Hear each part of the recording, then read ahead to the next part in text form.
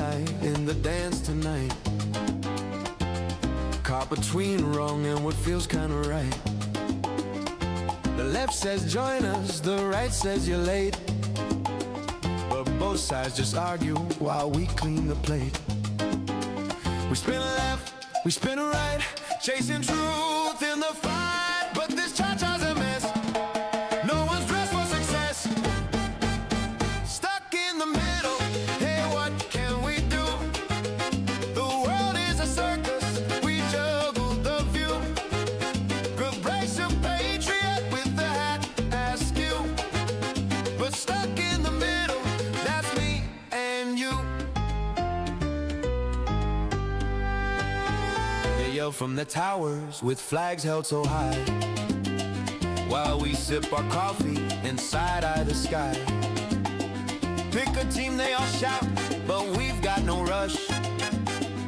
It's hard to pick sides when both sides are hush-hush. We laugh loud, we think deep, no promises to keep. Both red and blue they stew, but we're salsa in the stew. Stuck in the middle, hey, what can we do? The world is a circus, we juggle the view. But Brexit patriot with a hat askew. But stuck in the middle, that's me and you.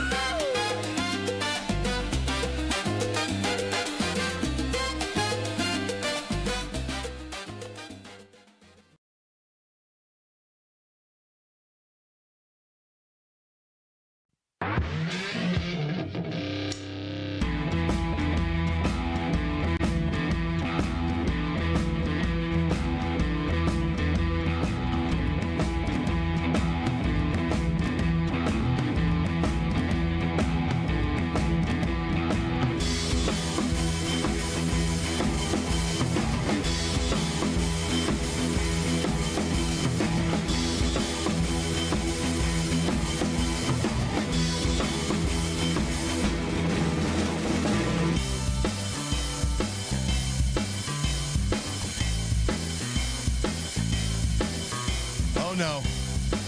Oh boy. God bless one and all. Hello, hello, Josh, chat. Welcome to another episode of Stuck in the Middle. Josh, how you doing, cuz? I am doing just dandy. I realize I have to figure out a new, I don't like to say hello. Hello, how we doing? You know, I don't say any of that. But I figured out I have to stop saying, oh boy, like as if like, oh no, uh-oh, it's gonna be a doozy, you know, because sometimes maybe it's not gonna be a doozy. I'm just hyping, like the first words out of my mouth are gonna be a letdown when it's not a doozy, you know what I mean? So I'm gonna fake shock that we've been yeah. My apologies on that. So listen, I will correct that. I promise you. From here on out, I will try to find a different greeting to all you lovely mother stuckers out there. Welcome to the show. It's Saturday night. Dadgummit. That's right. It's Saturday night. It's a little later than we normally have gone on. Let me tell you. Not if you're in California. Oh yeah. By the way, I didn't even want to mention it, but I got you. I know that person just called my phone. Of yeah, course. Callie called. Callie called. Well, definitely a Google number. So we do have our another new number one fan, guys, that is hell-bent on harassing both Josh and I. Fair play. You know, when you go hit that live button, you put yourself out there, you don't know what you're signing up for. Sometimes you might trigger a crazy lib, and that's no shade on any logical libs we have out there. My phone called the California number the other day, as I was telling you, and I picked my phone out of my pocket in time to see. Like, as soon as you see that your phone's on and calling somebody, and it's not like 10 seconds in, but it's like at 1 minute and 43 seconds into the call, you're like, oh, I'm leaving a fucking voicemail. I got you. I was just singing like a Taylor Swift song in my car, and now they're going to get, like, okay, let me try to, luckily I was able to delete it and then kind of hang up. But that would have been embarrassing, right? That would have been horrible. I mean, you've already lost your man card multiple times, Josh. I know. We can't afford that again, sir. We will try. Bear with us as I try to regain my man card. on this Last fine thing I'd like to program. add, folks, is we were really close to not going live tonight. Honestly, truly, we're playing the world's smallest violin. I know that you all can empathize. We're hardworking Americans, Joe Schmoes, but we decided, and I had to work late. I went 100 miles per hour in How dare you Minecraft work? to get here. How dare you go to work and earn a living and then still know. decide to want to come on and do a show? How dare you, sir? I am quite ashamed. You should be. But you should be. with that shame, I am proud you piece to of present. shit. We got a few things on our little docket here, there, Josh. I believe they're called thangs in 2025. We got a few thangs. We got some things. We got some to all the things new to kick names, around. I please, chat, never feel like you're never being ignored, and I read every single comment after every episode when it's fully uploaded. But quick shout outs to Zonk Out, Pretty Thing, Seafowls Dumpling, GJK, all of you that are here, we appreciate you. Welcome to the show. And then sometimes you definitely are being ignored, just depending on who you are. So like, like usually, broad speaking, yeah, of course you're not being ignored. Anecdotally speaking, there are a lot of you who aren't being ignored. I'm just joking. Talk to the hand. Yeah, talk to the hand because the elbow's busy. What is it? No, talk to the elbow because the hand ain't listening. I don't know how it goes. I don't remember. I don't know. These things. Don't even try. Never do that again. These things. You don't think I should?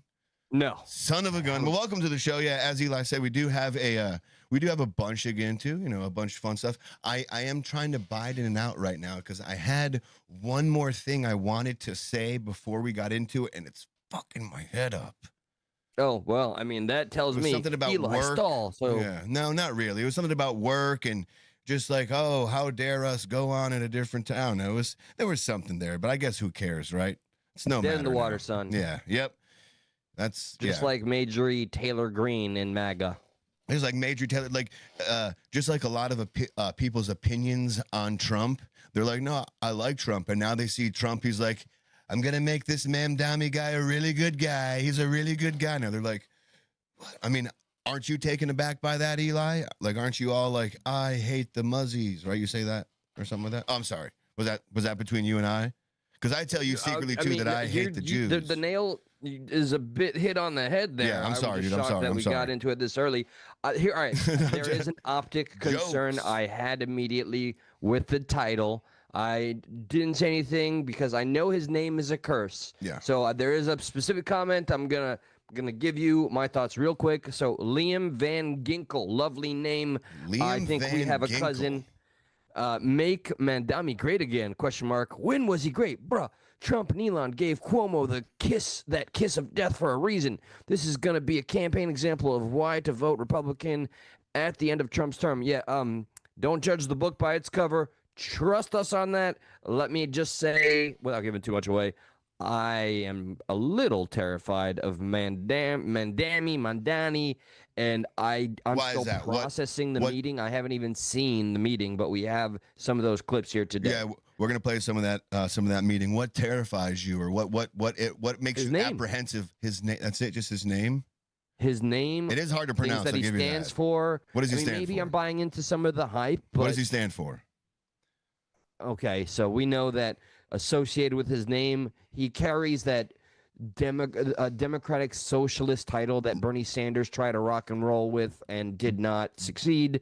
DS, right? and- Democratic Socialism. DS, more like BS. Am I right? Go ahead, Eli. I mean, it really is. It is. What they try to do is get the best of both worlds and take what works in Sweden, which is a more homogenous society with a lot of Europeans, and you just cannot compare anything that they try and do in the United States to what works over there, which also has mandatory military service. And I've it's great, tried, too. guys. I used to rock with that party. And he kind of gave up on that as soon as he got elected, as soon as he got in office. Like, he released that video, and at the tail end of the video, he's like, oh, yeah, and one more thing. Remember when I said to stop donating money?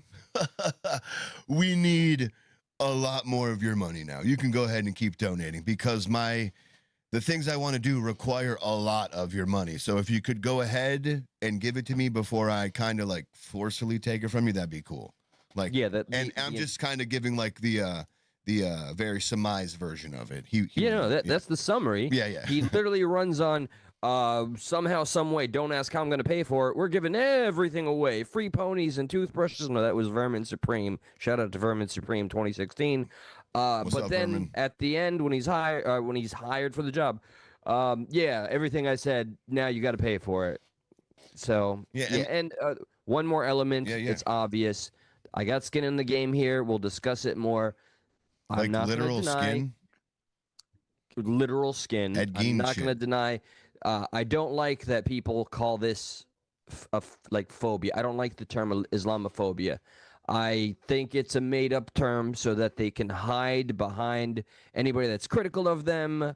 So the fact that Mamdani, man, whatever, is Muslim Are you makes me a little nervous. Are you Islamophobia phobic?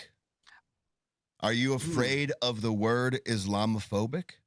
No, I think the word's bullshit. Okay, just I, making sure. I- Just double checking. I mean, there is yeah, no like. yeah. Is there a Christianophobic?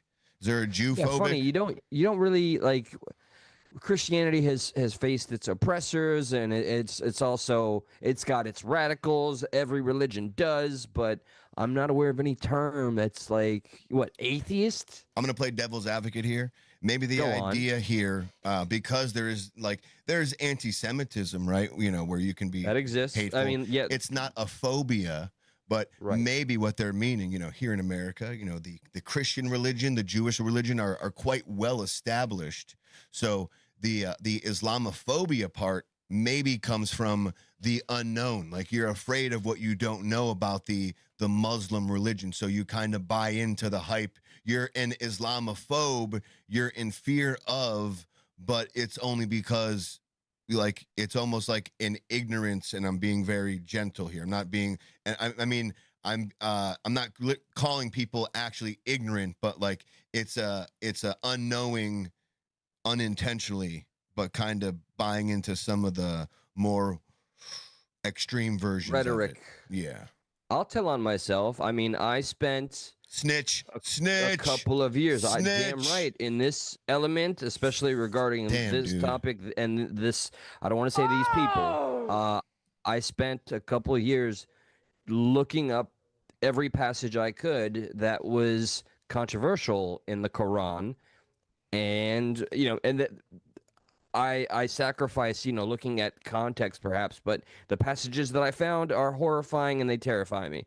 I mean, doesn't it say in the Bible to like, you know, stone or shun people with long hair? And say that in a Jewish with long hair. Like, so like, aren't there, we can look at things out of context in each religious Across document. the board. Yeah, and see things that seem extreme, and then normal people in that religion will tell you, no, that's the crazy part. We don't pay attention to that. And then obviously then you'll have the extremes who are like, no, that's all we pay attention to, brother. That's the whole reason why we're here, to do this extreme shit.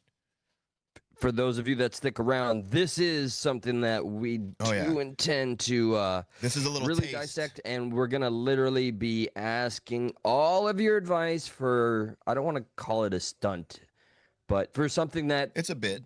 may or may not occur live on this channel. And But all right, essentially, what is Sorry. the crux of that conversation coming up? Because you could call it testing the limits of free speech, but then I would then throw out this argument to you that YouTube wouldn't be the government. YouTube is a private company, and they would be allowed to take you down, and that wouldn't be in violation of your free speech. But I also have a devil's argument for that argument that we will get to. It's a little tease. You have any teases for that we may get to at the end of the show here, because it's gonna get a little deep. This is a late night conversation that we're gonna have here at the end that will dictate whether we do this bit or not. And Eli and I have some differences on how we should approach it, but we're both kind of on the same side of, yeah, we'll do it, but let's kind of feel it out and see how everyone feels about the idea. I had a specific way there was one thing I wanted to do. Should I just spell out a little bit here? I wanted to do something with the Quran live on this stream. There you go. Okay. And then Josh wanted to maybe up the ante a bit, cover a bit more ground. I look at it like totally different. And when I heard you say it like that, I'm like, fuck, I guess you could look at it like that. But I almost looked at it like lessening the ante. Like I almost look at upping the ante being focusing on one, like going all in. And then I feel like it's like taking the all in factor and spreading it out between all three and doing something with the Bible, the Quran Talmud. and the Talmud. So Yes. that's how I looked at it. I didn't see it as like it being more offensive. I almost saw it as being less offensive to who you were trying to offend, and then vice versa and verse versa. So And therein lies the conversation when it's had, and we do count on every one of you when that does occur. But all right, for now, let's get into it. The first thing, yes, let's get right into it. And then also too, long before we get to that conversation, we will have the phones open. Hell, we might have them open sooner than later. But yes, Eli, we'll get into it. Make Mamdani great again. Let's get into some of this interview. And how would you have expected? That's what I want to ask you. How would you have expected the interview to have gone, knowing their past and knowing what kind of how they've talked about each other, and how the media has kind of framed each person? How would you have thought this interview would have gone? This meeting would have played out.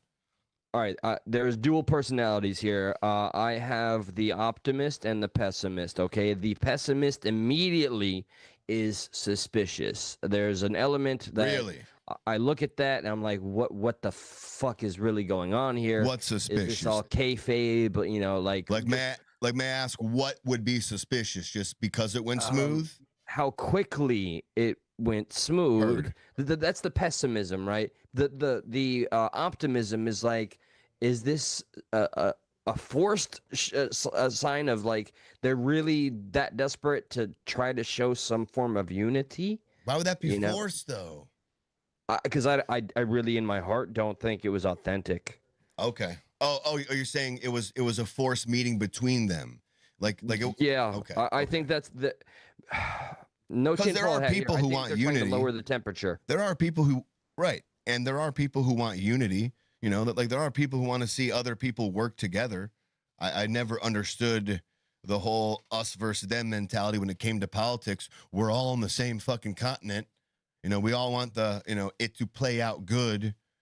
So like it's so weird how one side would see like you're voting for somebody who's going to destroy something, and then the other side sees that same person as like, no, he's literally going to make it better, right? So it's just such a weird. It's like, how do you even begin to juggle that juxtaposition? Because it's like, no, I'm not voting for him to make. Why would I do that? I'm not stupid. Why would I vote for him to make it worse? Well, you just don't see it, and then again, vice versa. As I said, well, yeah, no, if you don't for him, you vote for her, they're going to make it worse. How do you don't see that? And it does play on both sides. But of course, that's the game as it's always been. So let me see this. All of these clips is first time for me. Mamdani. Mamdani. And I'm standing on the hill. He was never great. I'm a little biased. What's up? No reply. Good to see you. Welcome all the new names, please. Yeah, maybe we are literally we're flexing YouTube tonight, guys. So we will. I'm gonna ask personally. Please feel free to smash that like button and or subscribe if you have not, because we're gonna need it. We might just get a little shadow ban. Yeah, especially if that bid happens. You know what I'm saying? Well, I intend it to. We'll see. So there's 2 separate highlight videos. The second one goes a little longer than this one does, and it picks up kind of where this one leaves off. So we'll kind of start with this one, and it begins after they both give their speeches and they start taking questions from the press. You start to get the idea that, I don't think the press really wants them to get along this much. They're really fucking stirring the shit pot. Like, let's see, how can we piss these fuckers off? Hey, remember when you fucking? Oh yeah, you'll see. Like the press. There's no shock, of course, but no. Damn it, you'd think like there would be some humanity in them where they'd like, yes, let's use this as an opportunity to show there's some sort of unification. But no, that's not how it goes. Yeah, and it was both like. It wasn't just them egging Trump on. They were like, "Hey, Mamdani, remember when you called Trump a fascist?" That Trump. Remember you called 3 seconds I saw. Yeah. All right. So let's play some of the video here. Press has eaten this thing up. Please go. You referred to Mr. Mamdani as a communist. Can you describe why you feel that way, and also will you do anything to stop him from arresting Prime Minister Netanyahu if he visits New York? So I don't know if you could hear it, but he essentially, the big part of this question is, will you do it? Because I believe Mamdani at one time said if Netanyahu comes here, he would arrest him, something to that extent, because he's a war criminal. And then so the question, the tail end of that question was, what, you know, would you prevent Mamdani from doing that? Would you stop him? And he's like, Holy shit. Yeah. What? Uh-oh. No, What happened? okay, I just had a realization that scares me. I didn't think of this before, and it's only occurring to me now. There's something that unifies these individuals, or maybe even more so their respective bases. Fucking hell. There might be enough Jew hate on both sides to have some unity. Trump is on Israel's side. Trump is on Israel's side. So when I refer to that, that'd be every time I've been on like certain channels, Steven Crowder, for example. I'm not calling Steven Crowder one of these, but especially not him. But there are certain chats that are a bit fringe right, where I do see very strong, like Israel should be destroyed and all the Jews should be destroyed. Yeah, so but when those fringe elements, heard- I think they might actually be like, it sounds crazy. Oh, those radical communist libs. Okay. Look, we both really hate the Jews. Got well, you. let's have a beer over that. You know, you think this might have got the fringe right on board, kind of thing. A Like a little smidge, better. man. Like, oh, wait a minute. Okay, I see how we can be equal here, because I do think if you look at the government in general, I wouldn't call them like the normal Republicans, like the normal conservatives, quote unquote, I guess maybe you'd even say establishment. I wouldn't call them Jew haters, right? no, they're still toting the Zionist line. I'll even say they're toting there you go. Yeah. Right. All right, let's keep going a little bit. So now we're going to see the response to that. We didn't discuss your second part of the question, and on your first part, I mean, he's got views that are a little out there, but who knows? I mean, we're going to see what works, or he's going to change also. We all change. I changed a lot. But just days ago, you heard What an answer, right? What an answer. He's going to change. We all change. I changed. That was as simplistic as it sounds. There's some wisdom in there. Right. You know? Yes. Insightful. Like anytime someone comes into office, they think one thing, and they're just, that's not how it works here, buddy. Good You try. gotta change a hell of a lot, though, man. Yeah. Well, yeah. I'm not saying he's going to be like the pinnacle of what a mayor should be. I'm just saying, like, he might be in all of his really, really, free buses and free this. You get a bus. He's like, oh, this is not doable. Okay, unless I tax heavily the people. Oh, all the rich people left. Fuck, I can't tax them anymore. Shit. Hey, can you keep sending our campaign some money, guys? We could really use it if you want this free bus stuff. It's not so free now, is it? If you got to pay more for. Okay, I'll keep going. Trump is invested with You're ain't wrong. country. You said you'd be his worst nightmare and accused him of having a fascist agenda. Are you planning to retract any of these remarks in order to improve your relationship? So Mamdani this reporter said, hey, you've called Trump like this, like the country's worst nightmare and his fascist agenda. And Mamdani goes to start to respond. Both President Trump and I, we are very clear about our positions and our views, and what I really appreciate about the president is that the meeting that we had focused not on places of disagreement, which there are many, and also focused on the shared purpose that we have in serving New Yorkers. I love that I've been answer. called much worse than a despot, so it's not that insulting. Are you? That was great. I've been called much worse than a despot, so that wasn't that insulting. Trump said that. He's like, how do you feel about, really well, he took that on the chin. Like, he could have gone unhinged. I think that even shows Trump has grown a smidge too with the media. Yeah.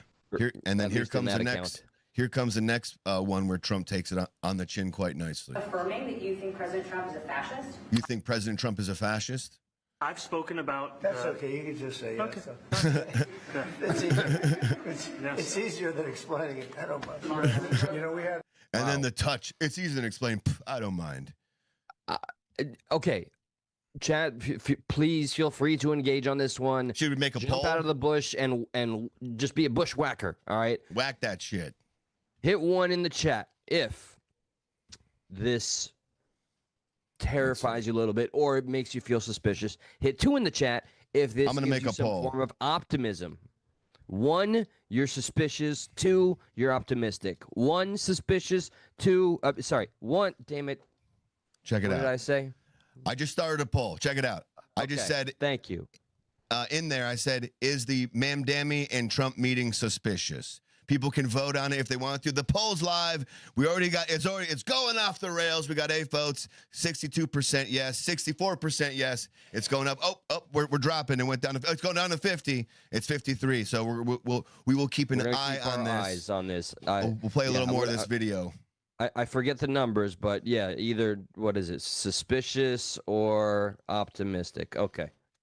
Got you. Well, if it's not suspicious, then we can kind of deduce that the people who think it's not suspicious might think that it is optimistic. So we'll see how the poll turns out. Right. For sure. We'll see man. what has happened. Some interesting conversation, and some of his ideas really are the same ideas that I have. You hear that? He said some of the ideas he has are the same ideas I have. Trump saying that about Mamdani. I would love to hear him spell that out a little bit, personally. Yeah, a little more explanation. Like, sir, which ideas do you share with Mamdani? I'm not here to answer those right now. I'm just kind of blowing smoke up your asses, okay? God, that's exactly what he would say, what would happen, and I'd be frustrated just like I am now. Heard. But a big thing on... What's up? I'm out loud. Like, what is this? Like, I am... So I thought I was trying to process this before I saw this, but when I just heard about it, now that I'm watching it, I'm still processing. So you weren't optimistic about the meeting at all? Like, I didn't know I didn't know. Were you even aware about the meeting? I didn't even know they were meeting. I had no idea they were meeting. I guess they obviously do. Okay, heard. Like after it happened, I heard it happened, and I heard it was like buddy, and that a lot of people were asking me my thoughts, and I said, I don't have any yet. I would love to here know, we are. I would love to know, is it normal for when a mayor gets elected to whatever state or whatever they're running for, whatever city they're running for, is it normal for them to go meet the president? Or it's because Trump has a special thing with New York, he really wanted to meet Mamdani? I would love to know that. That's a good point. Secondary is we can't deny that Mamdani's election or being elected has put a lot of fear in Trump's base. Like either, and when I say that, I mean like they despise him. So again, man, I am a little suspicious. I'm battling with wanting to be optimistic, but I'm just like, why? I don't know. I don't know. I should be celebrating. The younger me would have been like, yes, we're seeing some form of unity, but unity to me, is good. That should have been the enemy. Yeah, it's just making us sus. It says, yes, it can be entirely normal for a newly elected mayor or mayor-elect to meet with the U.S. president, though whether it happens depends on a few factors. Number one, it's the federal-local coordination, whatever the fuck that means. If it's a large and influential city, which New York City is obviously that. Interesting one, it says policy agenda alignment. The mayor may bring a specific agenda that overlaps with federal priorities. Obviously, that's not the case here. But number 4, it says transition and diplomacy.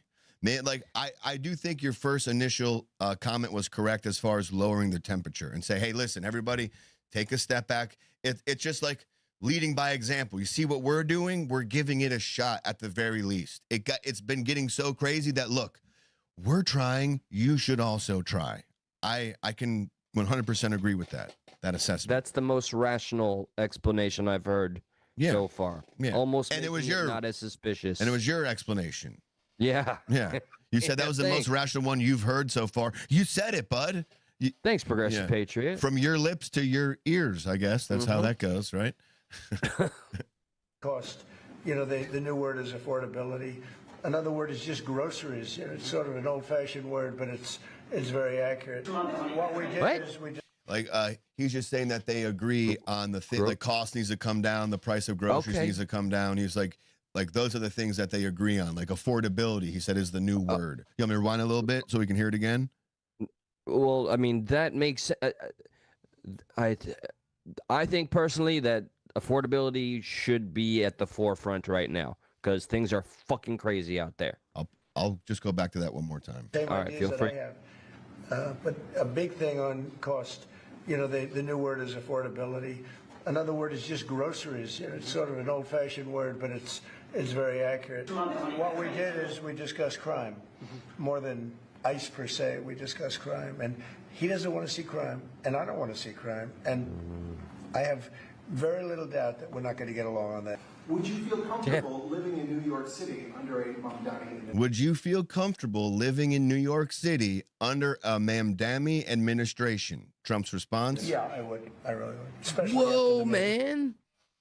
That's lowering the temperature. This is strategic. This is trying to tell the American people, hey guys, chill. It's okay. Look, we're doing it. I'm What is strategic 100% about convinced this is nothing more than a PR stunt. How does it help Trump? I hope there's How's it something help more Trump? pure.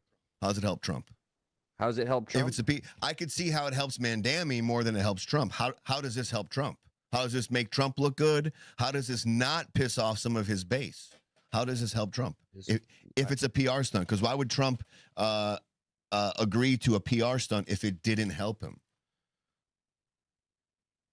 I mean, you may have got me there. How does this serve Trump? I think perhaps this is where I take away the parties and I look at it as just one fucking team, which is them versus us, and them getting us to calm down is a win for both of them, I think. But specifically Trump, how does it help him? Well, I mean, that's a good. I mean, I could go with that. Like they're not finding common ground on policy per se, but the common ground is, hey, we just want the temperature down. But again, in the same regards, now that the MAGA base sees Trump, you know, Colluding. kind of, colluding with like, how does that lower the temperature? Or are they so loyal? Trump's taking all the risk. Or are they so loyal? They'd be like, all right, if he thinks like we should give it a shot, then we'll give it a shot. But I just don't see it that way. I see like they're like, what the fuck is this guy doing? You're betraying us or whatever. I don't know. How's the poll going? I am very curious as to what everybody. Well, right now we got over 100 votes, and right now the consensus is 48 to 52%, 52% in the no. They do not think the meeting was suspicious. Listen, guys, we're going to keep the poll going for a little bit longer. Yeah.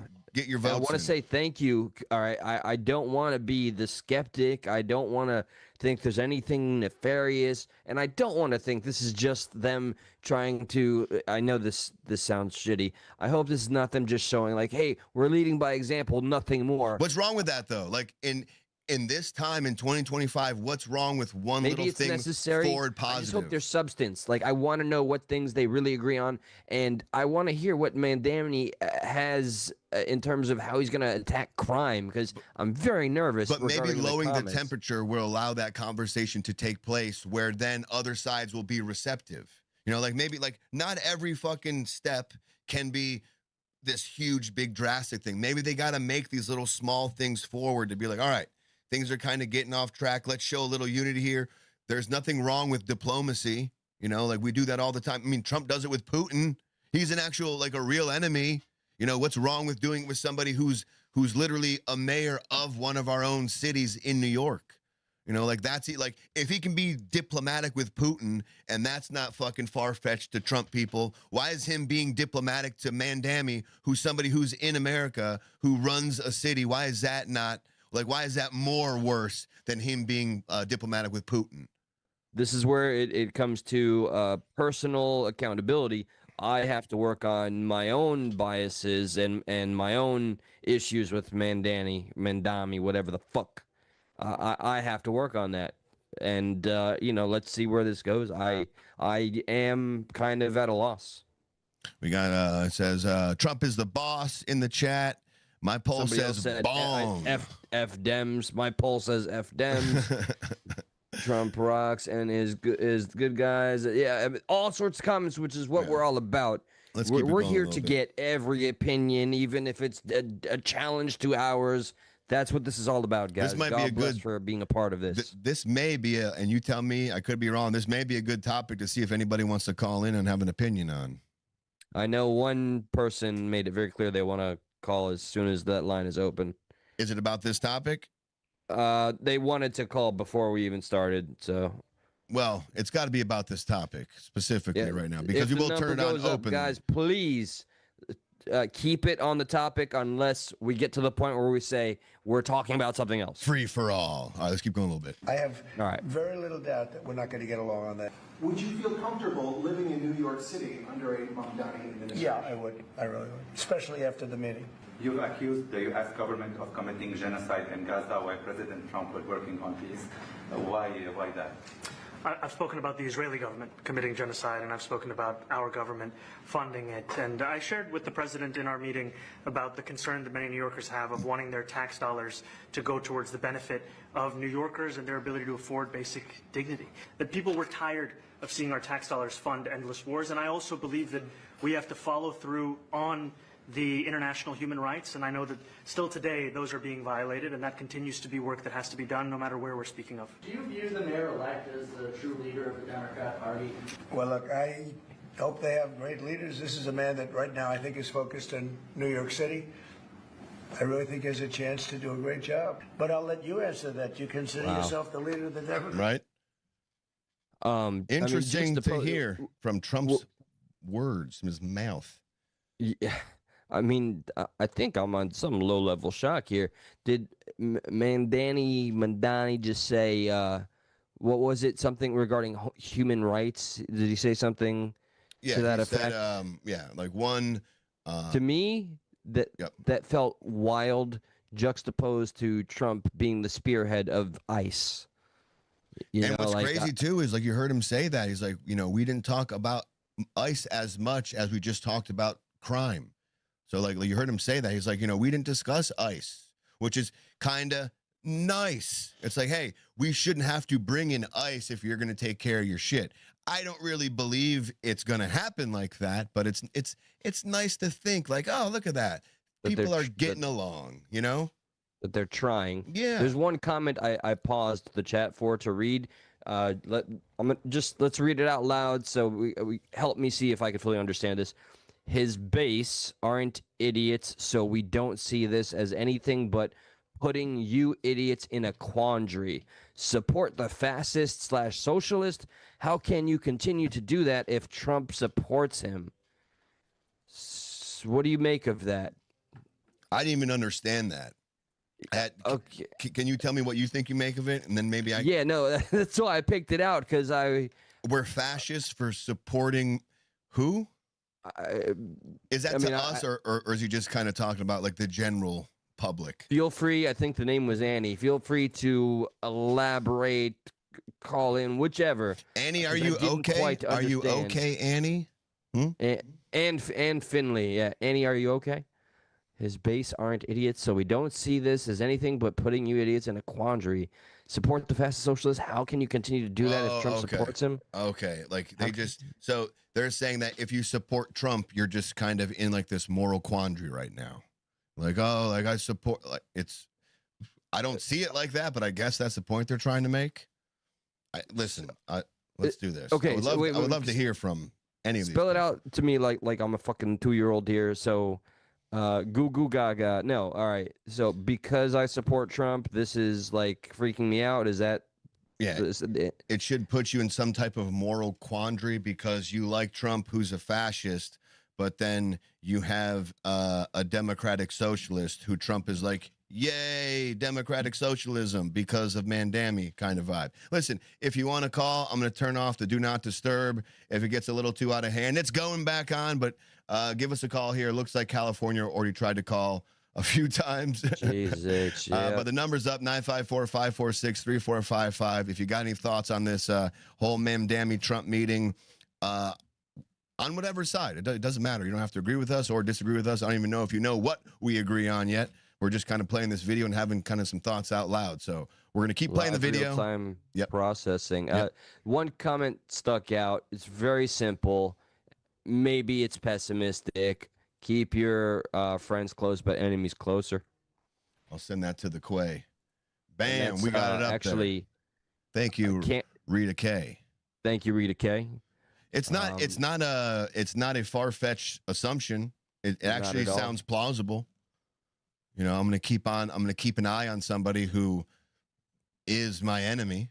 I want to make sure that yeah, for sure. Let's keep playing that. The video. And Trump meeting with the Saudi prince. Like CanCon sent me a message, and I think it was in error, but it looked like he sent me a picture of Trump with a bunch of commies, and I was very confused as to what he was trying to say. Yeah. Actually, I'm going to leave that phone off. Yeah, just the fact I'm very that proud right now of the diversity we have in this chat, by the way. All right, yeah, go ahead. Sorry. And just the fact that Saudi Arabia is trying to donate close to $1 trillion to America. Oh, is yeah. kind of wild.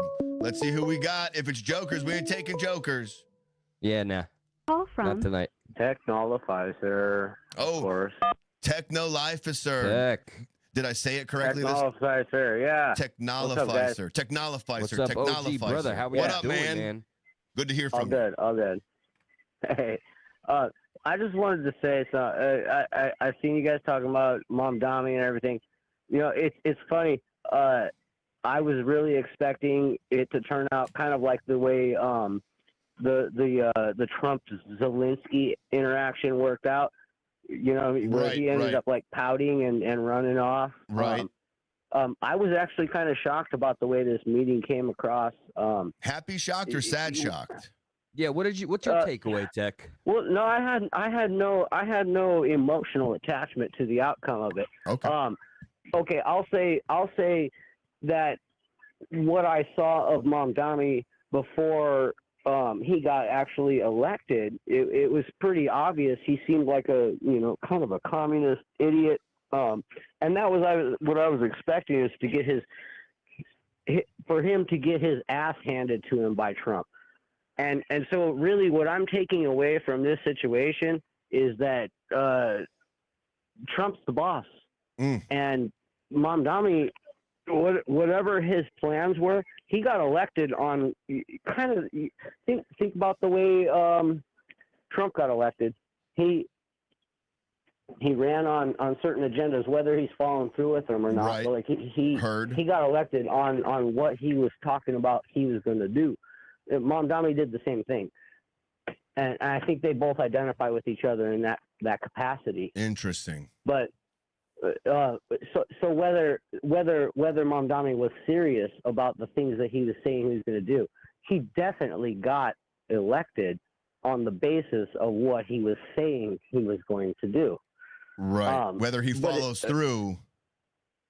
No, yeah, it really. Well, that's kind of the narrative lately is that he's not going to follow through on most of what he was promising, and that's why a lot of the Democrats are pissed off. Well, yeah, the fucking house is stacked against him, man. Those promises they're crazy. It's a lot of big asks, but like that's one of Trump's playbook, exactly. though. But that's that's out of Trump's playbook, though. Like to be perfectly honest with you, like maybe he wants something that's better than what it is now. So then you ask for for something way more than what you want. So then the bargain gets down to what you actually wanted. Like the big ask. Isn't that specifically Trump's absolute style? That's what I'm saying. Yes. Big ask? Yes. That's exactly what I just said. Right? Yeah. Hands down.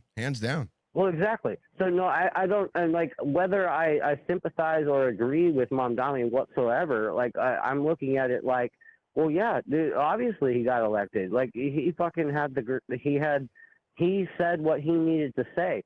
Whether or not he's going to be a good politician or not, that's we're gonna have to wait and see. The reality is that saying, yeah, that's we're looking at the outcome of this meeting between him and Trump. Obviously, I'm optimistic. I'll tell you right now, like seeing how the meeting went, at the very least, gives me a little bit of optimism, because goddamn, have we not been living in America that has been filled with pessimism, like over the past 4 years, 8 years, 12 years. It's just been I'll go with I'm skeptical over pessimistic. I'm skeptical. Like. I'm pessimistic about the pessimism. No, I feel it. No, one thing I could say is that like it's incredible to see. So think about a few. I don't know how long ago when he get elected. It was a couple of days ago. in any case, look at how the Democratic Party and all of the leftists celebrated that as like some sort of massive victory. And now you've got this guy like shaking hands with Trump and they're buddy. That's got to kill them. Oh, that's got to kill them. But they could also flip it and like, see, he stood his ground. This is what both ways. This is what a mayor has to do, like, and look, he didn't back down. And I definitely get what you're saying, but like, I just know people can flip shit to be like, oh no, well, fine. But you're right, Tech. All right, Tech. All I'm saying is that's fun. It's funny to see like he's like basically a communist. So what he ran on was like basically communism, and now he's shaking hands with Trump. So we'll see how barely, that plays basically, out. Mostly, completely. Well, all right, say Tech. If there's anything you want to put kind of a bow on, so we can, I don't mean to rush. No, it's cool. I'll let you guys move on. No worries. I just wanted to say that like that's kind of hilarious and what's up? Tech, man, if it's great to hear from you. If there was a final thought, and I do kind of see it as almost like Trump's like kiss the ring, bitch. But I also see the other flip side. Like I guess the other side could say that too, just not from the higher pedestal. Very much. Tech, thank you so much for calling in, man. That helps me put a bow on it, and I'll just say that it seems like Mamdani's kissing the ring, and we'll see how that plays out. We'll see what works out. And it seems like he's kissing the ring strategically, correct? Yeah. Yeah. No, absolutely. Yep. Heard that, Tech. Thank you so much, man. We appreciate you calling in. Good to hear from you. All right, guys. Brother. Have a great night. Peace. What an OG. Thank you, Tech. Love Tech. Love the Tech. All right, let's keep going. We love our OGs, man. They've been around for like 4, 5, 6 years. I don't even know. Hell, Pepperidge Farms remembers. And those of you that are saying F Mamdani, I'm going to let you know, and this is not a pander, I'm just saying, I'm on that side. I don't hate to say side. It is what it is. I'm not a Mamdani fan, but at the very least, why do you have to be a fan? Power, the least I could do is hope he accomplishes something good. Although all right, we got two coming in at once. Call from Lucy. Is this Lucy? Yes. Good to hear from you, Lucy. Thank you for calling Stuck in the Middle. We appreciate you. Welcome, Lucy. Welcome. Giving your opinion on this. What you got for us tonight, Lucy? I do watch all shows a lot, and I really do like it. I also wanted to give my opinion on the Mamdani Trump situation. Yes, please. So when Mamdani had got elected, I don't even live in New York, and I was very scared for New York because I'm a Republican, and I don't really like the idea of a socialist being in charge of a major city in our country. Okay. But I do like how Mamdani and Trump were both very mature. And at the end of the day, Trump is a businessman, and he gets the deal done when things need to happen. I thought it would go down like how Zelensky and him had done a few months prior. That's funny you said that, because that's exactly what the previous caller Tech said. Like, he thought it was going to go just like the interaction between Trump and Zelensky, where it was kind of like it looked bad on Zelensky. He didn't wear a suit. Trump kind of walked all over him. But it did seem that after the meeting, like during this whole what do you call it, this interview session that the reporters were allowed to have, that they both came out with a sense of like, yeah, no, I kind of respect him a little more than I did before. Like, I totally got that. At the very least, this can come off optically to, the world around our country, as we are able to conduct ourselves in a mature and civil manner. So I guess from that perspective, this is a W, but I'm still very, very weary. Maybe I'll have to get over it, but I maintain some of the same fears that you probably had as well, Lucy. Oh, yeah. I totally agree that it's kind of uncharacteristic for Trump to do that. But I'm hoping for it. But I also do remember the fallout with Elon Musk, and I wonder if that would be the same that's going to happen with Mamdani. Right. I know it wouldn't be the same because Elon Musk didn't hold an office. They are friends now, though. Powerful man in the world. They are friends now, though. I mean, at the very least, Trump gave Elon a little little butt tap. Handshake. Yeah, a little handshake butt tap there. So I mean, it looks like they're back in the good graces. So you can disagree with people, and it's nice to see that after a disagreement, okay, we can kind of find our way back. Reconciliation is always refreshing. I tell you though, seeing the I hope not inevitable crash out between these two would be absolute gold. I don't know how much of a detriment it would be for our country though. Yeah. All right, Lucy, you have anything to put a bow on? Thank you so much for calling. Just like if you wanted to just give a nice little summation again on your point, and then we'll let you go. And we can't tell you how much we thank you for calling in and participating. Really appreciate you, Lucy. Yeah, really. I'm good. Thank you. Thank you, Lucy. Take care, girl. All right, Lucy. I guess you did not want to surmise again. She's like, listen, I already told you what my call was. I'm not going to do it again. You know what, Lucy? We respect you for that. Yeah, that's one of the MVPs. Yep. She's like, I don't got to say it twice. I say it once. I say it once and I'm out. That's how Lucy rolls. I say it once and I'm out. Yeah, no. Yeah, I caught on to that. I'm seeing, let's see, Kyle, sir. Well, I won't call it spam, but saying it twice. He got elected because he said F Israel. Let's see. Hang on a second. Something I speculated on. Ready? All from Julian. Hey, Jillian from California. Oh. Hello? No.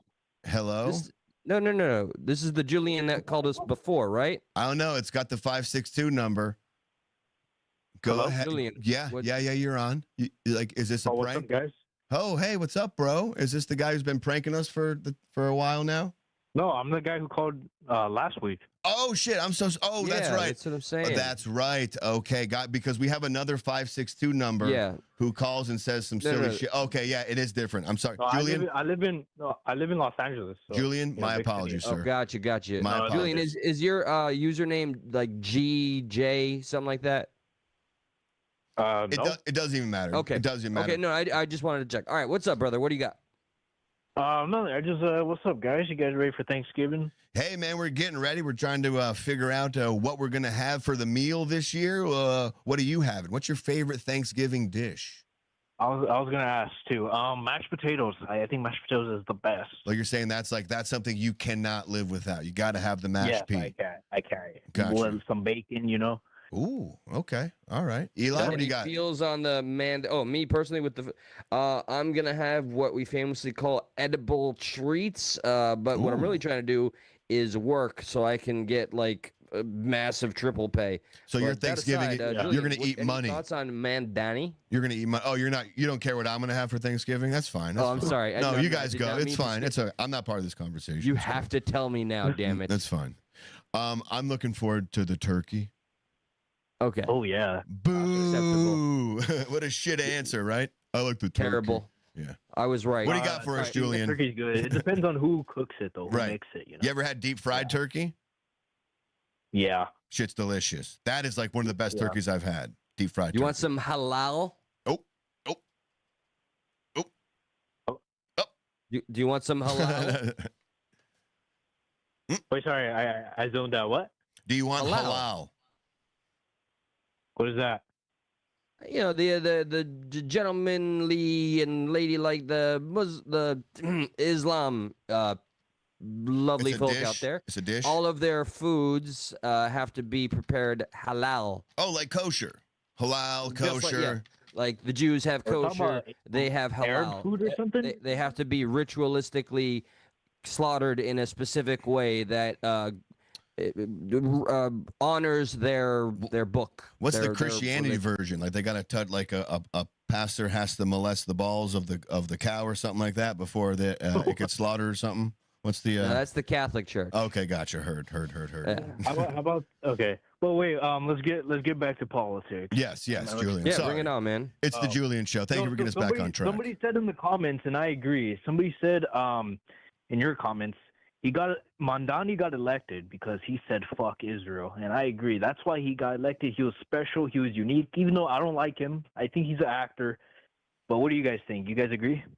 No, I don't. Well, remember, I did point out that this is one element I feel far enough right and plenty of the left will celebrate. Israel is not very popular right now, and there is going to be unity on that. So I think there's an element of that. I don't think that's solely why he was Eric elected. Adams shit the bed, and then you had fucking Andrew Cuomo going back on, and then you had this guy preaching essentially democratic socialism. That's why he got, dude. If the guy never said, listen, Julian, if he never said fuck Israel, he's still been elected.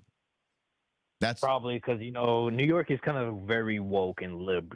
That's my point. Yeah, it has nothing to do with a Jewish ideology or anti. But that was one of the part. I do believe that gave him credit though. He was the only one that wasn't concentrating on freaking Israel. Yeah, but then he the way he said it though was a great way though. Like not only to not be concentrated on Israel, but the money that was going there needs to be coming back to the New York people, to Americans. So like the idea was. Again, we're spending money on wars that we could be spending on our people, which you can't really it's a great way to say that. Yeah, and he appeals to a lot of New Yorkers because New York is very expensive and all that stuff. So yeah, and he's charming. Let's be honest. Listen, I don't like him. I think communism has never worked in practice, but he's charming. He's a young guy, whatever.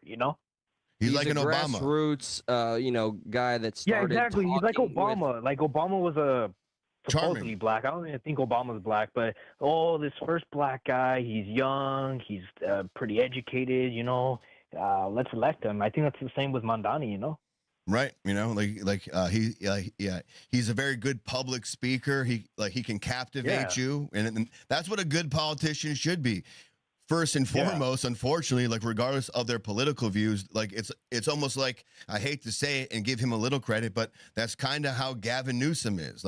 He's captivating. I live with this guy. I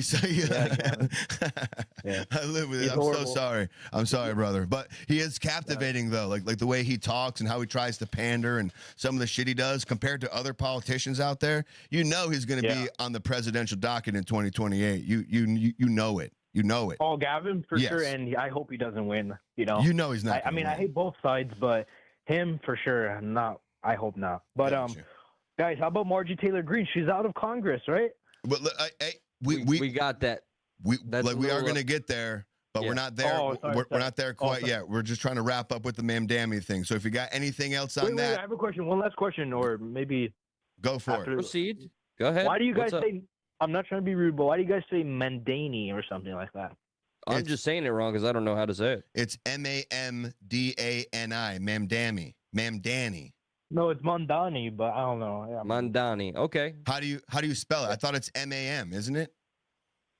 Also, you guys, I'm not trying to be rude. I don't know who your editor is, but on the thumbnail of the stream, that does not look like Mamdani. That looks like some random dude. Yeah, dude. That's okay. We'll take. Have you ever heard of AI? We're gonna keep trucking with that one. No, I know. Yeah. But you just throw that bitch in AI sometimes to give you a little quick thumbnail when you're kind of under the gun. and also, if you notice, Julian, the word that I had to use my own word that, like the ad that got Trump to claim sedition. If you look at the thumbnail, the word that down there at the bottom right hand corner is covering up like they put a weird ass word after ad that I had to use my own word that for. So if you look at the thumbnail, there's also another fuck up. But thanks for pointing that out, man. We really appreciate you on that. You son of a bitch. Thank you for the call, brother. Julian. When are you guys going to talk about Marjorie Taylor Greene? We're going to talk about it in just a few moments, but we got to let us get there. Julian, thank you so much for calling in, man. We'll talk to you soon. God bless you guys. America first. You as well, brother. All right, man. America we'll talk first, to you. Man. God bless. Julian, everybody. Julian. Look at that. I love a good reoccurring caller. I do. I really do. I'm very thankful for every one of you that, there is some cojones that is necessary for somebody to take the jump from behind the letters to actually being human beings again. One comment I'm honing in on, Miss Poetrix. First, let me establish, all opinions are welcome here. Yep. And just because if I may disagree, it doesn't mean I'm attacking. So she says, I miss Obama and Biden. Actually, I miss the country not being a raging dumpster fire because of Trump. Well, listen, everyone's allowed to have a wrong opinion. They're allowed to be wrong in their opinion. It's totally okay. No, I get it. There was an appearance during the Obama era, at the very least, in my opinion, the first one where like, hey, shit is good, everything's good. But like the whole second, up to 2012, whatever it was, 2012 to 2016, maybe not so much. But brother, the only thing I remember about his entire fucking presidency is that all of the television shows got paused so we can watch this motherfucker literally address the country and say, we are now going to have unisex bathrooms. Like, really? Thanks, Obama. Yeah. I accidentally was awake because like this is when I was going through like little inside baseball here. I was going through like horrible withdrawal. And like I was awake at nighttime and like my emotions were high. But like I was awake during the moment when Obama got elected. Like the news was on. And like the moment was just like, whoa, America felt like so optimistic and like, oh, look at us. Oh my God, they're so crazy. And like everyone was so happy. And it was he had a charisma, he had a facade, but when it came to policy, failure. And I was there for the moment live when he interrupted and said, ladies and gentlemen, we've killed Osama bin Laden. That was a crazy moment too. Whoa. So you got to give him credit on that one, right? Oh yeah, for sure. Merck and Merck and Osama, hell yeah. Yeah, he by proxy he gets the credit because he was the residing president. Yeah. Way to go, bud. Hell yeah. I'll give I'll give him the flowers. Right, the whole broken clock scheme. Yeah. It's right twice a day. Gotcha. I was a fan of Obama until I did my research. But anyway. And Biden, come on, how can anybody your opinion is understood. Completely disagree. But how the fuck could you have that? No, I'm joking.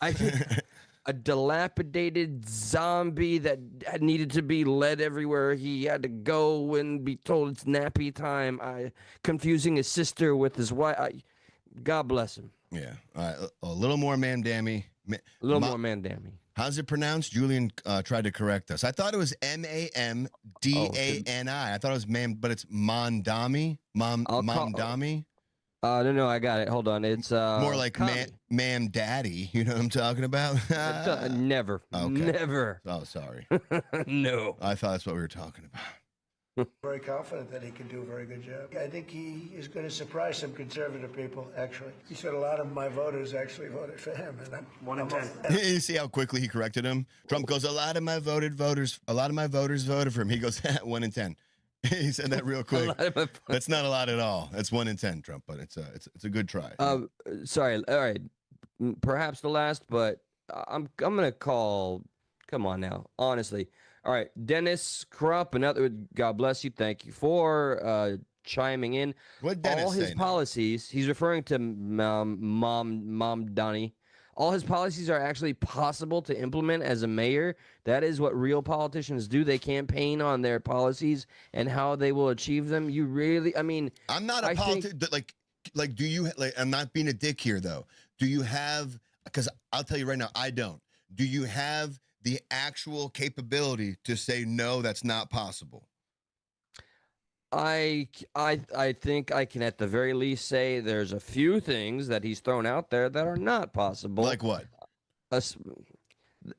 Anything that is predicated on his whole socialism approach being viable, like free buses, null and void. Government grocery stores. Right. Yeah, that would be, I think, catastrophic. I mean, look at how fucking EBT and SNAP goes. In and of itself, I mean, talk to any veteran about. I can almost see though, like imagine instead of EBT, right? Imagine instead of EBT, they got rid of EBT and they just installed government-run grocery stores. So it's the same. You can shop here, and whatever you could normally get through an EBT card, we sell here, and you have X amount, but it's just a government-run grocery store. It's almost the same concept, but you don't have a little card. And don't ask me how it works for each person, but maybe it doesn't matter who you are. You're allowed to go there to get certain items, no matter who you are. And if you're really, really, really bad off, you're allowed to get X amount more or something like that. But we, you know, and it can almost help kind of siphon that entire clientele to the same location. yeah, exactly. Like they can't just use it anywhere, so to speak. Yeah. But now we have a government grocery store where, but like then what you brought up, when a government shutdown happens, I mean, then the same thing would happen. Like then the people who would have EBT cards couldn't get food. It'd be the same concept. Like the whole government run grocery store would shut down. Yeah, that's when we start seeing, destroying your own communities and a bunch of TikTok videos. But all right, burn it to the ground. All right, let's keep going. Conservative people, actually. He said a lot of my voters actually voted for him, and I'm 1 in 10. And I'm okay with that. He wants to have a safe New York. Ultimately, a safe New York is going to be a great New York. And we talked about Con Edison. We have to work a little bit on getting the prices because, we've gotten fuel prices way down, but it hasn't shown up in Con Edison. And we're going to have to talk to them. If we're sending them fuel at a much lower price than it was a year ago, which is true, we have to get Con Edison to start lowering their rates. Absolutely. Are you affirming that you think President Trump is a fascist? I've spoken about. That's okay. We already saw this part. Okay. Yeah. There's a few redos, but there's a few good lines that the other one missed. We had some interesting conversation, and some of his ideas really are the same ideas that I have. And he said some things that were see the same thing. Didn't mention anything about America or. We had a meeting today that actually surprised me. He wants to see no crime. He wants to see housing being built. He wants to see rents coming down, all things that I agree with. He'd like to see them come down, ideally, by building a lot of additional housing. Yeah. That's the ultimate way. He agrees with that. And Trump loves real estate. So he's like, wait, you want to build housing? Oh, yeah, no. His heart started pumping a bit there. Right, it did. I love real estate. I walked in, I saw a lot of real estate. Suddenly, oh, man, after my own heart. Yeah. So do I, but... Man, mommy, more like. If I read the... My mommy. The stories, I don't hear that, but I heard him say it today, and I think that's a very positive step. I expect to be helping him, not hurting him. A big help, because I want New York City to be great. I think this mayor can do some things that are going to be really great. Would you feel comfortable? So, and then after that, it kind of keeps repeating itself from the video that we already saw. But it starts to loop from there. It does. But the two, it goes on for a little bit longer. But I thought those were the best questions and kind of how they handled them in their responses. Yeah. So. And I got to see it finally. Finally. Let me just. Hey, do you mind holding it down real quick? Yeah, go for it. I do. All right, and the poll is now 51% yes. How many people? Very fascinating to me. How many people? Out of 416, 17. Yes 51, no 49. So see, this makes me feel so finicky, stuck in the middle, if I may. Like I really don't know what to make heads or tails out of this. I'm doing my best to, for one, thank you for engaging, guys. Keeping this going with your own opinions, your own words. That's what this is all about. I'm trying not to hone in on certain comments that are trying to be negative, even though they're all welcome. But I saw one. Here we go. Oregon. These guys sound like ignoramuses. That's 12 points, Alex. They are against people being able to eat. How did we create human beings like this? We at no point made any comment to the effect that we don't want people, especially in the United States of America, to starve. One of our greatest concerns is the economy, and I think it's safe to say by proxy, or the extension of that would be that we can all fucking eat and feed our families. So if we are maybe critical or skeptical of anything government run, which I think should be the initial knee-jerk response, if you're a rational human being, it wouldn't be that egregious for us to even just speculate about it. But we didn't just, throw our hands up and say, no, shut it all down. I mean, it sounded like Josh was even entertaining it. So I rebuke the comment. What was I entertaining? How dare you? It sounded like you were entertaining the idea of man fucking commie with his government grocery store. I was pointing it out in a positive. Well, because I have this bad habit of just honing in on like sometimes negative comments. There's so many more positives. You people are absolutely amazing. You're MVPs. But yeah, the one dude, these guys sound like ignoramuses. They're literally against people being able to eat. How did we create human beings like this? And I was just calling out, where did you hear us say anything like we don't want people to eat? And that's all. And I finished. Yeah, they probably came in halfway through or something like that. So whatever. Whatever. Yeah, all gravy. We appreciate you, though. Do we want to quickly get into the sedition thing before we get into the MTG thing? Because the MTG thing might take a little longer than the sedition thing. The sedition thing is kind of quick. It's just a video and then kind of his response. I'm very, very comfortable with that, sir. Okay, heard that. Yeah, I mean, I did a show yesterday, and the two fellas on my show were like, you can't, they gave a legal order, and I'm being hyperbolic, okay? So if they're watching this, I'm just joking, okay? But the idea was that this ad was essentially correct. Like, yeah, you should disobey illegal orders. And then they were then upset that Trump said sedition is punishable by death. So let's play the ad. Have you seen the ad? No, but in case they're watching, I got a little comment. Duke, shit. No, I don't care. No, dude, you mean dude. Dude. Yeah, you said dude, that's all. We get along in person. You're a nice guy. You're a good fella. The other one, I remember some things about you. Something to do with a sword. But aside from that, I do think when it comes to talking about real world issues, you guys are kind of pussies. That's all I wanted to say. And I hope you see this. Damn. Okay. Damn. Yeah. All right, let's play. So this is the ad. This is the shot heard around the world. And my whole question was, if this is really for the military, why does the public have to know about it? That's why my whole argument was this is a pander. This is like, look at us. See, we're fighting for the right side here. Just to throw in my 2 cents on how I relate, like you did, it was my father, I heard, who I love dearly. I heard him say, oh, Trump wants to hang the Democrats, and I had no context. So immediately I wanted to ask, why? What predicated whatever? So here it is. This is the video. I'm Senator Alyssa Slotkin. Senator Mark Kelly. Representative Chris Deluzio. Congresswoman Maggie Goodlander. Representative Chrissy Houlihan. Congressman Jason Crow. I was a captain in the United States Navy. Former CIA officer. Former Navy. Former paratrooper and Army Ranger. All military people so far, and they're about to tell you the most anti-military thing in the world. Former CIA, not a great credential to flash to me, but okay. All military, though. Got you. Yeah. Intelligence officer. Former Air Force. We want to speak directly to members of the military and the intelligence community who take risks each. Do they want to speak directly to members of the military and the intelligence community? Because this is a fucking public video. I'm sure you guys got like secret little Google Docs or whatever you fucking people use to like, communicate more privately than Twitter.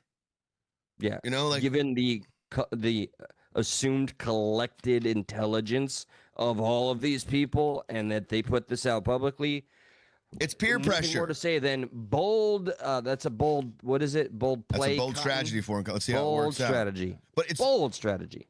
It's peer pressure. It's like, look, we're letting the public and that you can refuse illegal orders. Don't do what he says. What are you doing? Yeah, come on. I mean, dude, we gripe on Maxine Waters, for her stupid shit, and everybody for that matter. Anybody on any party that will go on. Listen, they jump on Trump for his implications. Right. Like, literally, they're jumping on his implication for seditious behavior, yet they cannot see in the same breath how the implication here, they're not saying in the future, if he does illegal things in the future, the implication here is quite obvious that they're saying now or in the past, these actions have been done, refuse them. I don't see how you would perceive this to be like a warning for potential illegal orders. I don't. There's no real way to color this any other way than how it is. To keep Americans safe. We know you are under enormous stress. Yeah, that guy has some elf ears. Look at that. We know you you see are that? under enormous the military and the intelligence community. God. Right here. Hang on, where is he? Each day to keep him. This guy. Look at those things. Woo! Dude, I can hear it's like the ocean from here. I can hear the inside of his ear. Dude, that guy gets Sirius XM fucking anywhere. Like under bridges and shit. No problem, dude. At the airport, he's good to go. Bro, he's picking up a fucking underground radio station in North Korea. American safe. We know you are under enormous stress and pressure right now. Americans Are they? They're under enormous stress and pressure right now. From what? They're not saying from what. They're just saying they are. They're referring to specifically The Trump whom? Have they administration? established that yet? Just in general, the administration, like what are they under pressure for because of what's going on with the Venezuelan or whatever, like the narco terrorists shooting boats? Like what are they talking about? They're being so broad. Did they already establish that they established the nothing. specific audience they're trying to reach? The military and the intelligence agency. They made that clear already? Yes. Ready? We'll go back Okay. one more. Okay. I'm Senator Alyssa Slotkin. Senator Mark Kelly. Representative Chris Deluzio. Congresswoman Maggie Goodlander. Representative Chrissy Houlihan. Congressman Jason Crow. I was a captain in the United States Navy. Former CIA officer. Former Navy. Former paratrooper and Army Ranger. Former intelligence officer. Former Air Force. Ready? I want to speak directly to members of the military And the intelligence community. who take risks each day to keep Americans safe. We know you are under enormous stress and pressure right now. Americans From trust what? the military. But that trust is at risk. This administration From what? What's it at risk of? is pitting our uniformed military And intelligence community professionals. against American citizens. Like us. You all Their claim is it's happening now. So for the other guys to say this is a warning for what could happen makes no sense because this video is talking about they're under pressure now. They're doing these Strange, 'cause things now. My current optic has been that the military has been doing much better under Trump's administration. How dare you, sir? How dare you say something so wild? I know. Off limits. swore an oath. Saxitoxin. Call back. Oh, To protect and throwback defend this prior Constitution. episode. Right now, Richard. the threats to our Constitution aren't just coming from abroad, but from right here at home. He said right now. Right now, Right the now threats and to our right here. Constitution are happening here. Right now. Not in the future. So how else could you take this? And no one can answer what the illegal orders are. Tell me. Anybody in the chat who thinks Trump is giving illegal orders, what are those illegal orders? What? Okay, so that's what was said because I saw at least one comment that said it's all right to refuse illegal orders. What's the illegal order? Nobody can give me that answer. God bless you, Miss Poetrix. I'm not picking on you. Your comment just happened to be right here in my peripheral. Everyone is smarter than Trump except for maggots. God bless you. Oh, she. No, don't tech, bro. She's more than welcome to share that opinion, brother. It's okay, man. Thank you, Miss Poetrix. Yeah. All right, so I just it was hidden. I unhid it. All right, everyone is smarter than Trump except for maggots. One of his teachers did say Trump was one of his dumbest students. He wasn't wrong. He's so great at conning to mask how dumb he is. Well, Miss Poetrix, look, I voted for Trump twice.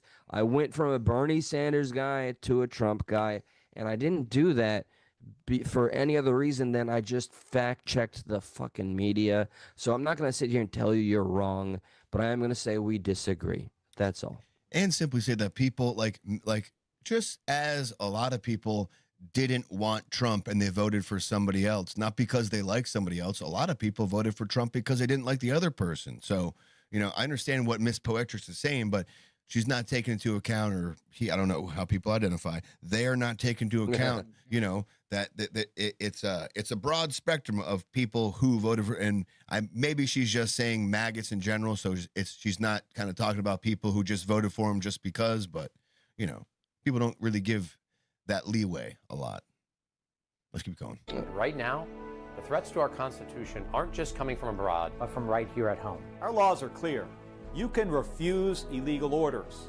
You can refuse illegal orders. You must refuse illegal You must. No one has to carry out orders that violate the law or our Constitution. We know this is hard and that it's a difficult time to be a public servant. But whether you're serving in the CIA, The Army, or Navy, The Air Force. your vigilance is critical. and know that we have your back.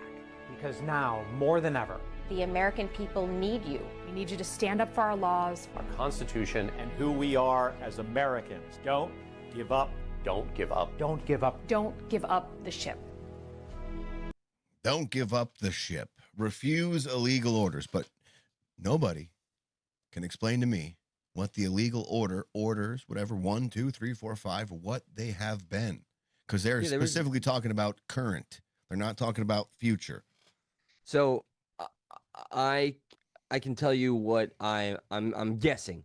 I'm completely speculating, but here's my feeling on what they're referring to, but they don't have the balls to say it.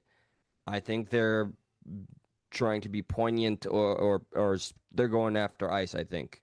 That's my theory. I have no foundation, but I think that is what they're going for. Who's going? They're attacking ICE. This whole fucking message. Okay. Yeah, that's just my unfounded theory. I could jive with that. I could go with that. That is a.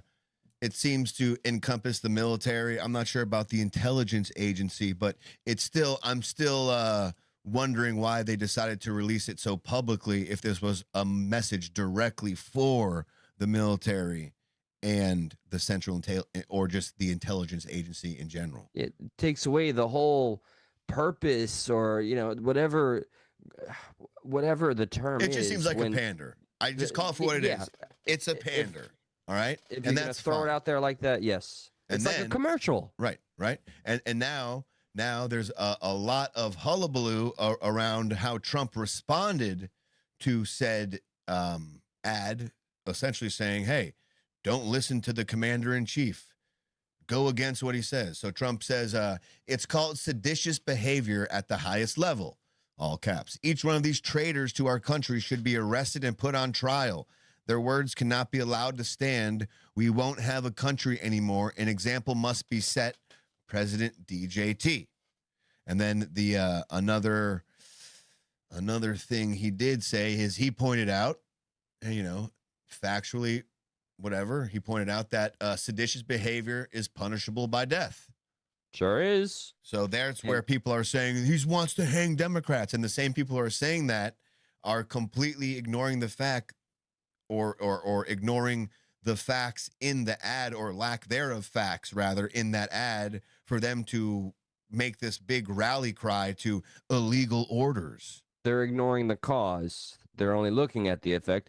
Shout out to Shamrock. Very simply What up, Sham? put, nail on the head. You're already allowed to refuse illegal orders, so that doesn't need to be said when no illegal orders have been given. Exactly. That's the exact point I had last night. It's like, it's such a dumb thing. Yeah, got it. It's illegal. We're not going to follow it. Why is it got to be said? It's a pander. It's a white knight thing. And they all got up in their feels, and by they I mean like Democrats, not the people last night. They got up all in their feels well, Trump said he should be put to death for sedition. It's like, well, freedom of speech, right? And sedition, that is a punishment from sedition. He didn't ask for them to be put to death. He was just saying this is what it is. That kind of falls under free speech, right?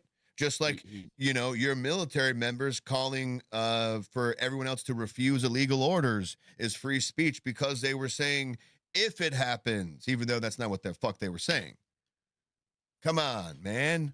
It is just so lost on me. Like the people the two buddies you're referring to, even my dad's response, like it is very frustrating.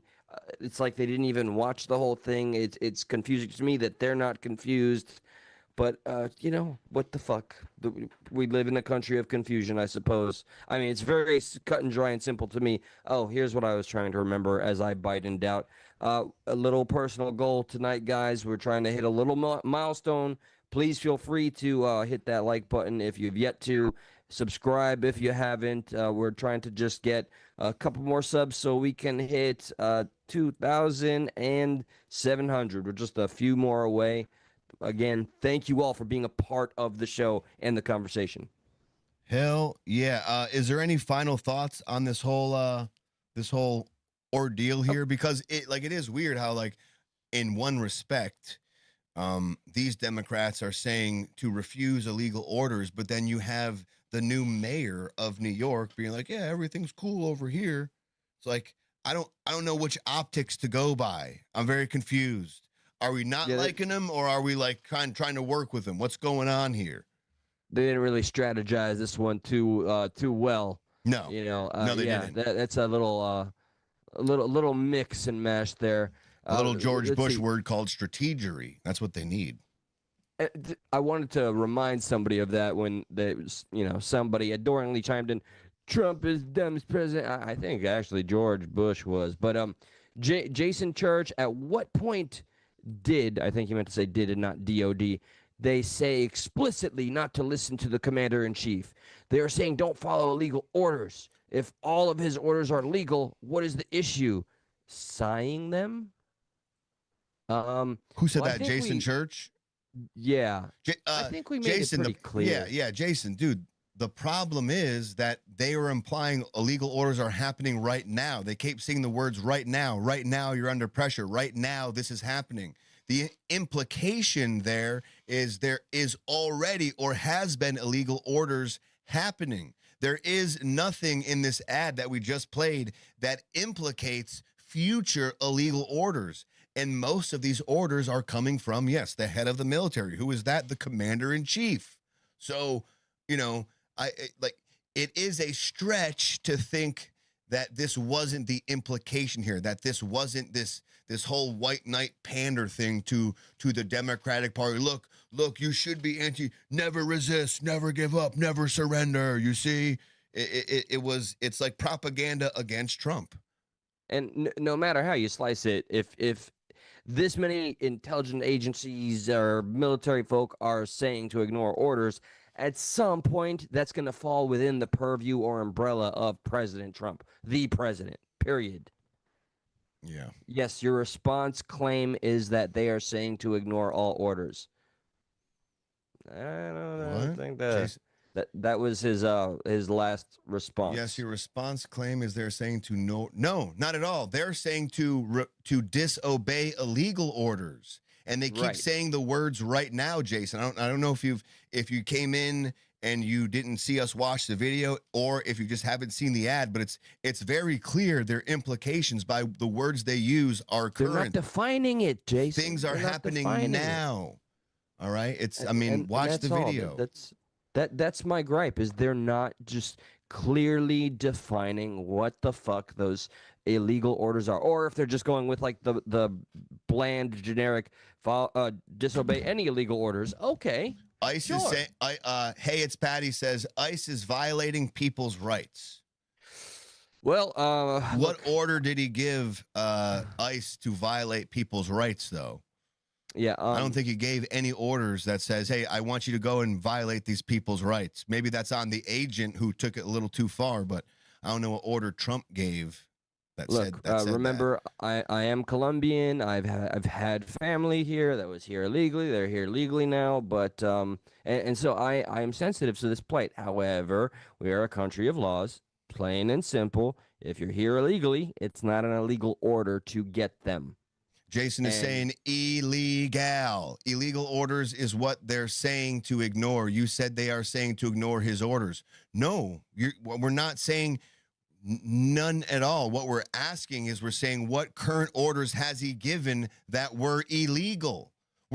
By no means are we implying that they're saying any order that Trump gives is illegal. We're not saying that. We're not saying that they're saying any order that Trump gives to disobey. We're not saying that. They're saying to disobey illegal orders. They're saying the military is under current pressure right now. They're saying to disobey illegal orders. They're implying within how they are saying that right now illegal shit is going on.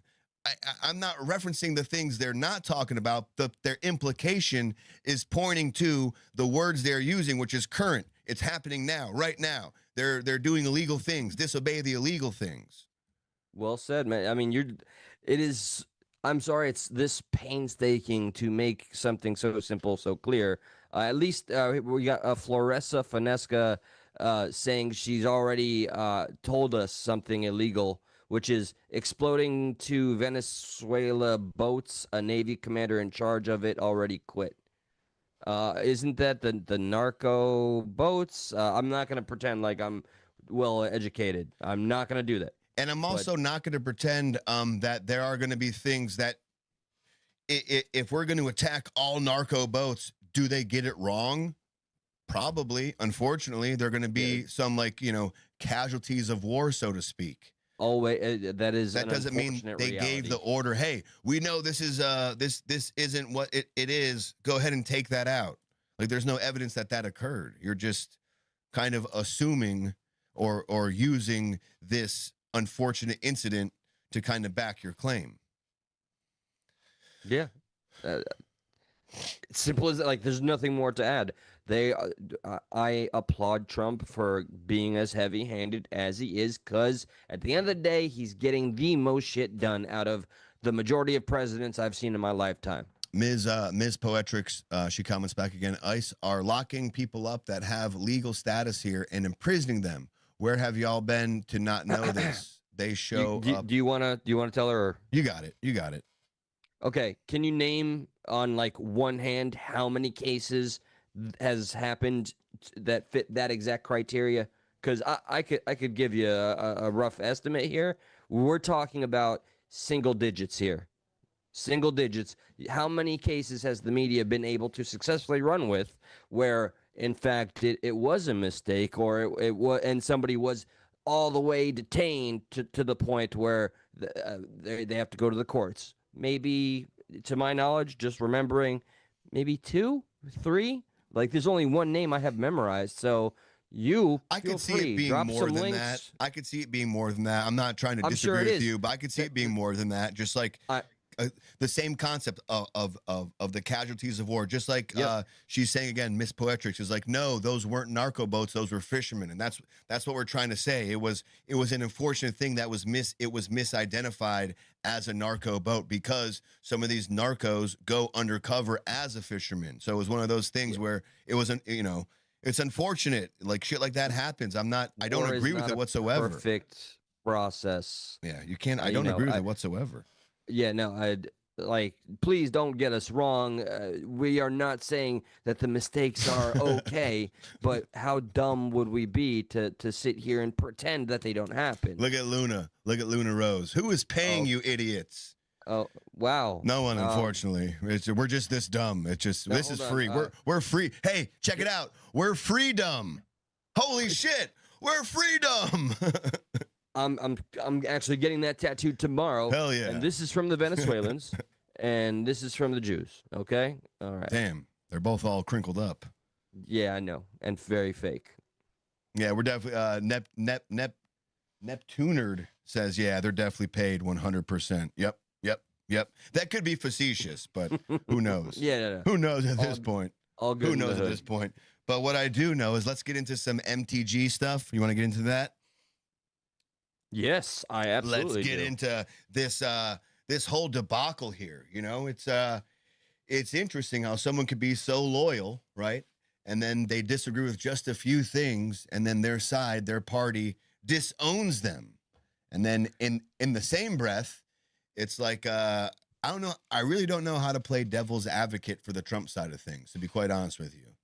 I don't have a good side to take as to why you disown her. Because there are a few things that she disagrees with you on. I can tell you that I've already seen people with their own respective channels completely attack Marjorie Green and just call her crazy and all that. I don't see her as the bad guy that they're proposing her to be. To my understanding, she's resigned on principle, but let's see what she's got to say. What's the meat and potatoes? It's funny, when she was all pro-Trump and all on, there was no disavowalment then. There was just, oh yeah, fucking she's awesome because she's on our side, There was no disavowalment then, but she is resigning from Congress. She's resigning next year over all the shit that's been going on with and I was under the impression, and it's almost like a Mandela effect thing. Like I almost was associating her with being part of Trump the whole time. It blows my mind to think that she kind of came into the zeitgeist around 2020. I'm like, wait, what? Whoa! I thought she was around like 2016, kind of like up and coming, and maybe didn't get to an office until 2020. But according to the timeline, this is her early rise was during the 2020 election. So if you want, real quick, we can do a quick go back in time. We can do a quick. Let's see if I have it. Do I have the? We're going for a little doo. Yeah. You're totally doodle-a-doo. Yep, you're totally right. Take me back, Josh. Take me back. Like that's the song that everyone plays on TikTok, like after their dog or cat passes away. I hate TikTok with a fervent passion, and I don't watch it. But it's that sad song where they like they play photos of like it's their dog that died. Don't watch TikTok. And then the whole rest of the video is like when the dog was alive. Take me back to the night we met. Whatever it was, it's all sad. Thank you for the TikTok news. You're Hate welcome. it. Don't watch it. You're welcome.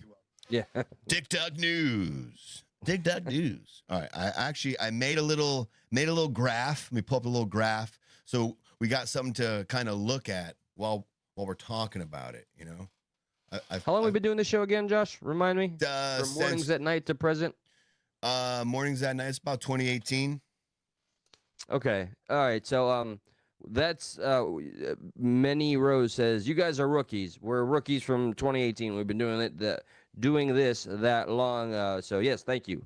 Thank you for the compliment. God bless. I don't take umbrage to that. That's fine. You can call me a rookie. No. You can call me whatever the fuck you want. I don't claim to be a professional at this. I just enjoy it. So no problem. Oh yeah. Just don't call me late for dinner. I like that one.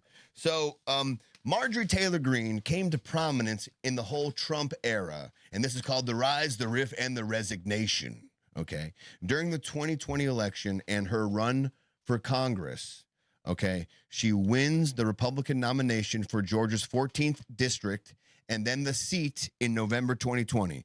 When this happens, Trump gives her his endorsement following her win, and he calls her, quote, the future Republican star. Marjorie. And this I remember. Oh, yeah. I actually thought she was way too radical when she first came on the scene. She won me over, though, throughout her unmovable stance regarding COVID. She ran as a big MAGA ally, so that kind of, helped her out there a little bit, which is fine. It's fine. We fast forward to January 4th, 2021. Her first day in Congress, she walks into the Congress wearing the Trump won face mask. This is during COVID. This is when Biden took office. This is during the whole, January 6th whole debacle thing that happened. And she has his back then. During a very tumultuous time, she has his back. She walks in proudly wearing the Trump won sign. She objects to certifying Biden's win, and she becomes one of the top Trump defenders during that era, during the whole 2021 thing. You fast forward to February, and that's all just in January. All that shit popped off in January of 2021 when the whole Trump mask thing. In February, this is when she gets removed from the House committee. House votes to remove her from all committee assignments because of past endorsements of, quote, political violence and incendiary remarks. I'm not sure. I don't know if that was in regards to some things she said about January 6th. I couldn't, and I didn't have time to get into that one. I just kind of left that one as is. She toted the line, but she did it with all sincerity. She was never fake about her loyalty for the MAGA base or Trump. It was never disingenuous. After she got removed, the Trump world rallies to her. Her MAGA profile grows even larger. This in 2021 and 2022, it's the Peak Alliance. She pushes hard on Trump-aligned issues, election integrity, COVID skepticism, and infrastructure opposition. Example, she opposes the bipartisan infrastructure bill, calling those who supported it traitors. Ironic, because she was soon to be called one herself in just a moment. She repeatedly promotes conspiracy theories, as far as this thing says, QAnon and extreme rhetoric. So she was kind of a little more on the far right side of things, if I recall. And then I saw you go, huh? What happened? Talk to me.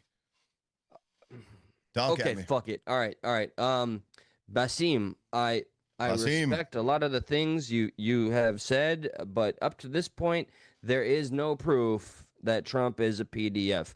Every single survivor, Virginia Giuffre, rest in peace. I think it's like Giuffre. If I get the Giuffre, her biography again. Every single woman that wasn't of age then, that is of age now, that has spoken, all of them have not put a single bad thing on Trump. They said he was a gentleman, never flirted with him, was never at the island. And the worst we have, he's on in the documents because Epstein called him a piece of shit. Epstein didn't like him. Epstein's brother, who is all of a sudden the arbiter of all trust. He blew Bill Clinton. And Trump blew Bill Clinton. Yeah, let's all believe. So, I'm not gonna lie, that was pretty funny though. That was pretty funny. It's hilarious. That was like the memes that came out of there, like oh, this is what he meant by the big beautiful Bill. I love that. That's my favorite one. It's just Bill Clinton smiling. Yeah. You know what's really sad is you used that joke a couple times last episode, and only in this moment did I get it. I'm that slow. It's all good. It's all good.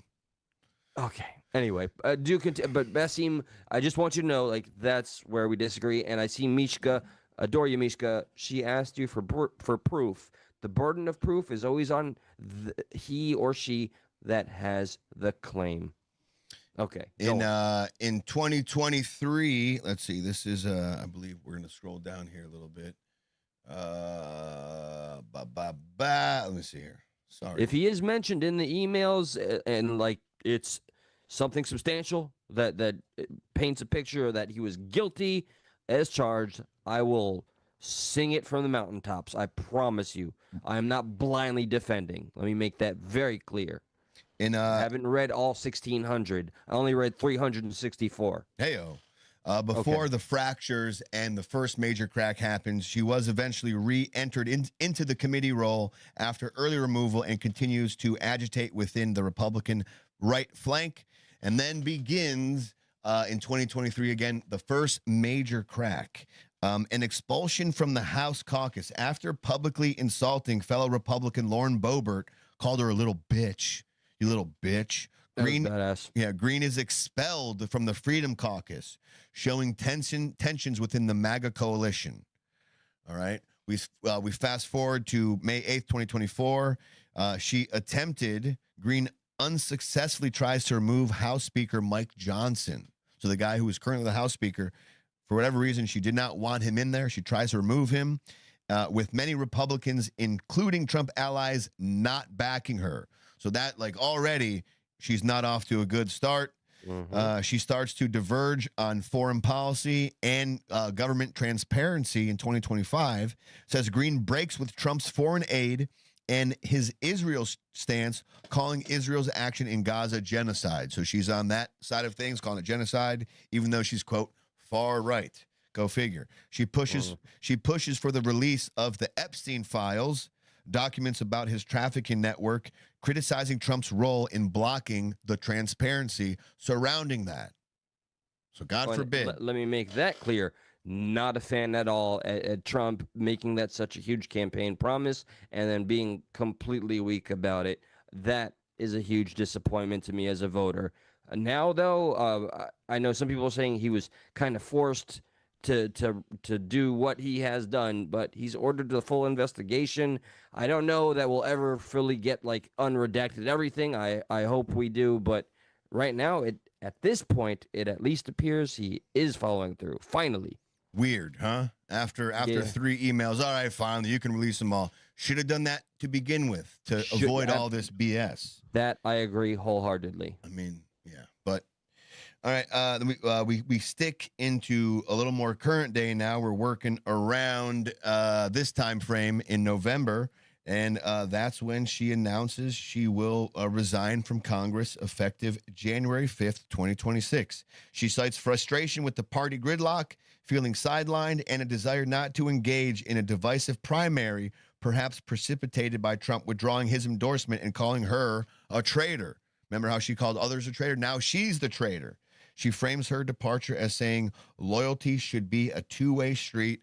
And she does also say that she won't be a battered wife for Trump or the GOP, meaning they kind of forced her into, hey, no, you should agree with this and that. Like, don't have your own opinion on things. Agree with us completely. I haven't heard a reason for me to just, kind of spit on her yet, I don't. I see someone who, whether right or wrong, stood by what they believed in. Yeah, the principles over the party. And here's the fuck shit about it. Probably 99 fucking dude. I'll say 95% of her loyalty was with Trump. She had like 3 things she disagreed with. So why were they so big for that administration and the GOP to ostracize her? That's a good question to ask. I wonder why. I wonder what's there. It's very weird. She's kind of like a John Fetterman right now. The Republicans don't want her, but because she's so far right, the Democrats don't want her. Fetterman keeps speaking out about some of the things he disagrees with the Democrats with, but he's too on the left for the Republicans to take in. So they're kind of in this weird, political limbo right now. Like you kind of wonder where their careers go from here. From day one, when we set out to do this show or a show like this, we always applauded and always sought out the individuals that were in the very parties they were and called out the bullshit within them or held on to their principles regardless of what their party thought. And so flowers to Fetterman, flowers to Green. And by the way, Mishka, I appreciate everything. Oh, what's up, Riddledred? Mishka, I love you. Thank you for doing everything you're doing. But anybody that wants to speak pure hate and or bile, let them expose themselves. Dude, the poll, 618 votes, is at a gridlock, 50-50. Check that out. Damn it, man. That's the poll. Is the Mamdani Trump meeting suspicious? Let us know. The poll's still open. It's 50-50 right now. Retro. If it ends up being more suspicious than not, I have a follow-up question. Okay. Gotcha. You want to see, before we move on, we're kind of at the end of what we wanted to talk about. We're kind of hitting that 2-hour mark. So we do have the whole testing the limits of free speech to get to if our special guest wants to come in on this as well. But let's play we just got 620 votes and now it's at a 51-49 yes. But let's go ahead and play just a little bit of Marjorie Taylor Greene, whatever her name is, saying that just talking about her resignation. I would love that. And last thing, guys, I won't say it again. I promise. Maybe one more time towards the end of the show. Again, thank you. Regardless of agreeing or disagreeing, it is the art of discourse that at the end of the day will save all of us, because when that is forfeited, just look at Brother Charlie Kirk. We are left with that bloodshed, nothingness. So to help us continue that, feel free to subscribe, hit the thumbs up, share the episode. We do appreciate you guys immensely, and we have a lot more coming. I took a discourse. There was a lot of your mom jokes. You suck. Anything? Get it? No. A discourse? You know what I'm talking about? Like nothing? 20% of me, but Come the on. rest is like, really? Like you take like a course in something? Like a math course. I took a discourse. Okay. Now, come on, that was good. So you ruined it. That was good. You ruined it. That was good wordplay there. Come on. Goddamn discourse. Had you tried it prior, Richard? There you go. Okay. Now we're good. Deal. All right. Here's a little bit of Marjorie Taylor Greene talking about why she said, "I'm out. Deuces." Make sure I get a little saturation on this because it is. Yeah, do that, and I'm copying the link for our brother. Oh, it's alpha. What's going on here? Why is it so low? Oh, okay, it was fading in. That's why. I'm dumb, dude. That's why. We all know this.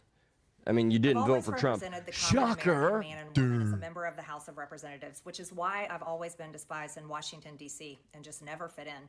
Americans are used by the political industrial complex of both political parties, election cycle after election cycle, in order to elect whichever side can convince Americans to hate the other side more. And the results are always the same. No matter which way the political pendulum swings, Republican or Democrat, nothing ever gets better for the common American man or woman. The debt goes higher, Corporate and global interests remain Washington's sweethearts. American jobs continue to be replaced, whether it's by illegal labor or legal labor by visas or just shipped overseas. Small businesses continue to be swallowed by big corporations. Americans' hard-earned tax dollars always fund foreign wars, foreign aid, and foreign interest. And the spending power of the dollar continues to decline. The average American family can no longer survive on a single breadwinner's income, as both parents have to work in order to simply survive. And today, many in my children's generation feel hopeless for their future and don't think they will ever realize the American dream. And that breaks my heart. I ran for Congress in 2020 and have fought every single day believing that Make America Great Again meant America first. I have one of the most conservative voting records in Congress, defending the First Amendment, Second Amendment, unborn babies because I believe God creates life at conception, and I love to fight for the little guy.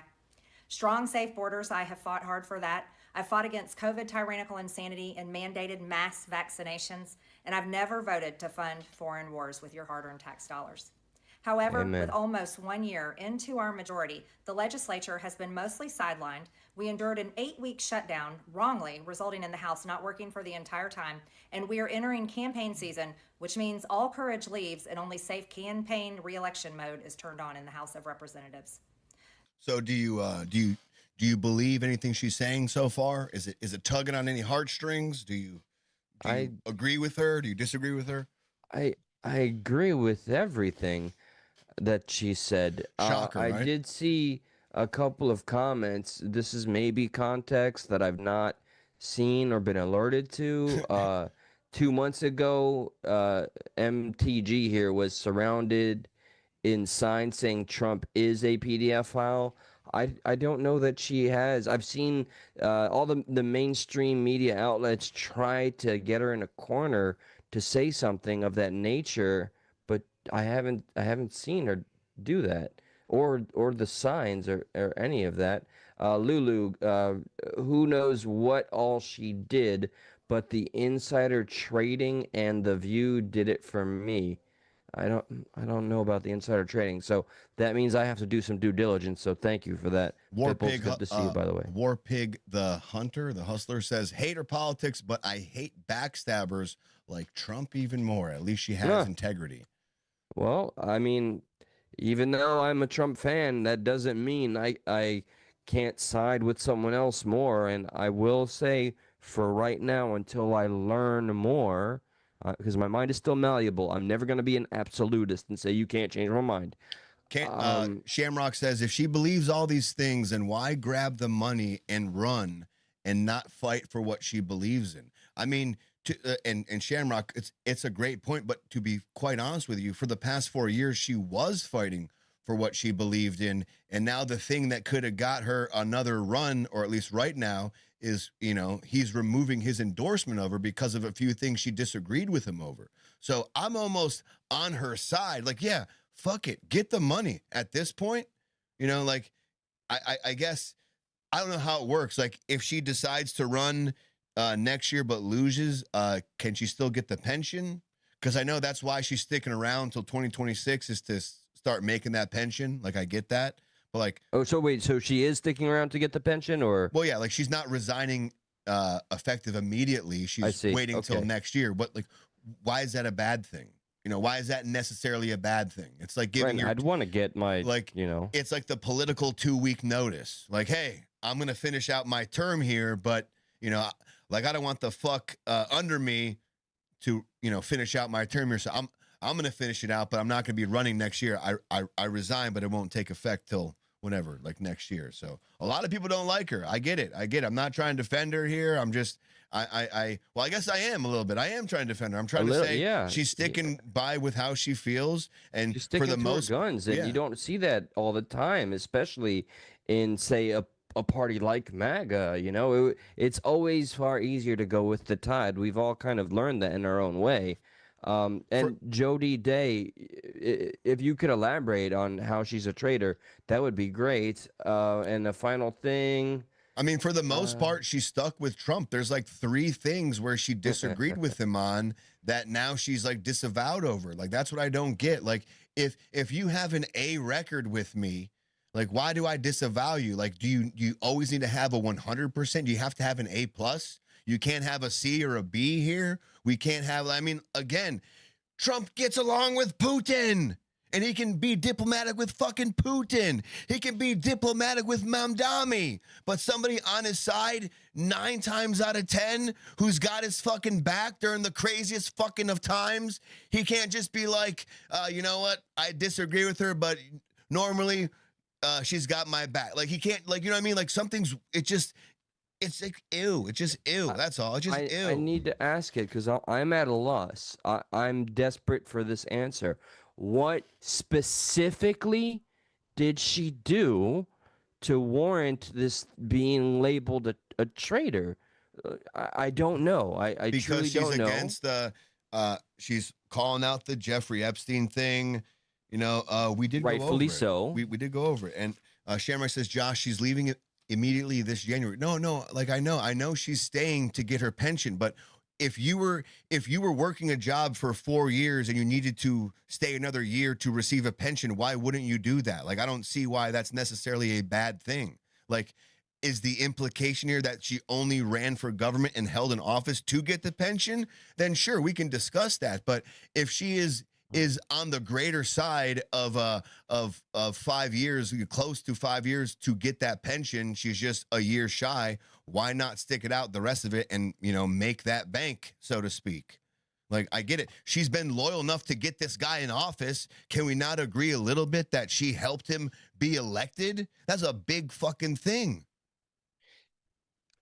I'll put this out there, Josh. You can shoot it down if we actually we will be moving on quite shortly. But if anybody that really thinks MTG is this traitor, and you're passionate enough and you have the knowledge, just hit put the phone one up and enter to let us know you want to call, and the number will go up. Please don't put it up unless somebody does so. If we see a bunch of ones in the chat where you guys want to have a little more of a discussion on this, we will humor that and we'll put the phones up. If not, forget about it. But, Kyle Cowdy says she's a traitor because she wants the Epstein list out and said, fuck Israel. I don't know if she's a traitor because she wants the Epstein. That makes her a traitor. Fuck Israel. Yep. That seems very like appropriate for the times. And when I say fuck Israel, it's not like fuck their existence. It's I condemn their aggressive expansion. Although I have my issues with Islam. Here you go. Here's what Sue says. Sue says she keeps pointing out the promises she repeated in the campaign trail working to get Trump elected that the GOP have abandoned. So she, you know, essentially Sue's saying she ran on she ran on, hey, I'm running on the same thing you guys were saying you were running on, and now I'm still calling for it, and you guys have abandoned it, making me look stupid. Okay. I see. GOP have abandoned. Kyle Cody says facts. Makes her a patriot. We got Uncle Frank Finance 619. Shamrock says, but DJT said release the Epstein files out, so that doesn't make her a traitor, nor does that make sense. No, it doesn't. But she was saying release the files when he kept saying it was a Democratic hoax, and you know, the government kind of said, you know what, we're not going to release it. There's nothing more to see. That's when she was more outspoken about it. It's not right now. She was outspoken about it when it was a perceived thing that the government didn't want to release the Epstein files, that they were like, oh, nope, nothing to see here, as you were. And I respect her passion. This woman was literally going to go and read everything from the files on the floor, despite everybody not wanting her to do that yet. Oh, and by the way, guys, just 3 more subs for a little milestone for us to hit tonight. Again, thank you all again Appreciate so much. You hanging out. Right now, the poll is at 677. It's a 51-49. People do think that the meeting is a little suspicious. Get your word in there. Vote for the poll. We got it up right now. If you haven't voted yet. At the very end, I will ask my follow-up, but only if the majority is sus. Lulu Gumshoe says she's a flip-flopper on some MAGA policies. Maybe that's why she's getting called a traitor. You know, touche. No reply saying she didn't read anything that wasn't already on the floor or read on the floor. Okay. All right, understood. Yeah. All right, I don't mean to hard segue. No, you're good. I was just trying to. I was just kind of scrolling the chat to see if we had any, like anything to rebut to. That's all. Just kind of taking the time. Shamrock again says she flipped. Go ahead, sorry. No, you're good, man. Go ahead, do it. Yes, she flipped on immigration. She did immigration in a big way, which is one of the biggest reasons people voted for DJT. This is the first I'm hearing of it. Like flipped on immigration in a negative way, like she wanted people to come in still. I didn't know that. That makes me. I feel ignorant now. If that's the case. That's gonna be solved super duper fast here. All right. Tracy Duncan said supported January Sixers. Mystic Pharaoh says if she's a traitor, then what's Huckabee? Are you still looking that up? Yeah, good. Eli. Kyle Caudy says she never switched up. Trump switched up. That I agree with. 100%. 100%. I think she's holding to what she thought everyone else was holding to, and then all of a sudden the rug was pulled out from under her, and she's like, "Wait, what the fuck? I thought we were all in on this." They're like, "Nope, not anymore." Yeah, what do you got for us? What do you got for us? If I may, please, to clarify the immigration claim. So, Major Taylor Greene has not so much flip-flopped on her fundamental opposition to high levels of immigration as she has expressed a more nuanced, pragmatic view recently, particularly regarding the economic impacts of mass deportations and the need for a legal labor force. This has been interpreted by some as a shift from her previous hard-line stance, leading to public disagreements with President Trump. So I was unaware of this. Thank you for pointing this out to me. Okay. I did see some ones in the chat, so I will turn the phones on for a little bit. 954-546-3455. That's 954-546-3455. I'm not going to keep them on too much longer. We're going to kind of scroll the chat a few more times for some of these comments here. Just a reminder, please keep it on topic. And secondly, we do the very best we can. We can't go on for, too long. T-Beck says, if MTG can figure it out, then there might be hope after all. Well, shit. I'll take it. Son of a bitch, T-Beck. Son of a bitch. What else we got here? Let's see. Anything else in the chat before we move on? We're already be moving on to another topic here of if testing the limits of free speech is the guest ready? I'll have to adjust a little bit. I didn't send. I'm gonna send the link to him. Let's finally see what we got here. Well, this might be fake. We'll see. Okay. Call from Julian. Oh, it's Julian again. Oh yeah. All right. He did say. Julian, sir, I'm just gonna let you know. Thank you for calling again. We do not have a lot of time to spend on this, but I know you have been waiting patiently to have a say on this. So, sir, the floor is yours. By all means. Yes. Okay. Margie Taylor Greene. I'm honestly sad, guys. In my opinion, her and Thomas, I forgot his last name. Massey. The other guy. Massey, yes. Him and her, they're the only good Republicans, in my opinion. America first, based, and it's sad that she's gone. In my opinion, this is just a conspiracy theory. I don't have evidence. You have a lot of those. Go on. Yeah, I think Trump, maybe Israel. I don't know. You never know. I think they kicked her out. They threatened her. Maybe they did something.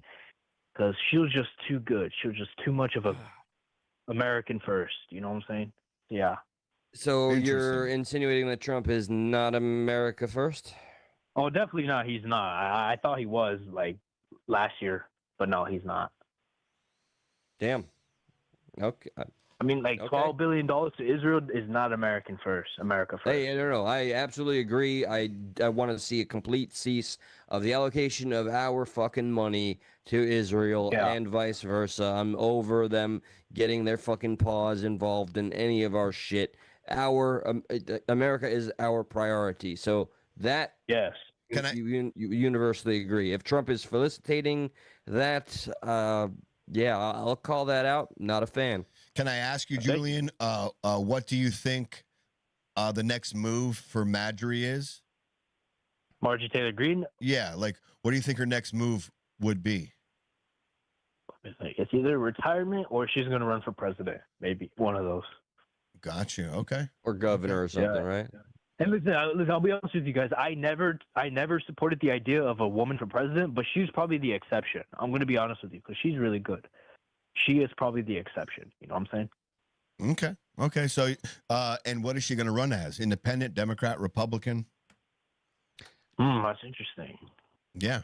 Because like right now, like I was trying to say before, she's kind of like in this weird political limbo, just like John Fetterman is, because she's going against the MAGA folk, and a lot of the MAGA folk right now are heavy on the Republican side. And when you're heavy on the Republican and MAGA side, the Democrats sure as fuck don't want you. And the same is true in reverse for Fetterman, whereas he's been outspoken on a few of the big things the Democrats have been trying to do, where it makes him seem a little more on the side of Republicans.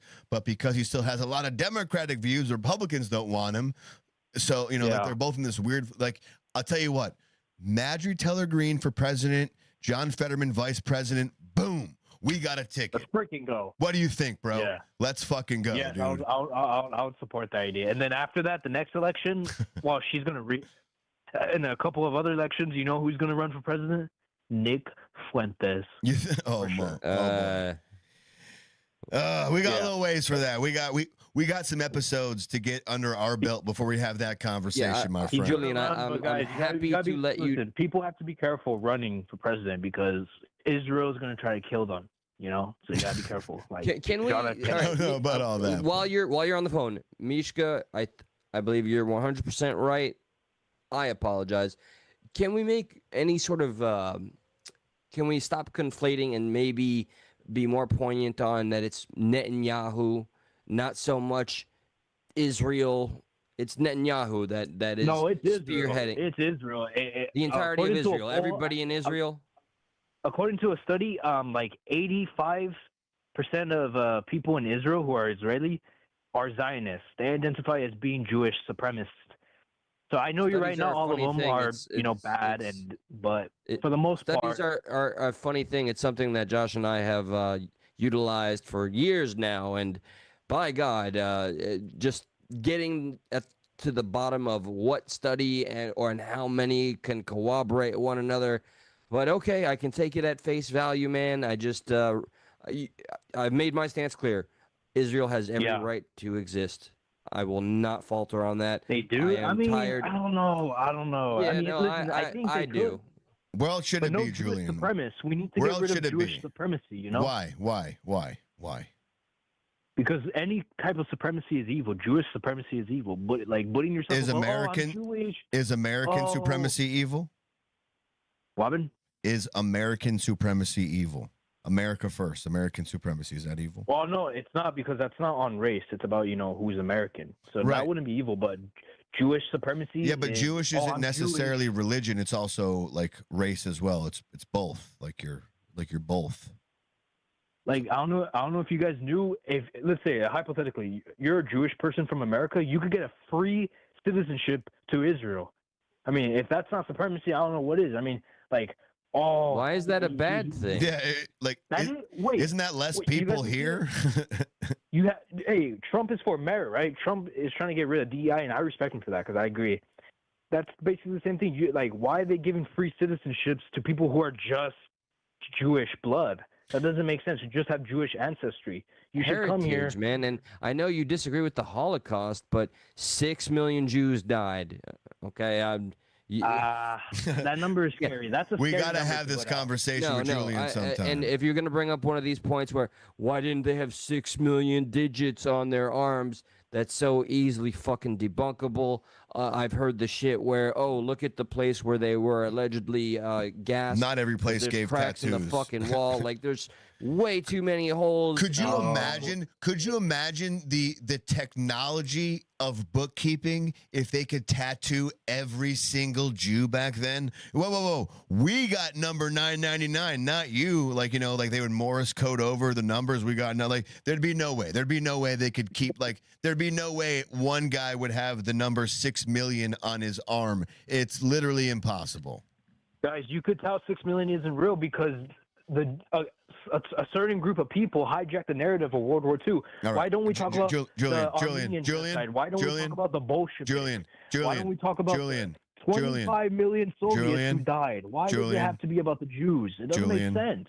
Julian. They were the majority of the individuals completely murked. Eli. They were not the only ones, but by Eli God and were they. Julian. Eli and Julian, both of you right now, calm it down. We're not trying to get into the Jew thing right now, if you guys don't mind. No problem. Yeah, no problem. We got a Julian, whole future episode for that. We all right? love that you call in. We love that you participate. We appreciate it. But right now, Yeah, I love you guys. I subscribed already. yeah, I like dude, thank you so much. We do appreciate Right you now is not the regardless. time for the Jew talk. So thank you so much. But we are going to move on. We're going to get on to our testing the limits. One last thing, though? Yes. The floor is yours for the last time, sir, tonight. Julian.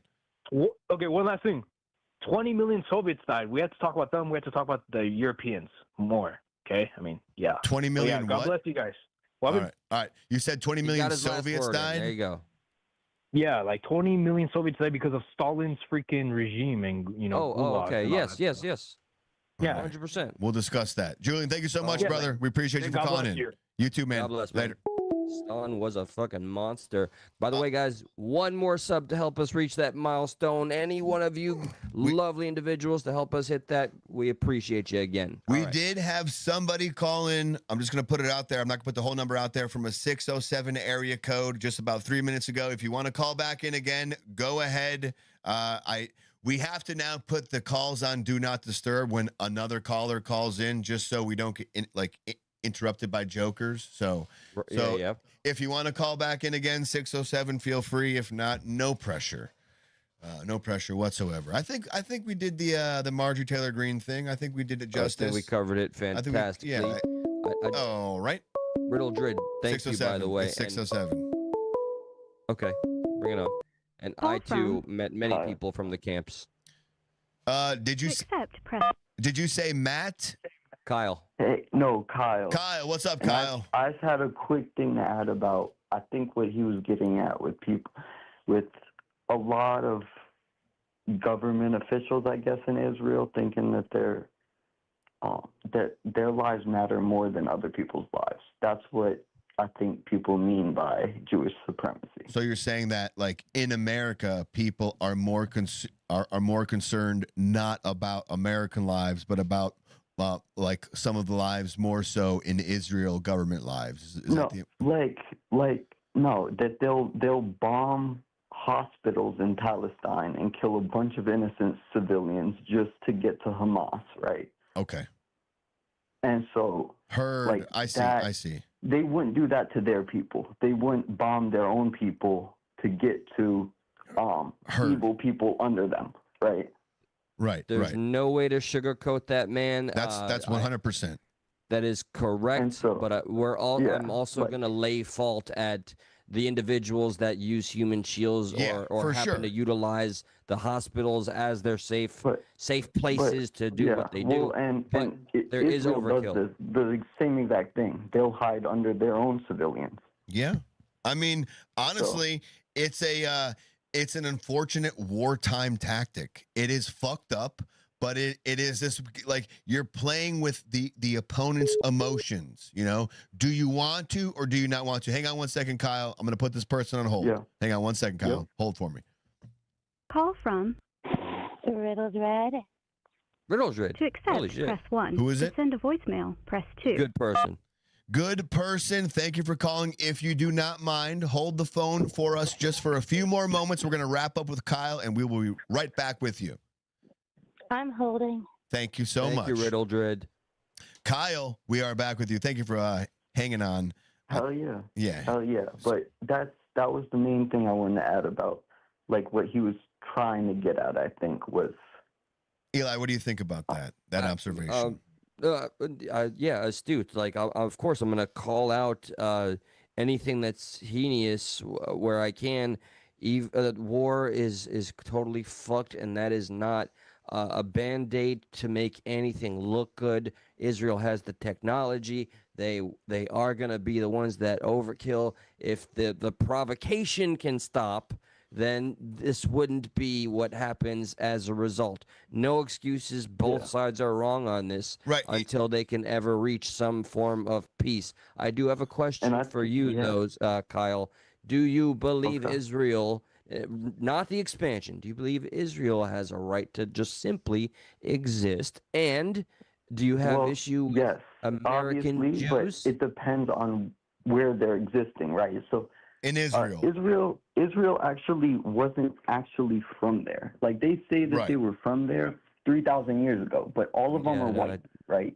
I hear. Yeah, we are well aware that Israel was gifted to them around the World War II area. We are fully understood on that era. It wasn't even gifted. So they came in there asking Palestinians basically to live with them. This is the story I heard, right? And the Palestinians accepted them in, and about 2 months in or something, all of the Palestinians got their locks changed on their houses and got kicked out of their houses, basically, by the Israelis that they took in to save, basically. And so that's like how the conflict like started, right? And then it continued for like 60 years, and no one talks about it. Are you American, Kyle? Kyle, are you an American? Yeah. I'm American. I'm not Palestinian. Okay, no. And I just mean that because America stole the land from Indians. Should you leave then? Right. I was going to ask the same thing. I know because it's happened more recent. It's more close to it, but it's a similar concept. Yeah. I mean, that's very one's true. more modern, but they're both the same. What they're continuing to do, I think, is more. But I already said discrediting the expansion. Every single treaty that they tried to make was like completely lopsided against the Palestinians. Like they would declare 70% of the land, while the Palestinians would get 30, and they were the majority of people. Can I ask you another question? And this is not do not take anything by this, but if you do, no problem. But besides Israel in that area, what other lands do the Jewish people have? No, that's not my point. I know. I'm just asking. They're not even utilizing the land that they have currently. They just want to take more land and not utilize that either. It's just because it's the quote-unquote holy land, and that matters to them for some reason. So I feel like what a lot of people... Right? There's other land they could go invade. We do have someone else on the line. Yeah, we got to get over to Real Madrid. If you want to put a bow on your final point on Kyle, thank you. Kyle, we didn't want you to hang up that quick, but thank you so much for calling in. Thank you for calling. And Matt Parenty, man, God bless. Thank you. Check this out, Josh. Just subscribe. Love the respectful communication here. No screaming drama or disrespect. I appreciate this. You guys are great. Brother, chef's kiss. That's what it's all about to us. Thank you. I just want to let Kyle know that we are, like, there's a lot of things that we agree with him on. That's all. We got thing up. Real Madrid, just hang on real quick. We got somebody else calling. I'm going to put them on hold, and we'll right back to you. Call from Devontae. Duvante, thank you for calling in. Give us one moment. We have one more caller to get to. We'll be right back with you, all right? Hang tight. Thank you, Duvante. All right. We're back. Very patient, lovely Riddle Drid. Sorry for the wait, darling. How are you? What's up? I'm doing quite well. Thank you. I'm glad I got through. Well, where are you at in the discussions? Because unfortunately, I do have opinions. Not a lot of people agree with them. And I come from a slightly different viewpoint than a lot of people do. You've come to the right place then. I was just about to say, my family's been involved in the U.S. a little longer than a lot of them. My ancestors sailed over on the Mayflower. One of them signed the Declaration of Independence and was the first president of the United States of Congress, not of America, of Congress, when it was sent over. A declaration was sent over to England. All right, so you definitely got. So you got some lineage. She's got some lineage. So where does that bring you in the current space? All sorts of copies of documents hanging up in my house when I was a child. I've read a lot of it. All right. But how far it's strayed from what it was supposed to be is what really disturbs me. Because the United States is supposed to be by the people, for the people.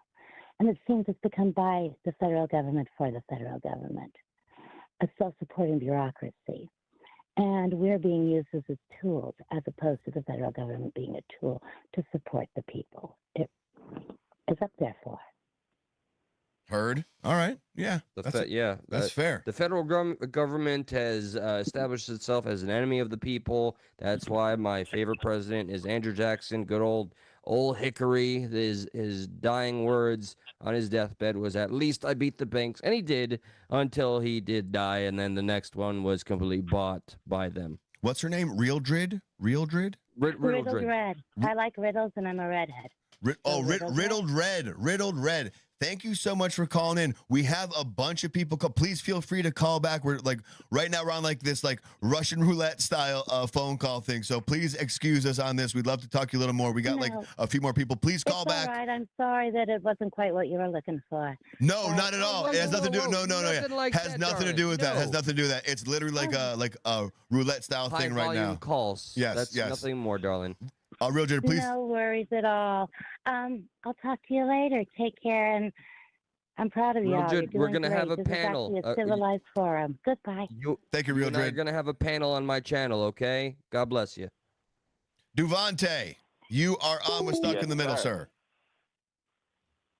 How you doing tonight? I'm sorry if I call in the middle of your show. I'm really sorry about all the. No. Hey, the phones are up, man. Check it It's out. all good. Hey, Duvante, check it out. That's the whole purpose of the show. Yeah. Literally, we want you to call in right in the middle of the dang You had show. one job and you completed it, man. You did Good it, job. dude. What's up? H to the Izzo, y'all. That's what I'm amazing. saying, That's dude. amazing. That's what I'm saying. Now, I just want to ask you one little question. I kind of just came across your stream, and I have no clue what you guys stand for. I don't know if y'all are like all the way to the left side, the right side, down the middle, left aisle. I don't know. So, how would you guys classify yourselves? That's always difficult. It's Eli. You got this first. You wanna give it a go? I will. I mean, I think this is a question we've tried to figure out for a span of 6 or so years.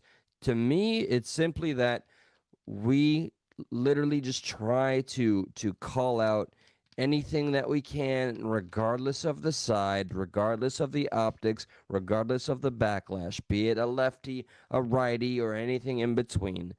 We try to have an irreverent take on anything within the zeitgeist, and just have an open format and invite everybody to engage in discourse. And to be perfectly clear, Duvante, too, it's kind of like taking it subject by subject as opposed to using your bias to form an opinion on said subject. Well, if if I'm someone on the right, I'm going to approach this topic as someone on the right. And it's like, no, like if you did ask me like which way I do lean, I guess you would say like governmentally, I would lean more conservative, but I think socially I lean more, liberal.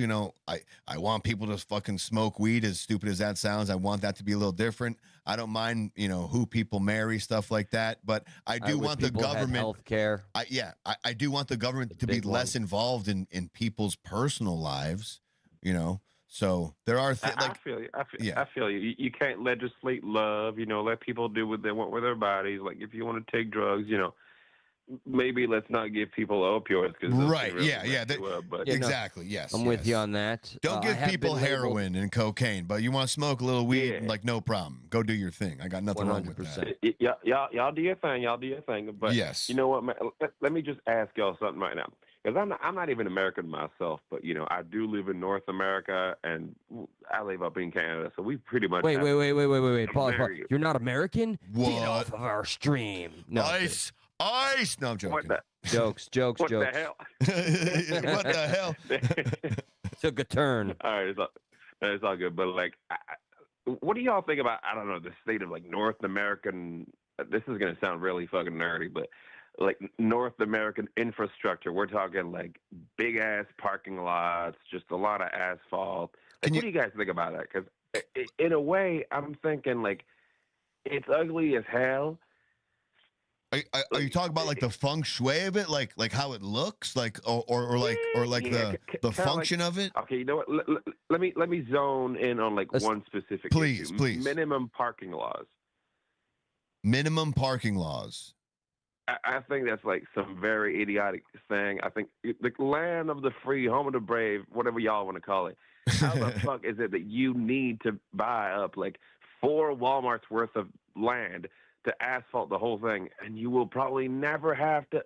I understand. You'll never be at full capacity. I understand. Why can't stores just decide, hey, I want this amount of parking spaces. Boom. Well, then I'll throw this at you, because then why wouldn't, as a store, want to pay the least amount they can for parking? I just want one parking space. Only one person going to come here at a time. But like, you're a big, Walmart supercenter. Like it's almost one of those things where it's like, all right, we need to have the capability to have an influx of people at once, even though we know the operational amount of people is never going to be that. But a Black Friday, a Christmas, a fucking Hanukkah, whatever special holiday, there's they have to handle it somehow. Similarly, how you were saying, we don't want the government involved in everything. Like, if the store wants to have set amount of spaces, let them choose it. You feel me? Right, but then they're also dude, you're 100% spot on. But again, then you go to this weird thing where they're imagine a big ass Walmart supercenter having 10 spaces. That doesn't make sense. No, I gotta piss. Yeah, I know, but I think that the Walmart would be like, hey, we think that as a company, it would be reasonable, I don't know, have 500 parking spaces. And they would then buy that required land to build that. You feel me? I agree. Like if what the business was saying was in the realm of it makes sense, then I have no problem with that. But if they were trying to use what you're saying as a means to pay less and have a little amount as, parking spaces as they see possible, like fire hazards and shit, dude, you're 100% spot on with your analogy here, with your observation. I agree with you. I'm just trying to play devil's advocate just a little bit, but I really can't. It should be up to them as long as it's in reason to what they think their reasonable traffic's going to be. Then I'm fine with it. Oh yeah, absolutely. You know what I mean? If we need space for a fire evacuation, like you said, absolutely. But I feel there should be I don't know about you, but I think I saw a statistic that said if you have to put up this huge amount, if you have a mall, if you have to build outside parking, it'll cost you 67% more just to buy up the land and get the parking. That's a lot of money, considering you're trying to buy 4 or 5 acres. But then just imagine some dick company coming in knowing that they're going to have a large flow of traffic, but they want to minimize the parking costs as much as they can. And in doing that, now you have overflow onto the main street where there's a line building up to get into the parking lot. The line's not moving that fast because, people shop at their leisure. The line builds up quickly, they're trying to prevent that as well too. Are we still talking about parking lots? Yeah, hell yeah, we are. Oh, word. Your turn, Eli. Skip subjects, it's all good. It's all good. So what are y'all's thing right now? What's going on? Hey, man, look, to put this simply, I mean, we find topics to cover on a weekly basis, a couple times a night. And if this helps for any context, just to show you that we try to be a show of evolution. I started this show years ago as a liberal, blue no matter who, Bernie Sanders, ride or die.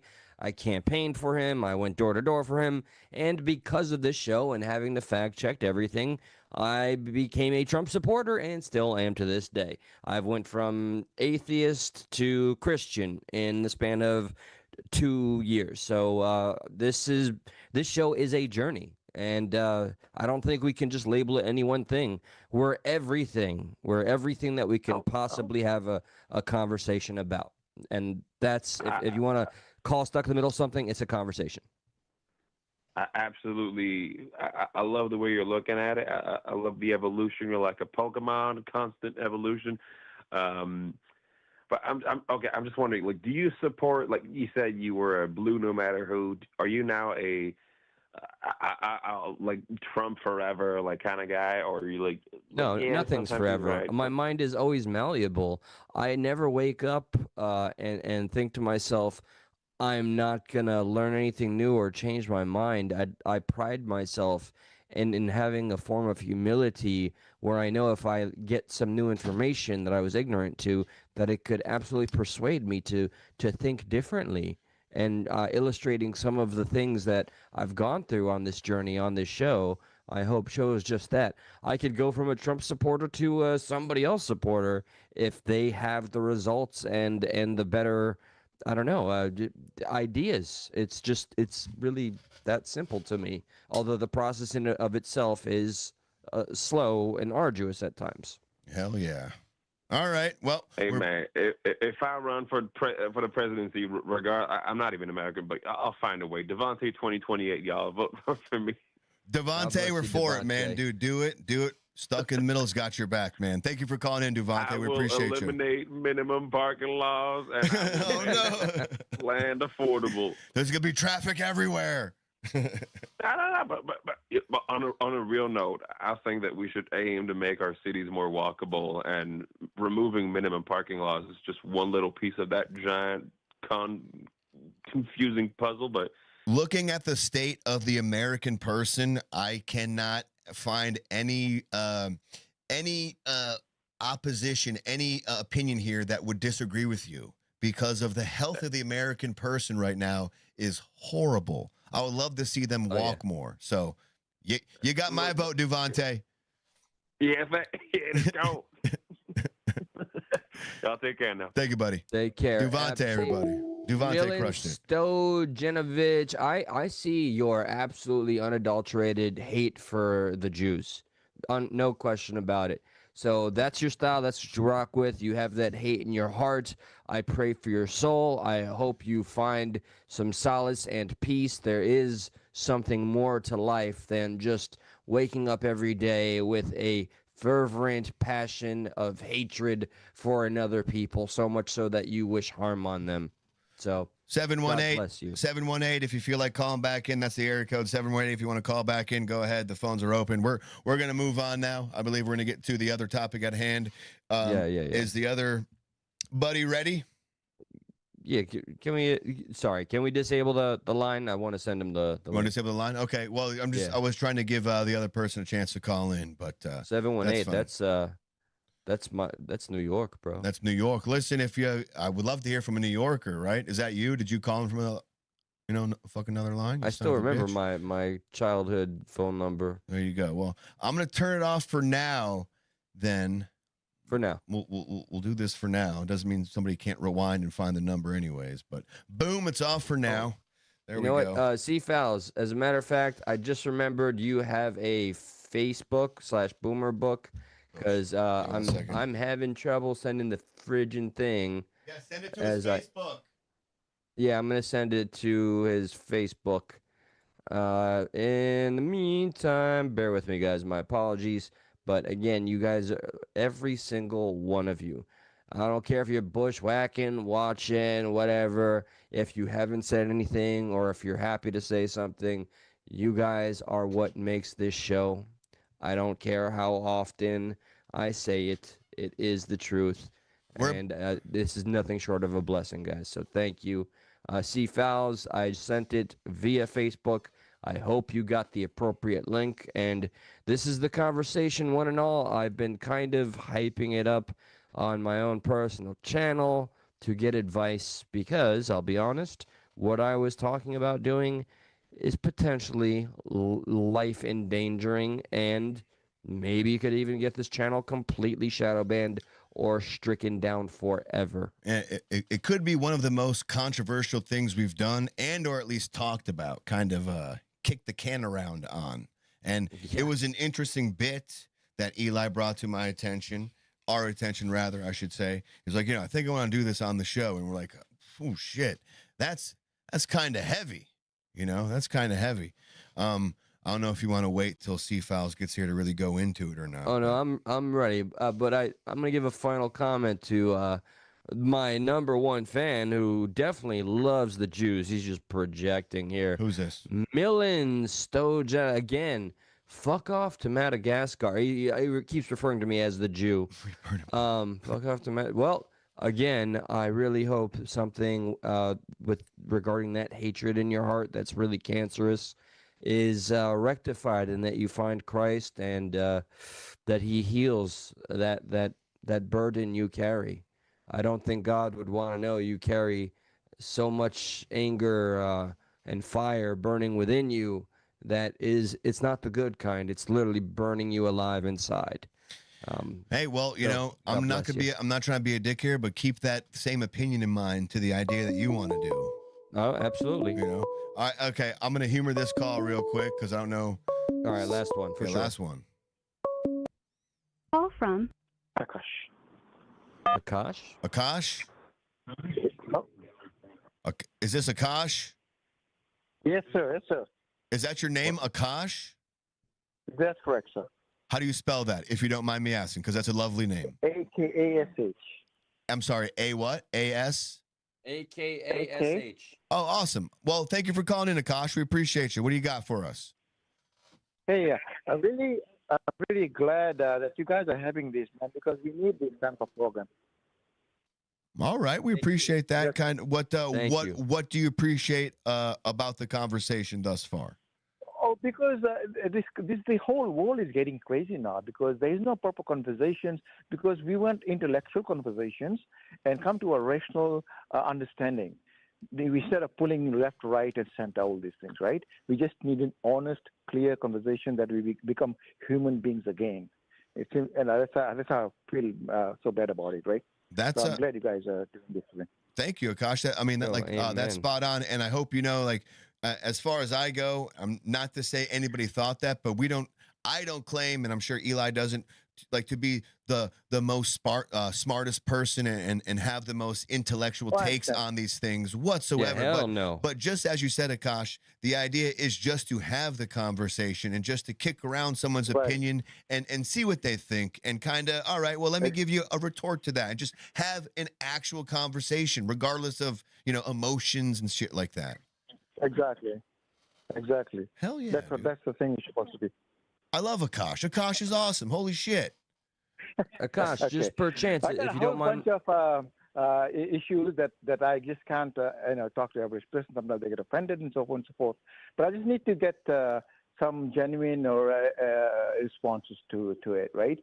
So, for example, I believe that the Ukraine war with Russia, I think is just a waste of money and time. Simple logics, right? Absolutely agree with you. Correct me if I'm wrong. For example, the NATO was created against Soviet. Soviet is gone now. So right. Basically, it's worthless, right? And secondly, I believe there's something called a chip syndicate. We can discuss later on that they are working together the Western system, the way things are going. But that's beside the point. I'm just saying, the way that China is trying to separate Russia from U.S. and so that we can divide each other and against Europe as well, so there'll be a dominant factor, right? Yep, go ahead. Sorry. For example, is that the war could be over tomorrow. All the Ukrainians to say, okay, I'm not interested in NATO. That's it. And whatever the Donbass, just forget about it because there was a referendum and all these things happened. And there is no existential threat to Russia, just like we have Monroe Doctrine in USA. Russia, has its own concerns, and then the war was going to be over. And I feel that Zelensky probably would be responsible for war crimes because he's killing his own people. I mean, he could just say stop, and the war will stop. I mean, I don't know. Maybe it's too simplistic, but I'm just saying, just guide me on that. Am I making sense? Yeah, no, it does. I don't think I've heard anything to disagree with there. Yeah, like a lot of people, I believe, if memory serves me correct, a lot of people in that Donbass region kind of already speak Russian or already kind of side with the Russian. So it's this weird thing to Zelensky was sending, or whoever was in charge at the time was sending, military and bombs to essentially bomb their own people in the Donbass region because they were against what was going on. They didn't want.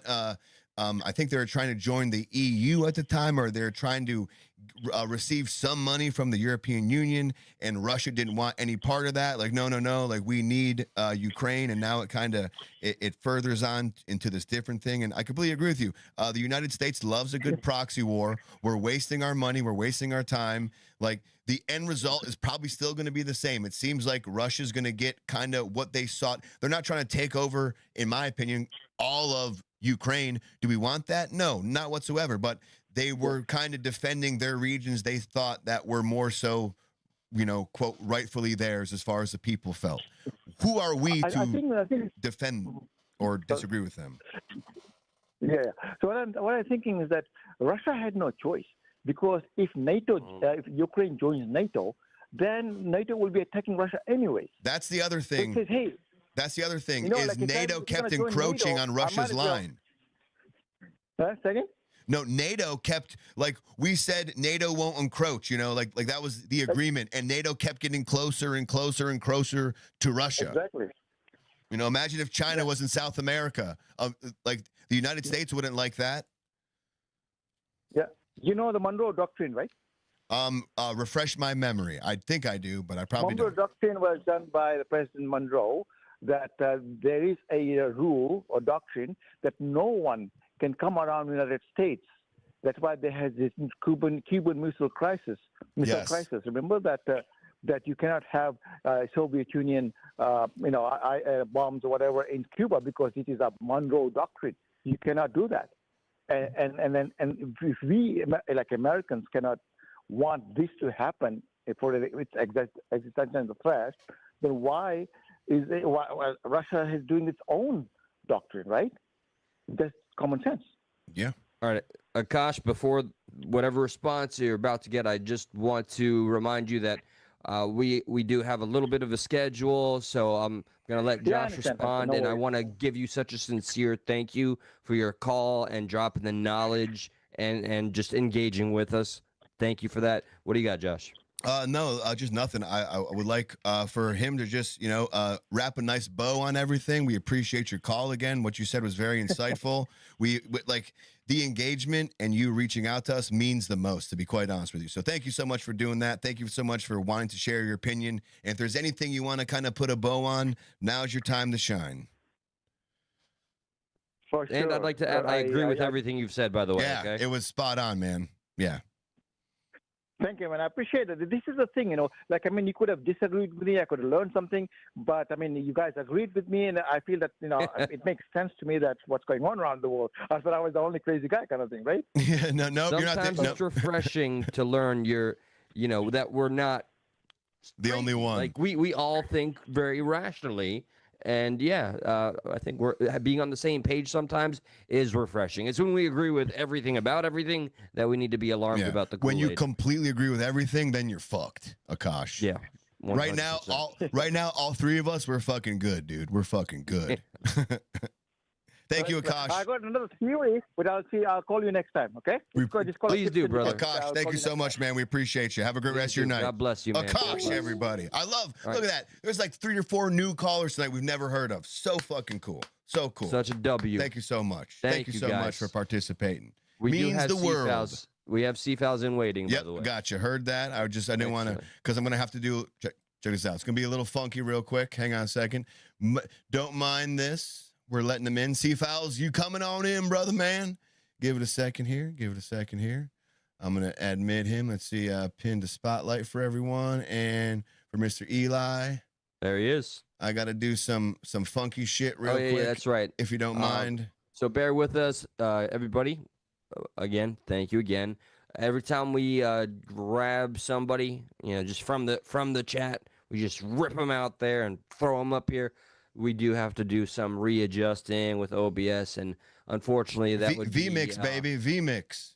Yes, and that's our boy Josh. He is totally in charge. He's the Wizard of Oz. Don't worry. From here on out, I'm going to save this template so we can have a second person all willy-nilly, no problem. So that would be very professional of you. Why would you do that? I know, right? What the hell? How dare you? How dare you be professional? We're trying to live up to the little cursed areas of the algorithm on YouTube that don't want to see anything positive happen here. So you're right. We got to work on this whole being professional thing.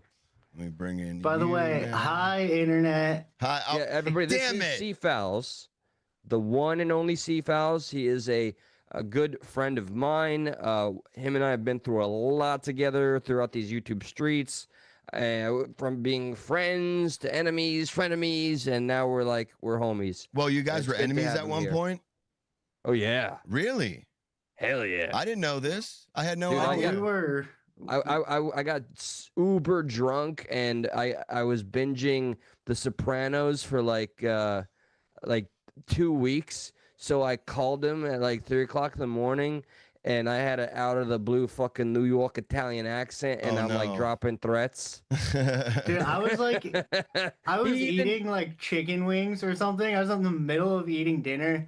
And Eli's like yelling at me and talking like he's from New York. And I stopped and was like, bro, well, I know you're mad at me, but why are you talking like you're the mafia right now? No. What is going on? No, verbatim. He just out of the blue, he said, dude, why are you talking like you're Italian? And I, as mad as I was, and I kept that energy, I just ignored it.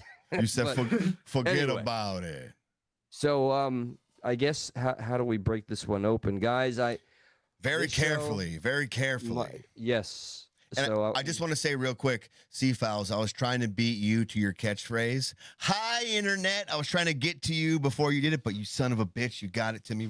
God damn it. I'm kind of honored you even knew how I start my videos. Oh, That's cool. buddy, I know. You shared I know. the crimes one. Oh, yeah, I did see that. Yeah, thank you, by the way. Hell yes.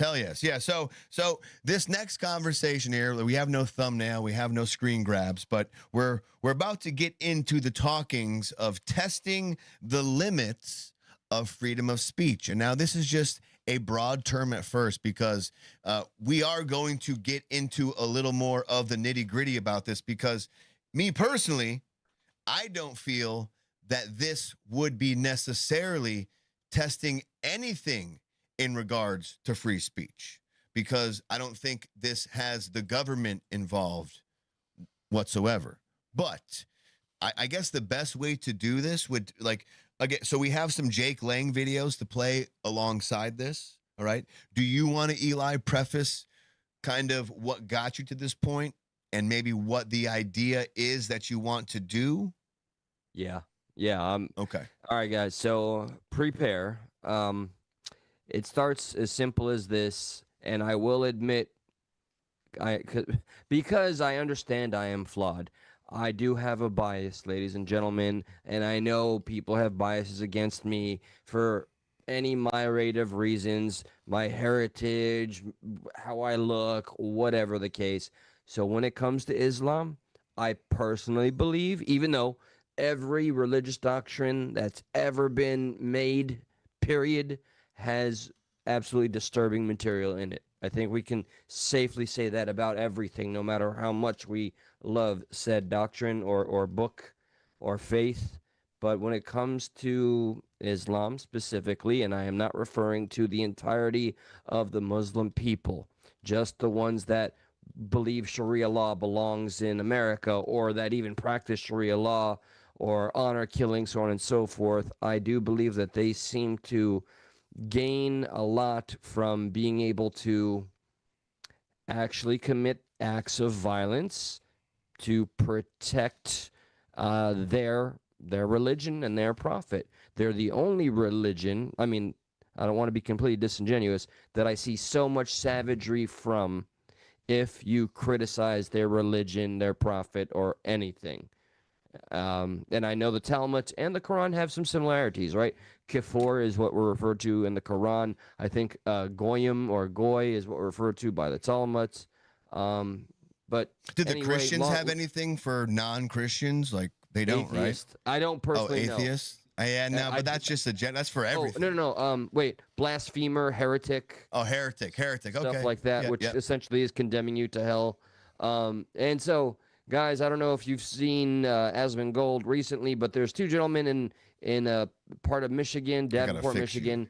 They went to a very populated area by Muslims, and they took the Quran. And I do believe they were merely protesting under the First Amendment and their constitutional right to do so.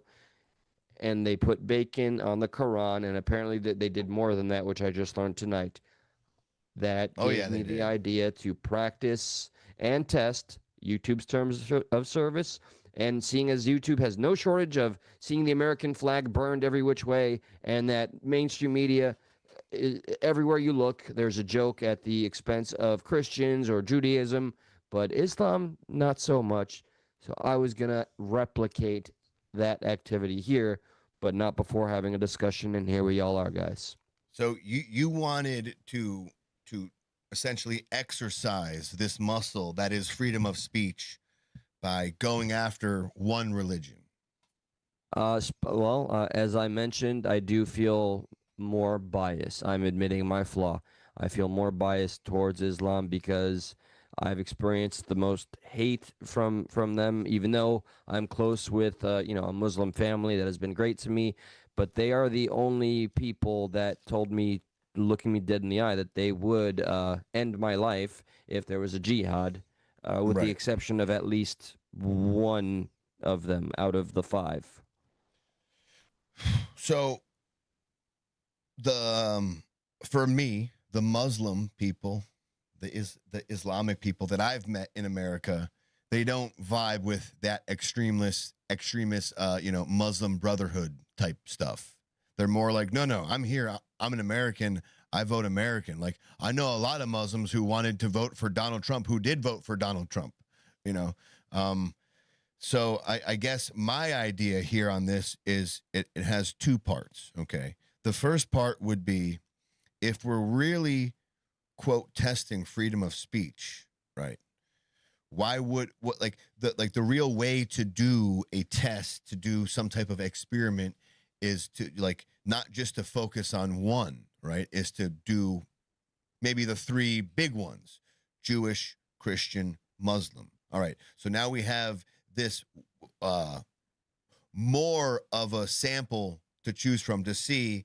It's more so the idea of who is going to be offended at our freedom of speech more so. And as you pointed out, it seems in America that you do kind of have a little more free will to poke fun at Christian, to poke fun at Jewish people, but the Muslim religion is kind of off limits, so to speak.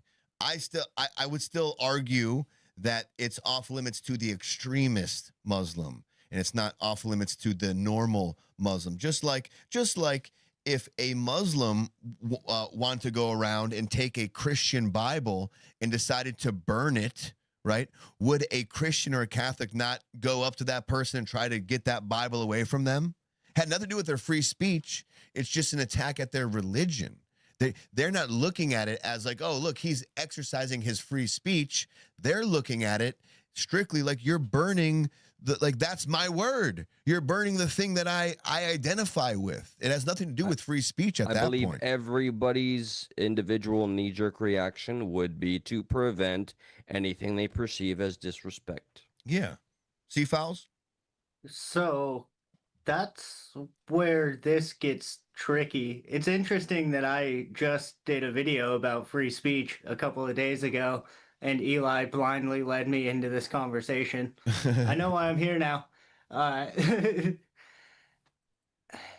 First of all, I agree that Islam, or at least the Muslim religion, gets a lot of passes. Like, wasn't the only way South Park got away with it was to actually make Allah just like a black censor bar? Yeah, they didn't show it.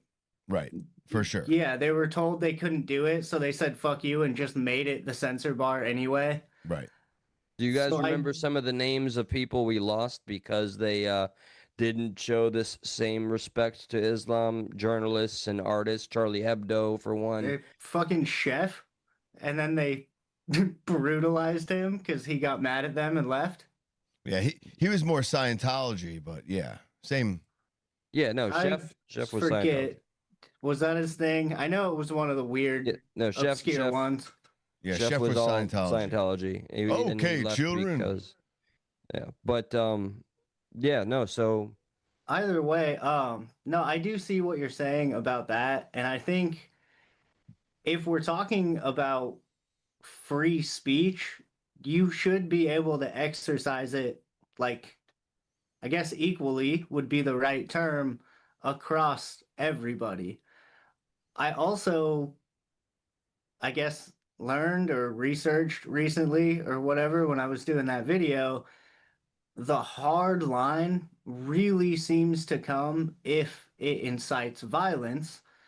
And I have a feeling if you go to, like, if you could make any example, I mean, if you went to like a political building in your local town and burned an American flag or something, rightfully so, a bunch of dudes would probably beat the shit out of you.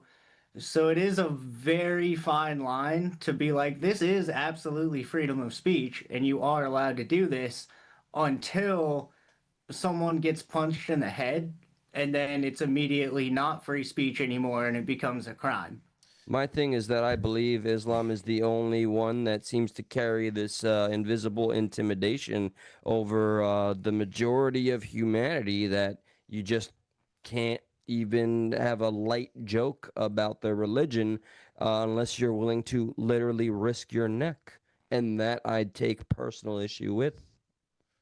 And that one I also don't understand. Why are they the ones that get away with that when every other religion in the world, I mean, the Crusades also happened in the name of Christianity. Every other religion in the world has done this, but for some reason... Apologies, brief pause. I'm glad that we have this commenter Muslim here.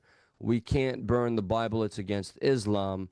Also, South Park tried to show the Prophet, peace be upon him, not Allah. Allah is Arabic for God. Thank you for the clarification.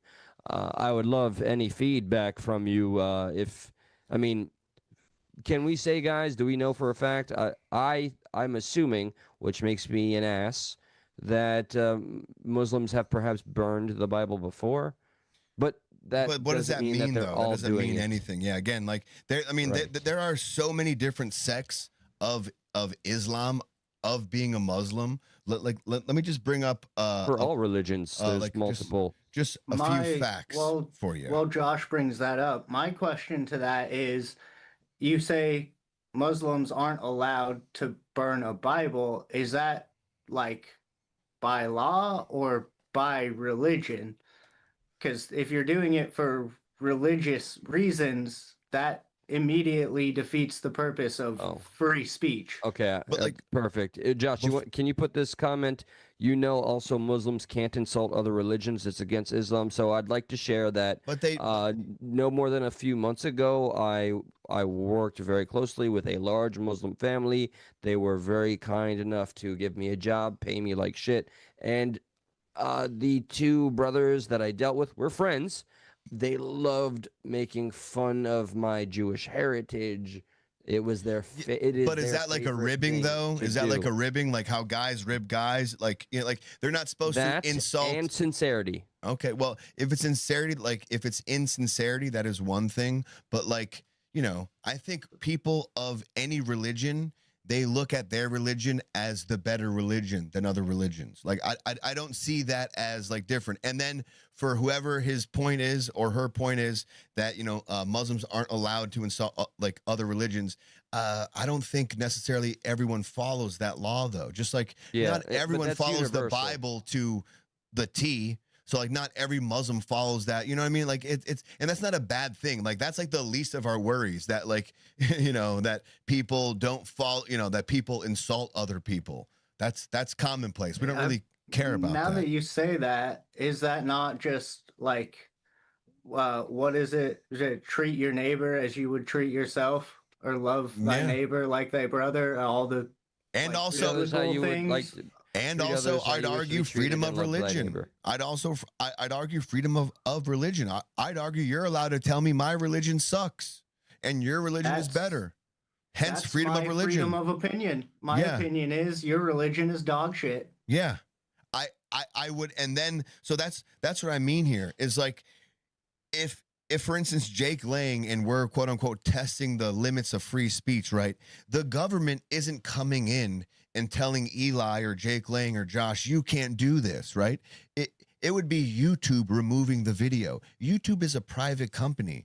YouTube has nothing to do in this instance, as far as we know, with the government. If the government came in and whispered in YouTube's ear, hey, we can't have this, that would be freedom of speech because the government is interfering on here. So like all you're really testing is freedom of consequence. Right? You're saying, hey, I'm allowed to do this action, right? But nothing protects you from the consequence of that action.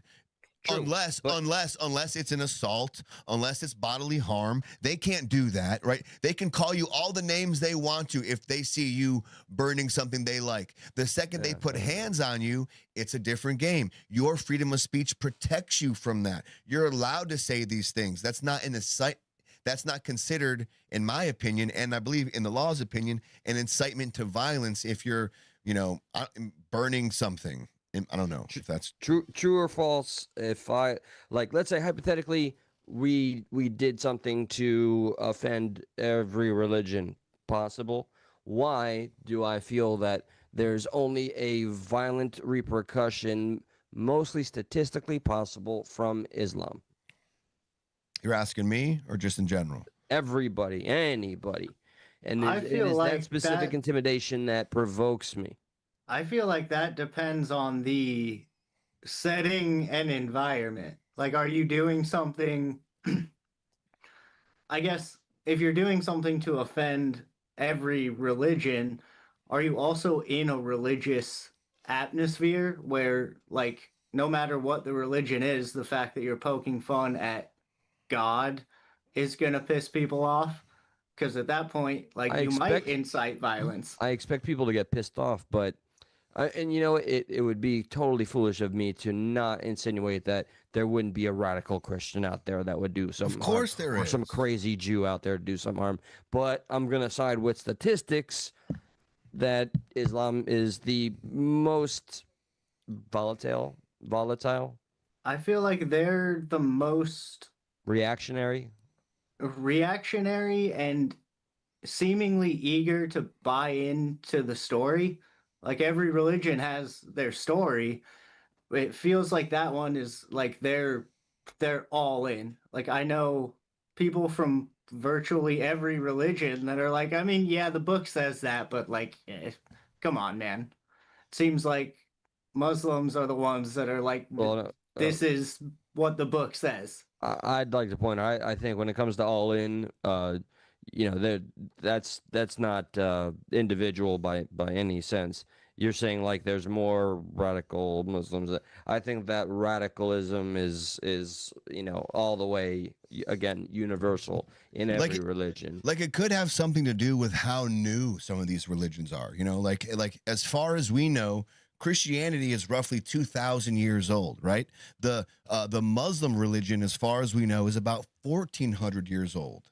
And this is not a shot at anybody, but like, there could be a natural progression that happens in religion where, I mean, look at Christians. There's the Crusades. We were like, no, you can only be Christian. We're going to fucking kill you. There was a point where Christians were just like fucking, quote unquote, how a lot of people think they view the Muslim extremist religion right now, where they just want to take over and invade everything and take everything.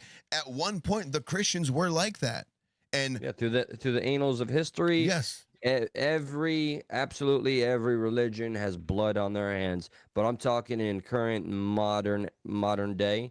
And I'm just saying that they're not caught up, so to speak, to modern times in their religion, because they're still about 600 years behind where the Christian religion is.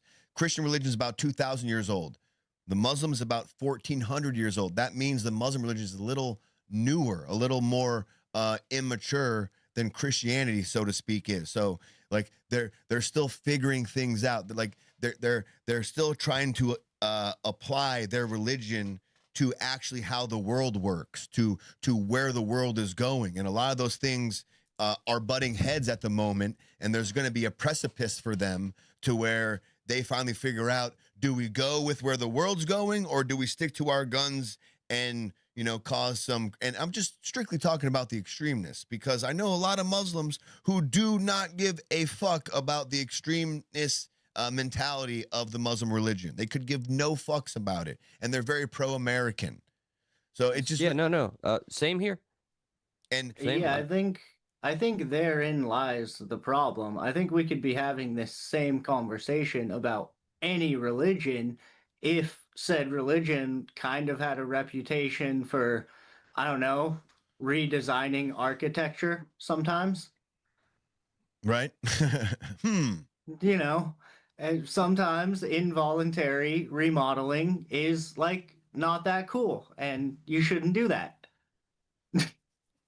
We're about to earn our first return troll. Tell you what, Million, the hate in your heart is clear as day. Yeah, you know, better luck next time. I see all you have is hate. You're very fixated. By the way, not that it fucking matters. Not that I have a single thing to prove to you. I am not Jewish. You have to be born of a Jewish mother. I'm a practicing Christian, as is my father. But you clearly just hate me because of my affiliation, and anybody with the blood of a Jewish or a Hebrew person in them. Fuck you. Fuck off. Peace out, homeboy. Let's play a little bit of these Jake Lang videos, and then we'll get to some of the video, and some of the correlations that, you know, maybe we are or are not attempting to do. So this is this guy Jake Lang talking about what this protest, what this march is going to be all about. Okay, guys, we're live and deep. Sorry, yeah, go ahead. No, Waffle God, I love Pastafarians, bro. Hell yeah, I love a good Pastafarian. Dearborn, Michigan, for the March Against Islamification. We will not let our country fall and become like London. We will stand strong against these Islamic invaders. That's one thing, by the way, that is not liked in this religion, is calling Muhammad a pedophile whatsoever. That is really shunned upon. But I mean, in the don't like that. That's crazy. Isn't that the bride all about it? Isn't that weird? Or 8 right? years old? Yeah, and 9, I think. Right? Is it 9? Something like that. It's that's one of those things where I think a lot of the people who are not of the extremeness belief look at that and they're like, they look at that like the Old Testament type shit. Like, nah, that's not really. We kind of like, that's one of the things, and that's a criticism of religion in general. How a religion can cherry pick things they like and don't like, yet everything is supposedly the word of God. So it's like, well, how can you pick, like, how does a human decide what part of the word of God is good or not good? And that goes again with every single religion, because every religion will tell you, the Christian religion will tell you, oh, well, there's a lot of the things in the Old Testament we don't abide by. You know, that's more of like a history than what we should do. It's like, yeah. Well, how do you know? You're just kind of saying that, you know what I mean? Like, so a lot of religions have that kind of vibe there, where they're like, there are things they cherry pick where they choose to believe and not believe. So, well, that's where it gets confusing, is like, as I guess society and technology and everything progresses, there is a lot of the minimalist lifestyle, like don't be gluttonous, don't be greedy, that kind of thing. Right, the basic shit, the good shit. Everybody wants an iPhone. Right. Yeah. Every Christian wants an iPhone, you know, like, you know what I mean? Like they say, don't be gluttonous, don't covet thy neighbor's good, but your neighbor gets the fucking latest and greatest piece of technology. You're like, God damn, I kind of want that. We also, speaking of specifically gluttony, we're about to celebrate a holiday that's like eat until you vomit, essentially. Celebrate celebrate the taking over of a people by the new people. Well, I mean, yeah. Hey, America first, baby. America first. America first. Yeah, but it is, but like you're right, C-Files, it does lean more towards the idea of like, eat everything if you don't mind. Just fucking, I want you to be able to not walk from the dinner table after Thanksgiving. Cool? Cool. It's like, all right, well, that's a weird holiday.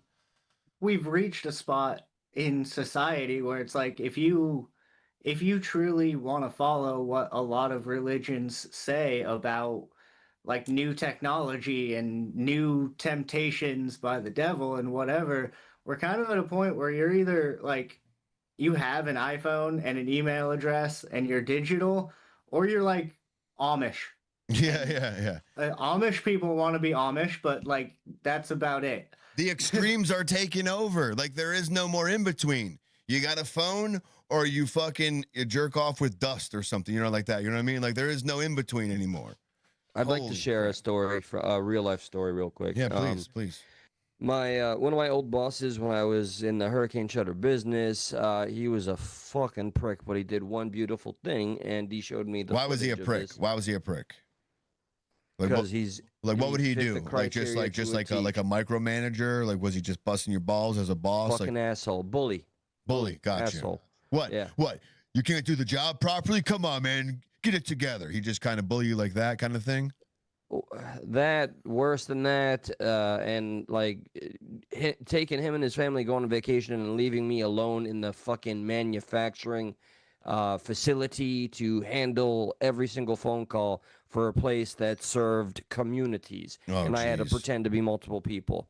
So aside from that, this one great thing he did, there was a teenage girl just out of the blue in his neighborhood, ran to his house, knocking. She was crying, screaming. He showed me this footage.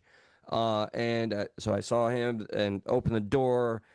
She was freaked out. He let her in. And so the story is she was running away, escaping from her mother and father who wanted to, on her, kill her because she loved America too much. She wanted to go to college in America, and she wanted to date her boyfriend, and her parents disapproved entirely. And if she used to be believed, and this did go to the police, the parents were apparently trying to end her life. Can I ask you a question? My old, not to be a dick.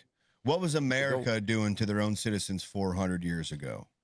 Or actually 600 years ago? If we're in 2020, where were we at in 1400? Were we doing some fuck shit? Not to be a dick, I am continuing to paint with my brush here in the modern day, even though you made the point of I understand, though, but I'm saying Islam isn't in the modern day like Christianity is. I'm saying they're that's behind. The problem. Yeah.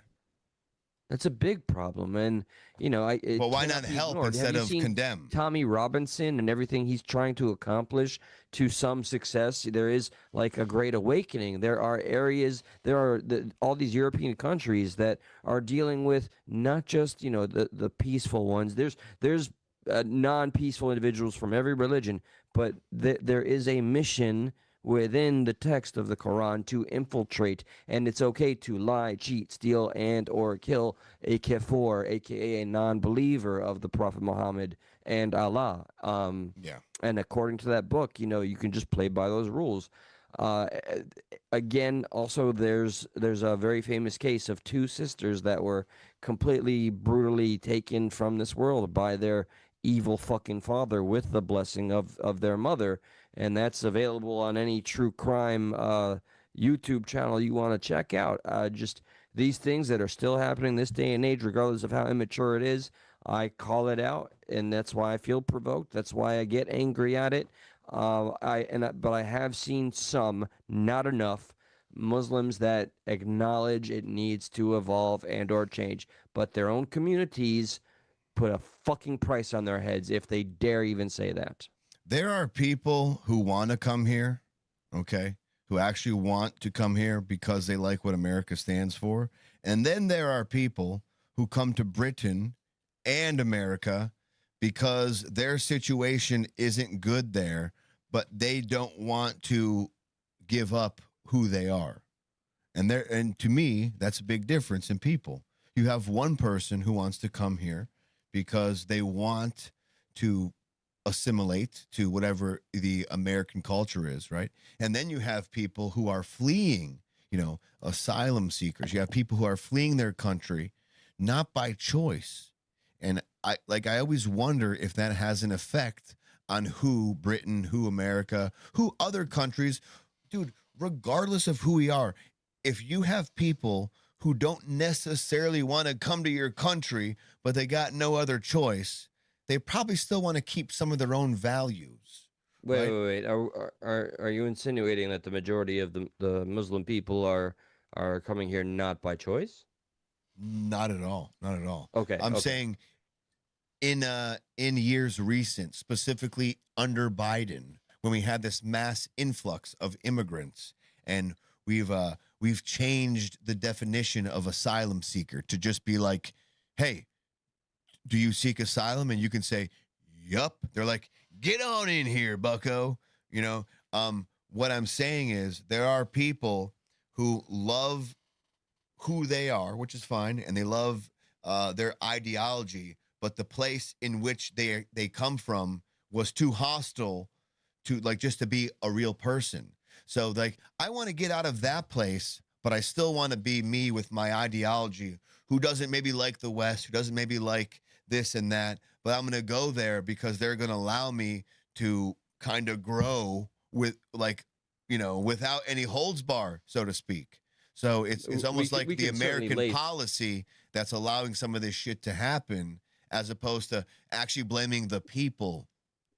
We can certainly lay some accountability from the very countries of which they wish to escape, which even though it's the very religion they practice, and that is the land. That's my point, though. That's my point, though. It is like they still want to keep the religion, right? But they're fleeing the country. And it's like, yo, the same thing that makes your country not good in your eyes, you want to bring over here? Like, we don't jive with that, but America allows that. They're like, come on, come in here. And it's not them. It's not them we should be mad at. It's not the religion we should be mad at. We shouldn't be. Then I'm open at this open revolving door gate policy that's only been really clamped down on in recent memory. Yeah. Any area within whatever European country that I can think of that has been overly infiltrated, you see by the why same though? shit. Why were if they you go allowed? by statistics, man? It's the same shit we see time and time again. Right. And why were they allowed to be overly infiltrated? The fucking accountability government. on our part. The government allowed them to come in. The government allowed this shit to happen. We should be stricter. Yes, exactly. And I completely agree with you. But attacking the people who came here because the government allowed it does not do its service, does not do anything. It doesn't help the situation. We should be more focused. Depending on what energy they're coming here with. If they're coming here to convert and or change everything about us or whatever the case, of course I take issue. But that's what we're There's saying, some though. level of Americana. We're saying the definition of asylum was changed. So anyone can come here because they're like, oh, I don't like my situation, yet they can still like their religion. And I'm saying it's the law. Like, attacking the religion does not do anything to the people still coming here. It's going to make them almost more like, oh, you don't like me? Fuck you. I'm going to come here even more. Like, we should be attacking the policies that allow, the definitions that allow people to come here under this type of policy. But they still need to be absolutely 100% aware of what issues we have with the practices that they wish to bring here. Well, yeah, while blaming the government as well, but so too with Sharia law, honor killings. So what do you think Sharia law is? Like, what do you think Sharia law is all about? Just 100% straight up, not trying to get you in any type of gotcha. What do you think Sharia law preaches as far as what you know? Some of the tenets of Sharia law is, for one, a woman cannot, the woman wears the hijab because of Sharia law.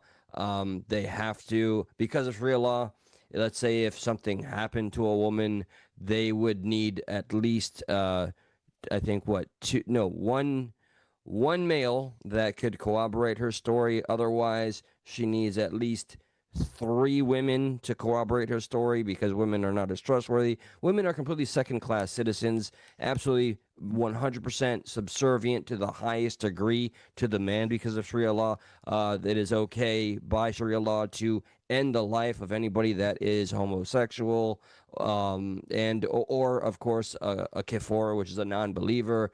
All of these things they literally want freely and openly practice in our country. That's their goal. That's the dream. And I say, fuck that noise. Would you? Can we real quick just address the irony here that, like, the issue is people seeking asylum in other countries because their country is, however it is, war torn or whatever, they feel like they can't be there. The irony to all this is the most American answer here is, well, then fucking go get yourself a country like we did. We're just a bunch of people that were like, I'm over it, and boated across the ocean and invented a country. problem, I understand they're trying to do that in the Middle East right now, and that's kind of why we're having the conversation we're having. But realistically, if you want to get out of the country you're in, but you also don't want to assimilate to another country, your only other option is figure out how to make your own country. So there's the pick up your bootstraps kind of approach, and there's also there's another one here. Oh yeah, there's of course the old school American ideology: give us you're sick, you're tired, you're hungry and poor. Only it's not American ideology. That's actually from France. Oh yeah, that is on the Statue of Liberty, gifted from France. But I don't speak Italian. I don't. You cannot deny that it has become synonymous with the American dream, with Ellis Island, and why it's so famous. So because of that, and I'm glad that we're kind of fucking tightening that up a bit, because without sounding too fucking radical, we've gotten a little fucking packed here, and we need to get our own house in order. I'm also not saying, like, get the fuck out of here, figure it out yourself. I feel like people should be able to come here for whatever reason they want to, really.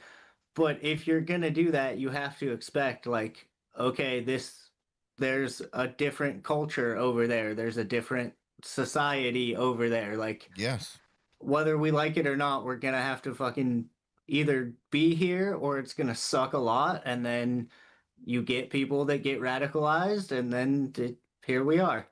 Yeah, here's all the things I expected: xenophobe, or call me phobe, blah blah blah. Look.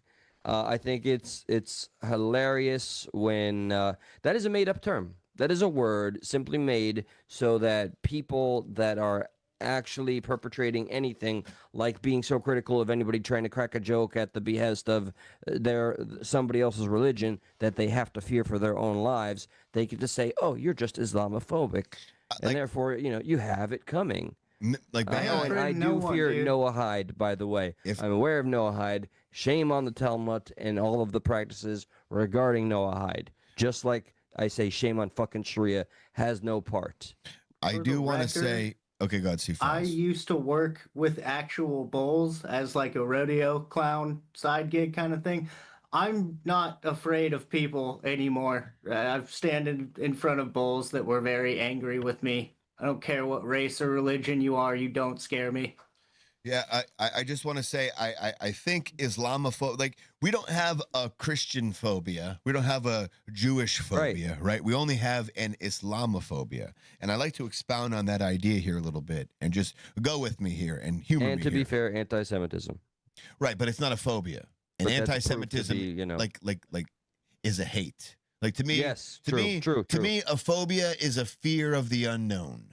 Okay, to me, like, I don't like arachnophobia. I don't like spiders because I really don't know much about them, but they freak me out, and I don't really, I never want to get into it, right? To me, Islamophobia is because the predominant religions in America are Jewish, Christianity, Catholic, Presbyterian, whatever you want to say. They revolve around Christianity and Jewish. Okay, and I think the phobia part from Islamophobia comes from the unknown that Americans, Christians, and Jewish people have about the Muslim religion, about the fact that, one, they are a little behind as far as newness to this world. Again, Christianity has been around for 2,000, Muslim religion 1,400. Debatable, sure, maybe, but the idea here is that some of the things in the religion aren't caught up to modern day society, right? So my point here is, I think the phobia, you can say that people have an Islamophobia in America because they are essentially ignorant to a lot of what Islam or the Muslim religion is about, as opposed to they're not afraid of it or they don't hate it, but some of the fears they have come from ignorance, come from 9/11, come from the built-in every Muslim is an extremist type thing. And I do think, a Muslim can look at a Christian and be like, every Christian is a right-wing extremist. It could be beautiful. That's something I wanted to touch on, is what Josh kind of just said. Like, I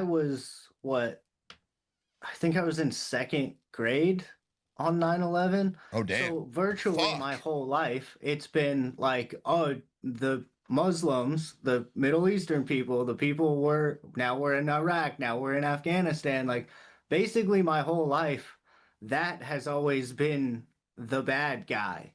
Whether you want to say it's the religion or the people or the extremists, whatever. It's the new Russia. Yeah, I haven't really known a life where we're not like, oh, the Muslims are scary. They're going to blow things up. Like, that's just my reality, I guess. There's a point I want to make before I forget it because I'll be so pissed off if I do. Okay, here's what scares me. And Adam, touche and good point. What scares me about this whole notion of Islam being a somewhat immature, not fully developed religion is that they have, and that being as it may, that they're kind of stuck in the past in terms of getting and catching up with us. They still have access to modern day weapons of violence. That makes me nervous. Yeah. I mean, like, yeah, for sure. But they're the extremeness. That's what I'm saying. Like, how many extremists do you think there are? If I could give you a few quick quote unquote facts about the what mainstream Islam teaches as opposed to what we think. All right. Islam does teach something called dawah, which means inviting others to learn about Islam. Right. This is not the same, as it says, as forced conversion, which Islam core text explicitly forbids. Islam's specific core text explicitly forbids forced coercion. Did you know that? Unless you're a kafir. Right, but so for the most part, it only applies to other fellow Muslims. Right, which means they're not trying to convert other people to be Muslims unless you're a certain type of extremist. No, they want to convert everybody. It says there is no compulsion in religion. The Quran 2:25-66. Across the world's 2 billion Muslims, dawah usually means living by example, answering questions about Islam, encouraging but not forcing others to learn. All right. Do most Muslims want Sharia law for everyone? Most Muslims want some form of Sharia personally, not politically. All right. Sharia literally means the path. Did you know that? What did you think Sharia meant? I'm not asking you guys. I'm just asking. Sharia meant. No. I just know that it is the term they use for their antiquated fucking savage law. Yeah, that's just more of a general question. So Sharia just means the path. The path. The path is law. And what Sharia covers is personal ethics, prayer, charity, marriage contracts, inheritance, and dietary rules, halal.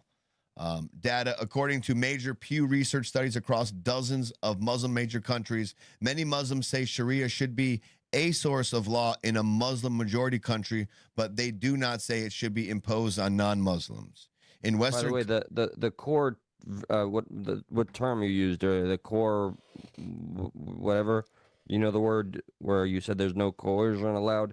I want to just state that every single religious text I've ever read has contradictions, and that's one of them in the Quran. Of course, but me personally, I'm not abreast onto everything the Quran says. I more so know what the extremists of the Christianity sect and a lot of what the people who are anti-Muslim want me to know about what they believe.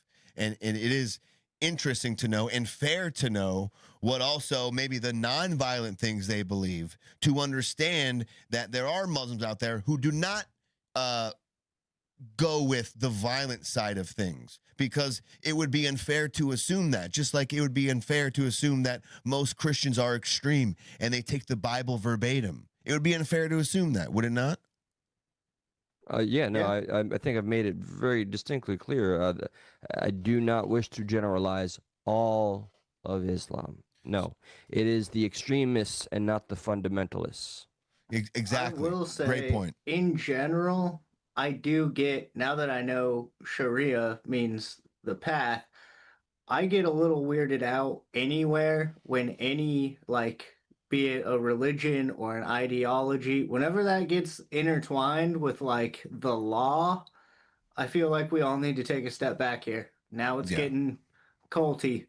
I do like America's vibe of separation between church and state. I do respect Always was that. a fan. Yep. May not be popular right now, but still a fan. Yep. And so just like you said, Eli, to put a caveat on what you said, who actually wants global Islamic rule? Who are those people? It's ISIS, it's Al-Qaeda, it's the Taliban, and it's some fundamentalist political parties in Pakistan or elsewhere. These groups do seek political domination. They do seek a global Islamic governance, and they do seek forced conversion and or submission. But if we're looking at stats, and if we believe stats, these represent a fraction of 1% of Muslims. I'll say that again. Okay. A fraction of 1% of Muslims, and are overwhelmingly rejected by mainstream Islamic institutions and Muslim populations. Most Muslims consider these groups heretical, yeah. and dangerous. My pessimism and experience, I've seen these mainstream establishments. There was a Muslim that was famously helping Tommy Robinson have a better understanding and dialogue with Islam in the UK because of all the shit that was going down there. And I found that these those mainstream areas were more of a PR stunt, but I'm not meaning to frame all of them as such. I also have anecdotally experienced every single Muslim person, even the ones that I have called friend and still call friend, all of them. We're gonna go to like at least 12 at this point. The whole family and all the friends, they've all tried to convert me. Well, we'll play some Jake Lang here in a second, but it says, why does this belief persist in the West that, like all Muslims are extremists? And again, this is just an opinion, but I think it's good to digest, just to have something else that goes against what a lot of us believe, just off rip. Oh, Muslims are extreme. It says several reasons why this does persist, being this belief. Media focus on the extremist groups and not the ordinary majority, being that the media just wants to focus on the extremists, which they love to do, whether it be the left, the right. So why can't we put that into perspective? Again, I'm not yelling at you guys. I'm just saying us in general. Like, I fall for it too. Like, if I can see them yelling at me, I'm scared. Stop it! I don't want you to yell at me. One more sub, guys, and we hit that milestone. God bless y'all. You've been amazing. If I can sit there and point out when the left is being hyperbolic about the right, and when the right is being hyperbolic about the left, why can't I point out when our government is being hyperbolic about a certain religion that they don't want? Why is that too far-fetched to think, right? So the media focus on extremist groups and not the ordinary majority, cultural misunderstandings about what Sharia means, geopolitical conflicts, meaning the Middle East wars, terrorism, refugees crisis, and a perception that Islam is uniquely political, though historically Christianity and Judaism also had religious legal systems. So it is weird. It's this weird thing. It's like, hey, you got to stay number 3. You can't be number 2 or number 1.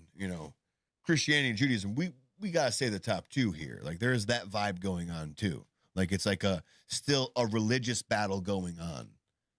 Oh yeah, these religious battles, I think, are kind of doomed to eternity. Yeah, it's just by their very nature. Like, as much as there is separation of church and state, and you're not supposed to bring your religion into politics. I mean, even Donald Trump ran on like, oh, I'm so Christian and I'm so close with God, and he had that picture where he held the Bible upside down because, like, yay, Jesus and stuff. You can tell Trump's a real religious guy. Yeah. But I feel like it's, as much as it's not supposed to, it's intertwined in there. Hey, C-Files, what's his favorite part from the Bible? You remember? Is it the Old Testament or the New Testament? It's definitely the one that lets him build another hotel. No. He had an actual response. Eli, what was it? What he said. I like both. Both are pretty good. Yeah, he said what? Both of them. I like both. Both are really good. I like both. I walked in, I saw a lot of testaments. I said, I like the new and the old one. I don't like the medium one. I like a lot of testaments. They're really good. both Saw the make New really good Testament. points. Had to see the prequel. It was great. It was Some would say great. The best prequel. It had me in I it. preferred the one with Jar Jar Binks. Let's play a little more of Jake Lang, shall we? This is him just about to start off the protest here. Come like London. We will stand strong against these Islamic invaders. These jihadis will have to go. Christians in America, you need to stand up. Like, wouldn't someone on the Muslim side look at this guy and be like, wow, that's a Christian extremist? Yeah. Yeah. Fair assessment? Yes, I believe that is what they would see. Because it is a religion versus religion thing in this guy's eyes. Yeah. In my opinion. Yeah, I do believe that this man believes Islam is evil. For your daughters are raped in the streets like the animals that they think we are. They call us kafirs. They hate us, and they want to destroy white people and Christian America. We will not allow it to happen. Dearborn, Michigan, 3 p.m. today, Schaefer Road and Michigan Avenue, a peaceful march standing strong against the jihadi Muslims. So he goes out and he starts to protest against these jihadi Muslims. And he actually, he brings a big-ass fucking cross. Where is it? Right here. This one. Is this the guy that's named Jake Lang? It is. This is Jake Lang. This is all Jake Lang right now. According to No Reply, apparently he's Jewish. He is. He's half Jewish, I believe. Oh. So this is him. America against Islamists. Jesus Christ is King of Dearborn, Michigan. Jesus Christ is King of Dearborn, Michigan. Pick up your crosses and walk, America. So far, I'm like, yeah, whatever. You can do this. That's fine. Like, you're protesting. Not to say that anything that happens after this he can't do, but anything that happens after this, and I think, if I'm not mistaken, you're like, all right, you're kind of being a dick now. You're kind of asking for shit. If you're trying to be viral, gotcha. I don't know if it worked out for you as much as you thought it did, but if you're trying to get, like, you know, people talking about you and views, again, I don't know if it worked out as much as you thought it would, but you're definitely, you know, like, you're definitely trending. You know, you're definitely out there. Perhaps this is a mistake on my part, but let me try to put myself in this individual's shoes and assume that it's all like pure sincerity and nothing about virility or anything like that. In his mind, this man truly believes he's going out and about to challenge the jihadists, which are the Muslims that are here and waiting for the holy war so that they may, in fact, take over. So I don't see how else he could, in his mind, rationalize a more peaceful approach. How do you peacefully approach an ideology that's all about infiltration and taking How over? are you peacefully approaching the concept of a war? Yeah, there is No, I'm saying, so like he's obviously peaceful not approach. approaching it peacefully. How Because are you, he's perceiving it as a war off Jump Street. He's not trying to understand or talk or conversate with. He's just like, no, this is a war. He's saying this is what it is. He's not conversating with anybody here. He's not asking for anyone to change his mind. He's saying, hey, I'm going to burn the thing you believe in because fuck you. How is that fucking unity? So he also, right before he said it's a peaceful protest, is getting everybody riled up about people R-wording their daughters. That would make me violent if I didn't know the game here and I was just some dude and heard like, hey, these people are coming. I would be like, oh, so I'm gonna assault people now.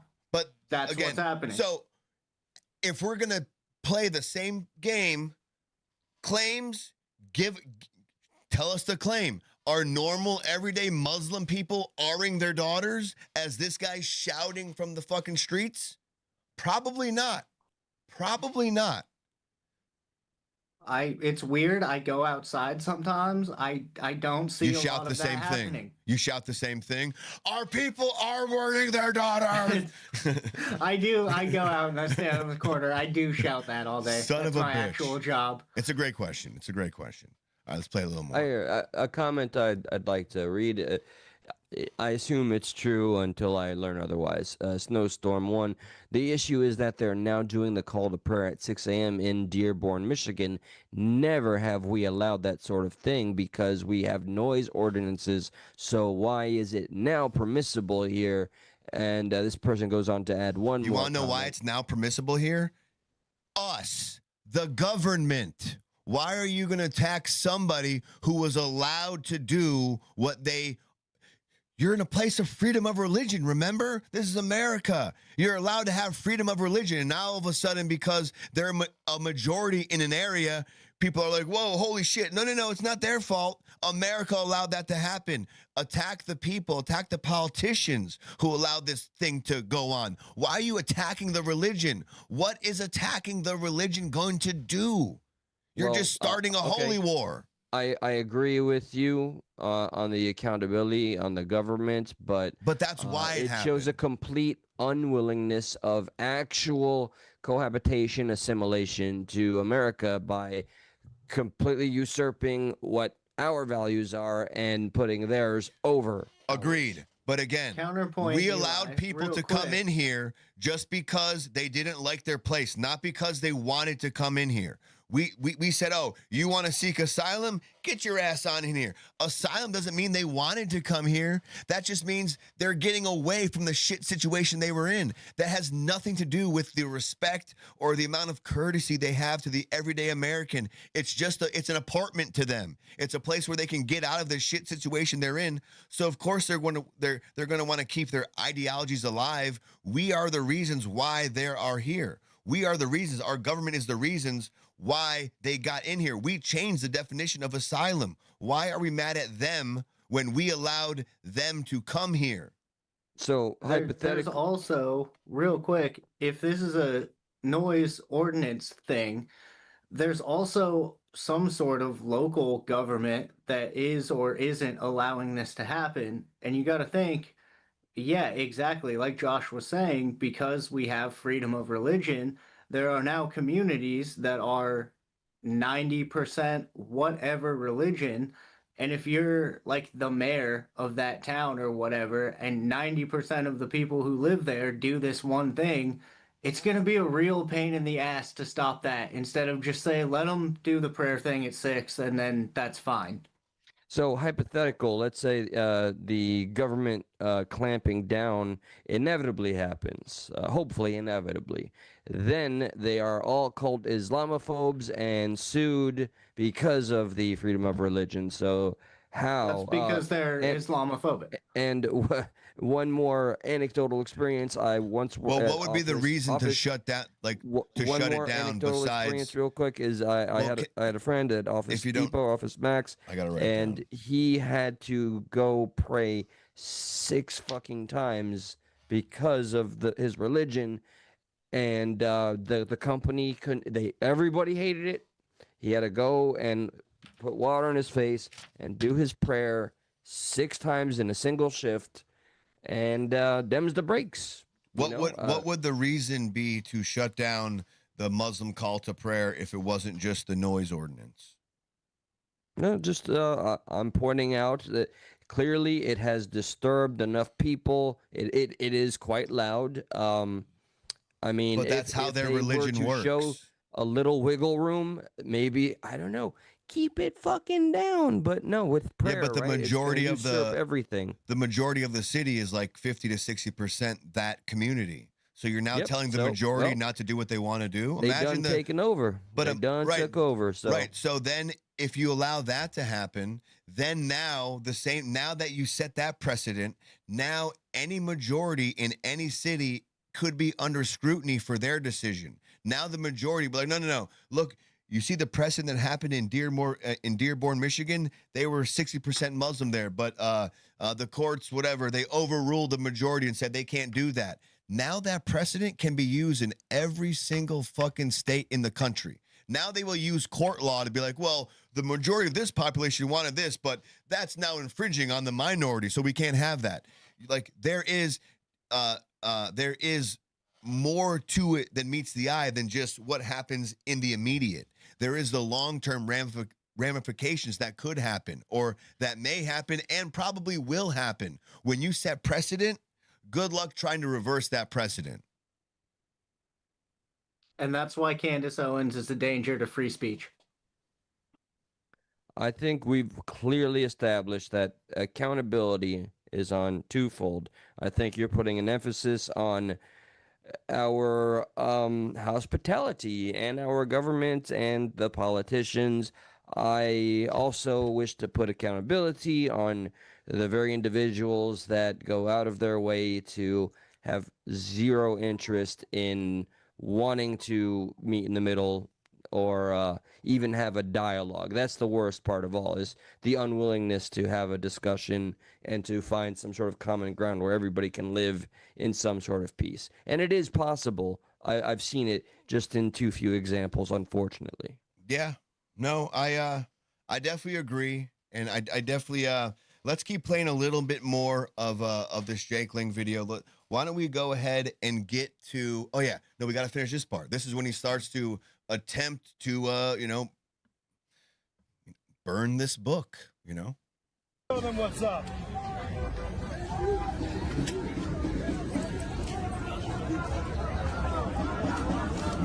So by the way, I'm playing this out of order. I thought this is what happened first, but he actually went back to so after this, we're gonna play the part that happened in the beginning. So my apologies, but this is why he's saying the whole pepper spray. It was a pedophile and a rapist.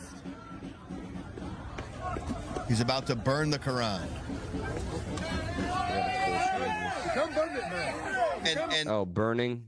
And let me ask you, how is the guy in the blue infringing on his freedom of speech? He's not at that point. It's full on. Can you see that screen larger, C-Files? Can you? I can see it enough to know what's going on. All right. A homie that's screaming about people are I hear it. children It's really okay. That's a little better. Yeah, the audio. Oh yeah, that's better. The audio is kind of low. I'll just the audio is off of it. perfect. It's like a small box on my screen, but at least now in the small box I can see. It's a Zoom format problem, Yeah, I not know. a show Yeah. format problem. All right, go for it, Jeff. No, it's definitely a vertical streaming problem. Precisely. Is it? Don't tell them the bots. Oh All right. shit! You told them the gig is up. Let's see. I don't want to mess this up too much here. I'm a bot. We know. Let's see here. Let's go over here. All right, let's keep playing a little bit.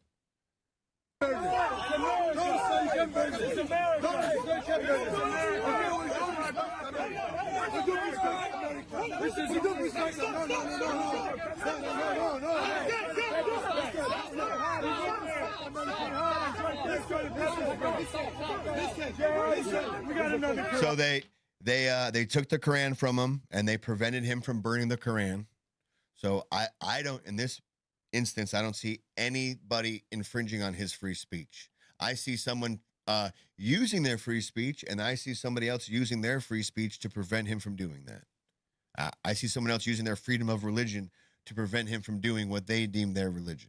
I don't see this. Simply understand. It's not the government coming in, essentially is what I'm saying. Yeah, no. I understand on a human emotional level why they would want to prevent that. So, there's no huge conflict in my mind. Heard. Is it his freedom to do so? Sure.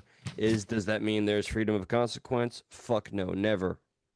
Yeah, and then like I said too, if this guy did that and he burned the Quran, and then the other guy in the blue hoodie came up and punched him in the face, the guy burning the Quran has protections. He was allowed to do that, right? The guy wasn't allowed to punch him in the face. The government will protect you from that. You don't have freedom of consequence from how somebody reacts to what you're doing, but the guy will get in trouble for assault or for whatever he did to you for exercising that. That will happen later, but nothing's going to protect you in the moment. I have freedom of speech. You can't hit me. He's like, fuck you. I'm going to fucking knock you the fuck out. Okay, wait. Good point here. Saint JHU. LOL, taking someone else's stuff is free speech. No, it's not. You're right. It's not. Was he we're looking at the action and we're defining it by the action in and of itself, but being technical as you are, you're right. No, taking the property is not exercising. But free again, speech. they'll It is get the in consequence, trouble. though. They'll get in trouble for stealing your property. Okay, the government isn't preventing you from doing that. It's somebody else who doesn't like what you're doing, taking upon themselves to serve you a quote punishment by stealing your property. But in turn, the government will, prosecute them for theft. They'll get theirs because they weren't allowed to do that. So it does protect you in some way, for sure, but it doesn't protect you in the moment from other people's crazy ass actions. You got to be careful of that. Given. So my initial response was like, I was just being, I guess the term I'm looking for, I was trying to be compassionate because, putting myself in the shoes of somebody watching the very thing that represents their faith about to be burned, I assume somebody would take action. However, within the confines of free speech, we've made the distinction. That's not what that is. That was, I think we're all comfortable saying simply the consequence of exercising free speech in that way. Right. I would also say, though, homie doing it, what's his dude's name? Jake Lang. Yeah, Mr. Jake. I would also say it's very clear he's doing this for like clicks, views, and attention. Right. And I think your intention goes a long way. Like if this was some guy who legitimately believed what he was saying, I would have a little more sympathy, but like I kind of want this dude to get hit in the face. How do we know that? Like honestly, I know in this world, this day and age, that's probably like the most common sense assumption.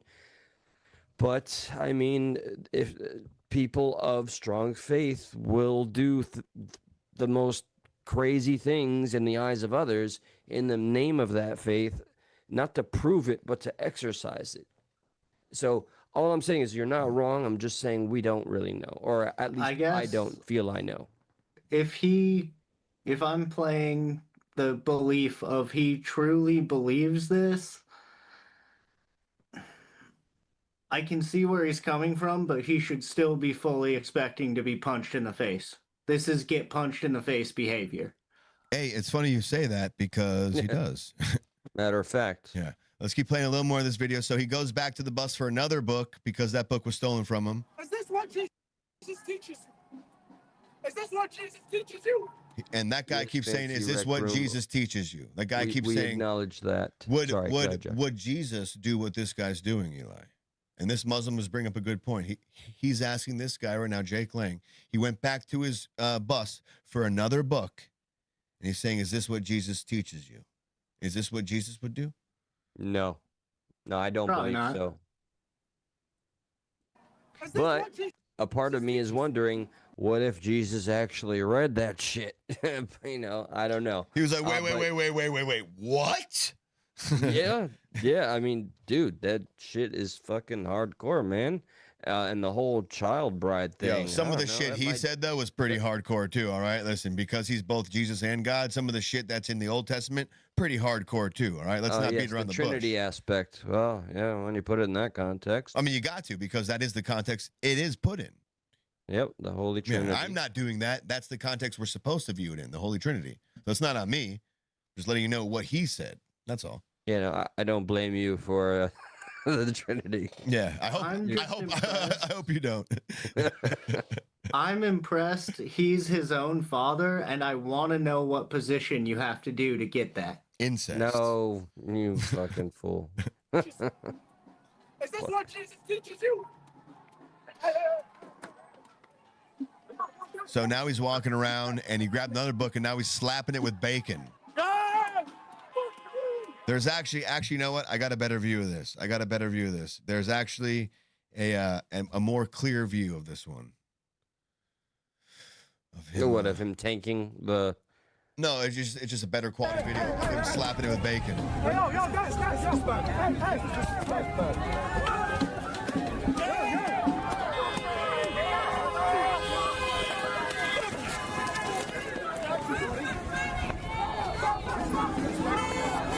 I mean, like what would be the equivalent of somebody in the Muslim religion going around and slapping something on the Bible? Like, again, I don't think this is going after free speech. You're just pissing off the person who's religious. Is my point here? It's like it's missing the point of what freedom of speech is. None of the government is coming here preventing you from saying anything. I know you're making a point about Muslim this and Muslim that, but like it seems like you're missing the forest for the trees by thinking every Muslim is an extremist. Seems like that is what Islamophobia actually is. Are you referring to Jake Lang or me? No, we're talking about the video. But yeah, no, Jake Lang, man. Yeah. I don't think you're Islamophobic.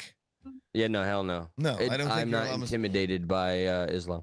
But I no, it's not intimidated. I think it's fear. I know. I think it's fear of the unknown. I know. I'm trying to sound like a badass. I know. I get it. And I'm not saying you have fear of the unknown either. But I'm saying like I think this is what they mean by Islamophobia. I hate to say it, but like he's not really attacking freedom of speech here. He's attacking the religion.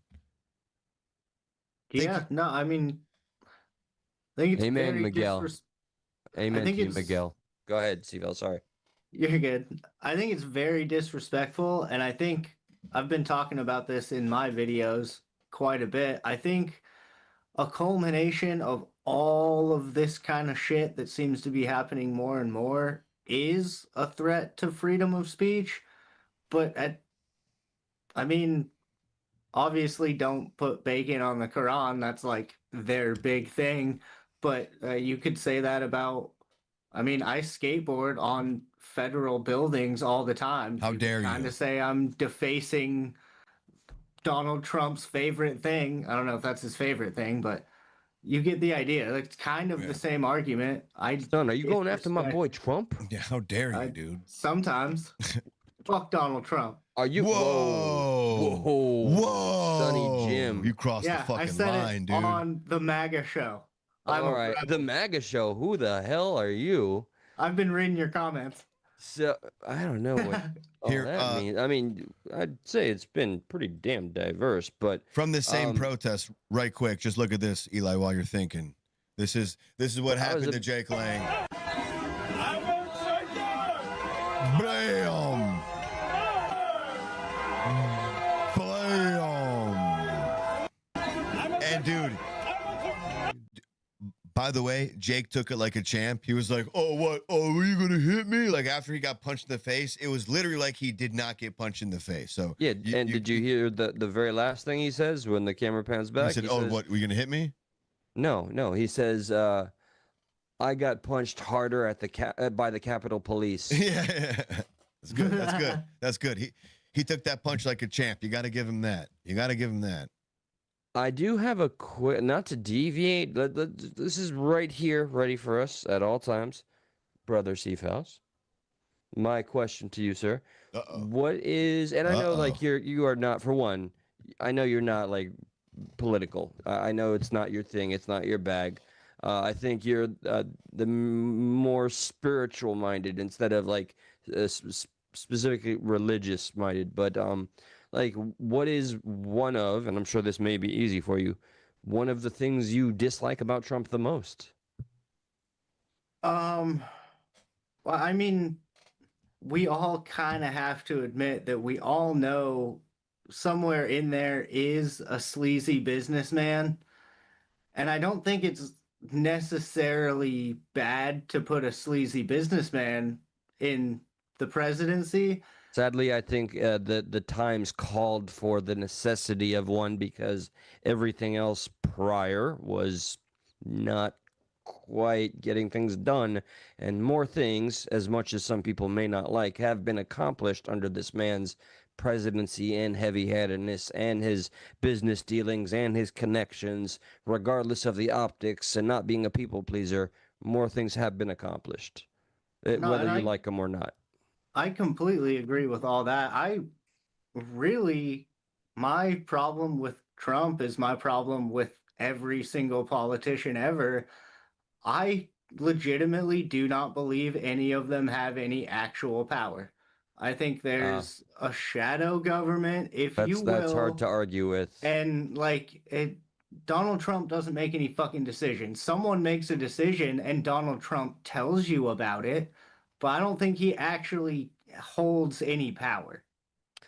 I think his very existence has maybe proven that that's not entirely true, but I do agree with you that there's clearly some element of the government that we're just never ever going to be privy to. That And I maybe don't even even the president will never be privy to. I don't even necessarily mean that in like a conspiracy shadow government way, but like you got some of Why? the You people. can, and it'll be completely rational. I mean, you got some of the people who have been in these positions of power for fucking 40, 50 years. You really think every 4 to 8 years when the new guy comes in, they all go, yeah, okay, we'll listen to you now. Yeah, I see that guarantee Trump comes in and they go, all right, listen here, buddy. Here's how we do shit around here. that's one It's of like the those Bill old Hicks joke. Is it? Might be. Yeah, the Bill Hicks joke is like anytime a new president gets elected in, the FBI takes the new president and they bring him into this really dark room and they got this projector screen on there and they throw down the screen, they turn on the projector and they show the new president an alternate, never before seen angle of the JFK assassination, and they say, "Any questions?" Ooh. Yeah, that's the implication. Sorry, kind of jumping back and forth. You're good, bro. Snowstorm, as a Christian, to be clear, I would never behave like this. Doesn't change the fact that the police should be dedicated to protecting all people and did not protect the rights of the protesters. Agreed. He shouldn't have been attacked, or it shouldn't have at least been successful. But that's really, really hard. Yeah, but they fall short as often. All institutions and agencies do, especially funded by our tax dollars. If you don't mind, let's play the idea that you kind of wanted to do, but he did it double time, and I wanted to do triple time. All right, he had already did it. I would like to say that. Well, fuck. You know what? You mind doing one more poll, Josh? One more what poll? Yeah, go ahead, dude. One more poll. Talk to okay. me. Talk to me, man. Ladies and I think we do got gentlemen, a poll. Real quick, do we have a poll up right now? Yeah, we do. You do. What's the poll right now? That somebody really broke it down. They missed our whole conversation. Oh, there we go. Does YouTube have the right to prevent freedom of speech? They no, 79% no, 21% yes, 318 votes. We had some of the expected, like it is a private business. Yes. We acknowledged all that. All right, so this final poll. All right, guys, I had what we can all possibly agree. Not even possibly. I had a very stupid, rambunctious idea.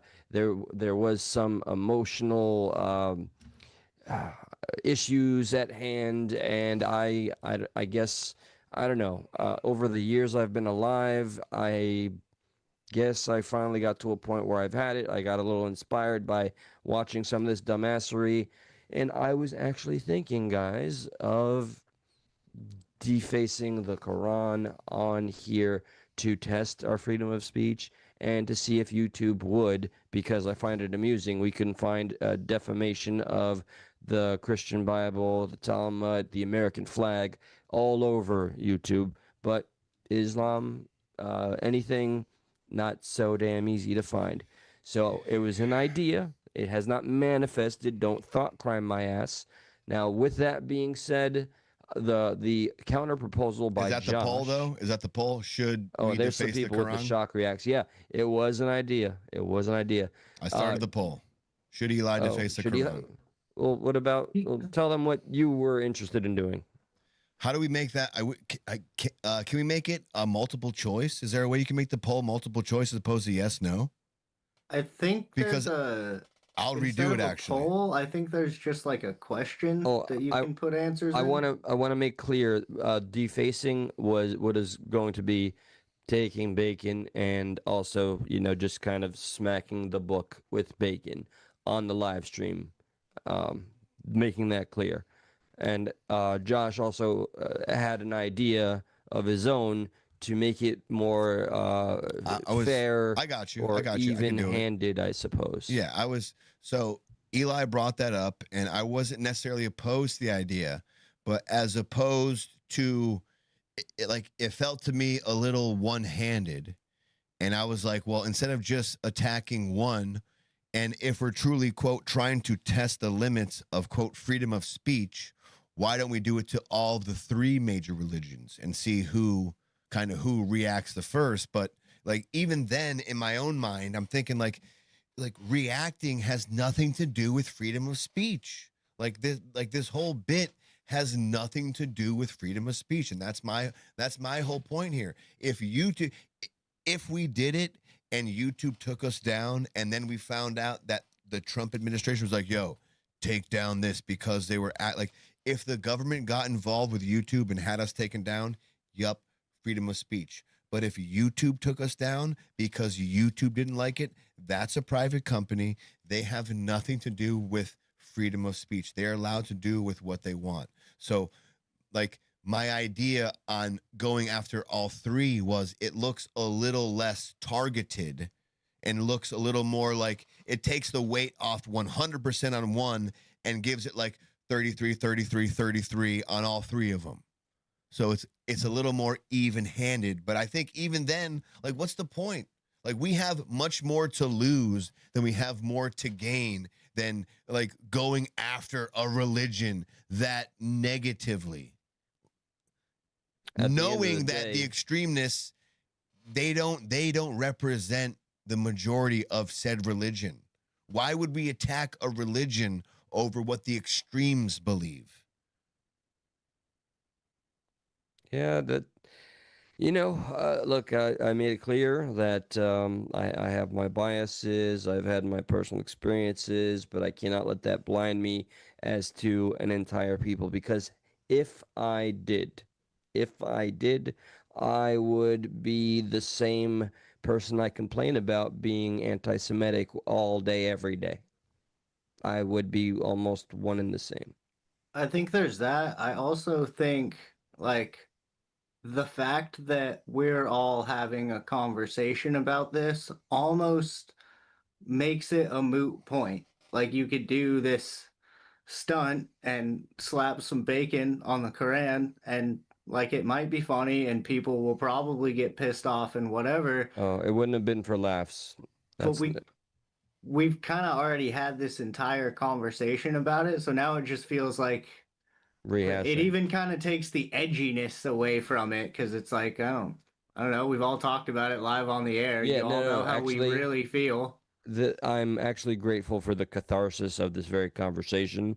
I think at the end of the day, or phrase it, the night, I'm glad I didn't even give that a shot, even though it would technically be my own property and within my rights. But I heard in your voice, the hesitation, and like it was more so like you weren't even decided on the idea. You were humoring the idea for an entertainment show's point of view, like 100%. Like I know you, and I know what you were sounding like, and I know this was like listen, I know, like I knew the vibe of what this was gonna be, and I felt like this wasn't a real Eli thing. This was more like a show thing. Not to say you didn't feel this way. I'm not trying to take anything away from you. I'm just saying. No, I do have my reservations. Going the extra mile to do it, I thought, was the show thing.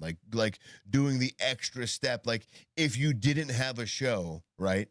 Like, you wouldn't just go on. Like, you wouldn't just go by yourself in your backyard and burn anything of a religious property. You wouldn't do that. But let me tell you one aspect that still bothers me right now, and I don't think it'll ever stop bothering me. I still feel like Islam does maintain this intimidation, even though we may be referring to the extremists, in totality here. There's a big point, though. Intimidation factor, like the fact that I feel like I would be putting myself, my home, my family in danger if I were to do such a stunt. That makes me mad enough to want to say, well, fuck you then. You know me, right? I'm just feeding right into. You know me, right? Yeah. When someone tells me don't do it, I'm like, fuck, I kind of want to do it. Now it's the same concept. Like, just because you're telling me not to do it because it's going to piss someone off, like, well, now I kind of want to do it. Now you're making me want to do it, right? You know, but like, I'm maturing a little bit. I'm becoming hopefully a better human being. And like, I'm not always trying to do the opposite of what someone, like, it's not always Thursday. It's not always opposite day here. I don't always got to do what the opposite of someone wants me to do, because that's also kind of being controlled if you think about it. If someone says do this and you want to do the opposite, well, you're kind of being controlled a little bit. I mean, look, do you remember how we met? I was just the guy that was saying and doing everything you're definitely not supposed to. Yeah. And it was cool for a little bit, but then it just kind of became the bit, and then, you know, everything exploded, and now Ryan Upchurch has a lawsuit. Yeah. Go figure. Yeah. I find this, I'm very, very intrigued by this comment, and it's very, very simple. Archangel 7444 here. You know why Christianity is dying? Because you don't have the same reaction Muslims do. That I find actually, you know, kind of compelling. Ask me this. All right. Ask me what religion I would prefer, right? I'm not a religious person per se, but if I had to choose, go ahead and ask me. Shit, man. I mean, okay, fine. I assume Muslim. Fuck you. No way. I assume Christianity. Yes, Christianity. I would much prefer, like, and I will completely admit there's a little bit, maybe a little more than a little bit, maybe about 50% ignorant in that statement, because I'm not fully aware of what the totality of the Muslim religion wants. Okay. But because I am biased a little bit, because I was brought up Christian, Catholic, I much prefer that style of religion of what do you call it? Like, it's you know, God damn it, not Lord's name in vain. Dictator is totally the wrong word, but like, you know, this country has a you know, Christianity has a stronghold on America, so to speak, and that's not supposed to be a negative thing, but it's like, you know, we're not supposed to be a religious nation, but one could argue that we are more Christian than anything.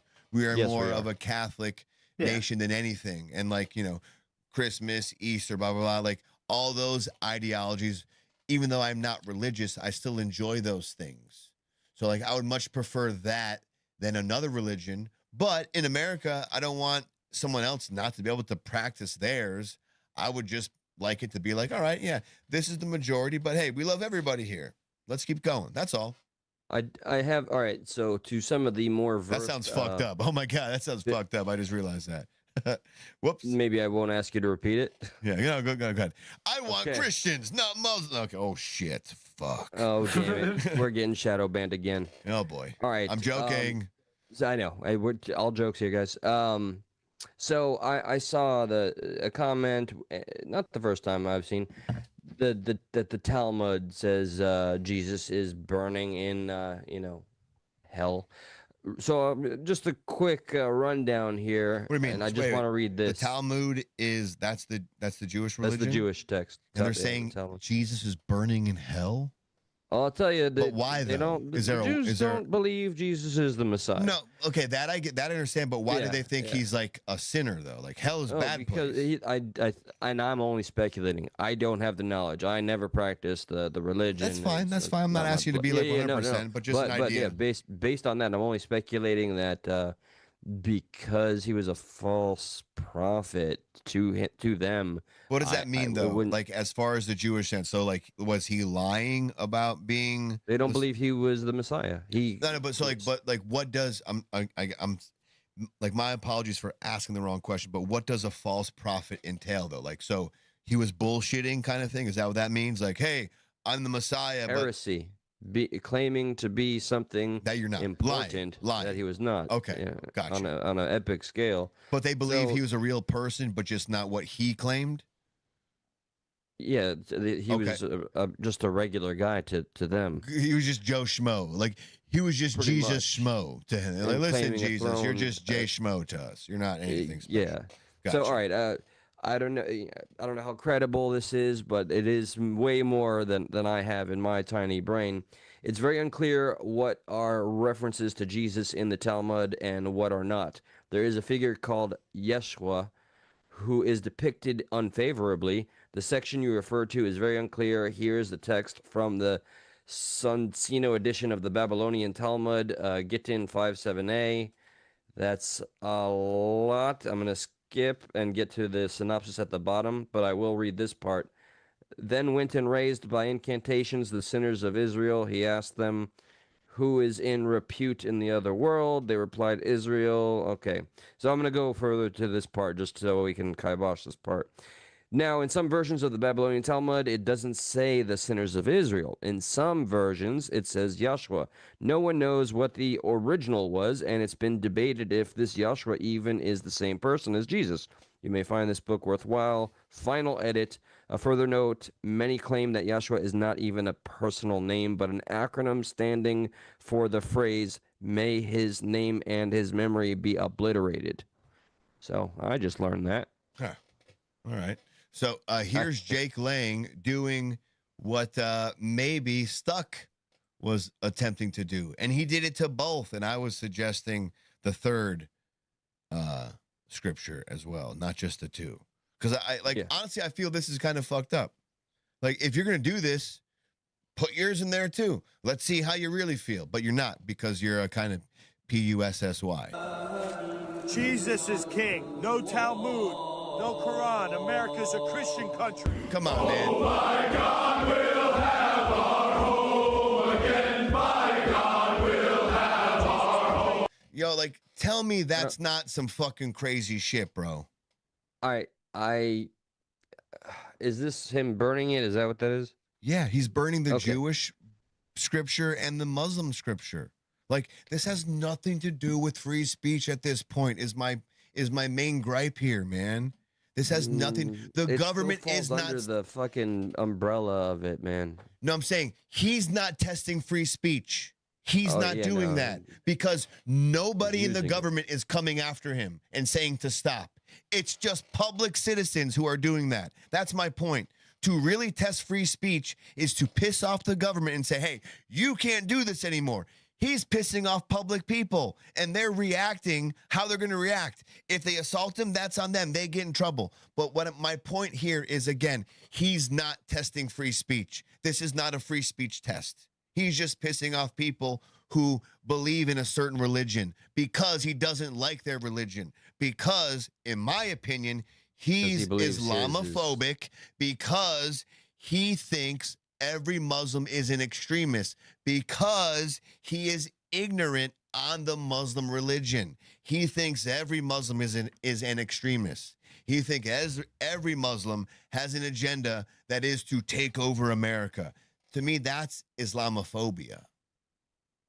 I think what he's doing there is standing there and saying, I only specifically like or believe in my faith. It's the one true faith, and here's all your other crap.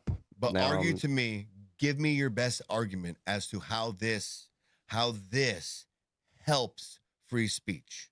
Because again, free speech is government protected. It doesn't help free speech. Okay. He's just using free speech. Right. It is still technically free speech. I'm not saying it is. You're right. But I'm saying he's not testing it because the government isn't encroaching on him. Yeah, there's no challenge there. Like, he's not going to Congress and burning something. Like, even then, it's probably like, you can't burn something here. It's nothing to do with free speech. You can't light something on fire. You know what I mean? Like that's my point here. Is like, what does he really think is happening here? He's making a statement that I think he understands better than and I you know what, I even think some people in here understand. Imagine if Josh was part of the Muslim Brotherhood. What would Josh do if he saw this happen? If Josh saw someone try burning, to find my underage daughter and no, fuck, shit. No, I'd be like, no. Now I definitely want to come here and put my religion on you. You know what I mean? Like, Muslim Josh, dude, you fucking don't tell me no. Now I want to do it even more. And find Muslim Josh sounds like a crazy superhero, dog. Hell yeah. Muslim Josh. Careful. Allahu Akbar. Boom. And I do something crazy. So, Muslim Josh. We'll keep going with this. Brotherhood Josh. I guess my question is, and I feel like I already know the answer because this is what everybody does, but if someone were to walk up and burn a Bible in front of that dude, would he be mad about people infringing on his rights? And I feel like he probably would. He'd be pissed. He'd do the same thing. He'd try to take the Bible away. No, you can't burn that. He would assault somebody and then same boat. Well, he would do the same thing the guy in the blue jacket would do. He would just try to take the Bible away. No, hang on. No, you can't do that. Don't do that. Don't do that. He wouldn't push until he got pushed. Like that guy in the blue suit who was filmed with the camera who grabbed the Quran away from him after he set it on the floor. He didn't touch Jake at all. He just tried to grab for the Quran. And I hopefully Jake would do the same thing. He would just want to grab for the Bible as opposed to attack the guy trying to burn the Bible. Both of you guys are smiling right now. What do you got? You got some good shit. This guy has just chugged a Monster, and I see some drywall energy, so I feel like an assault is in order. Drywall energy. Talking about me? Fucking Jake, the dude who's trying to burn Qurans and not be assaulted for it. He does got drywall like energy. A Kyle that's had a lot of Monster. I just done a lot of patchwork. All right, done a lot of joint compound today. I'm ready to fucking on one, motherfucker. So, I want to share, guys, that the stream has gone way beyond my expectations. You guys have been absolutely just fucking rock stars. I'm not even gonna ask. I was just gonna say thank you.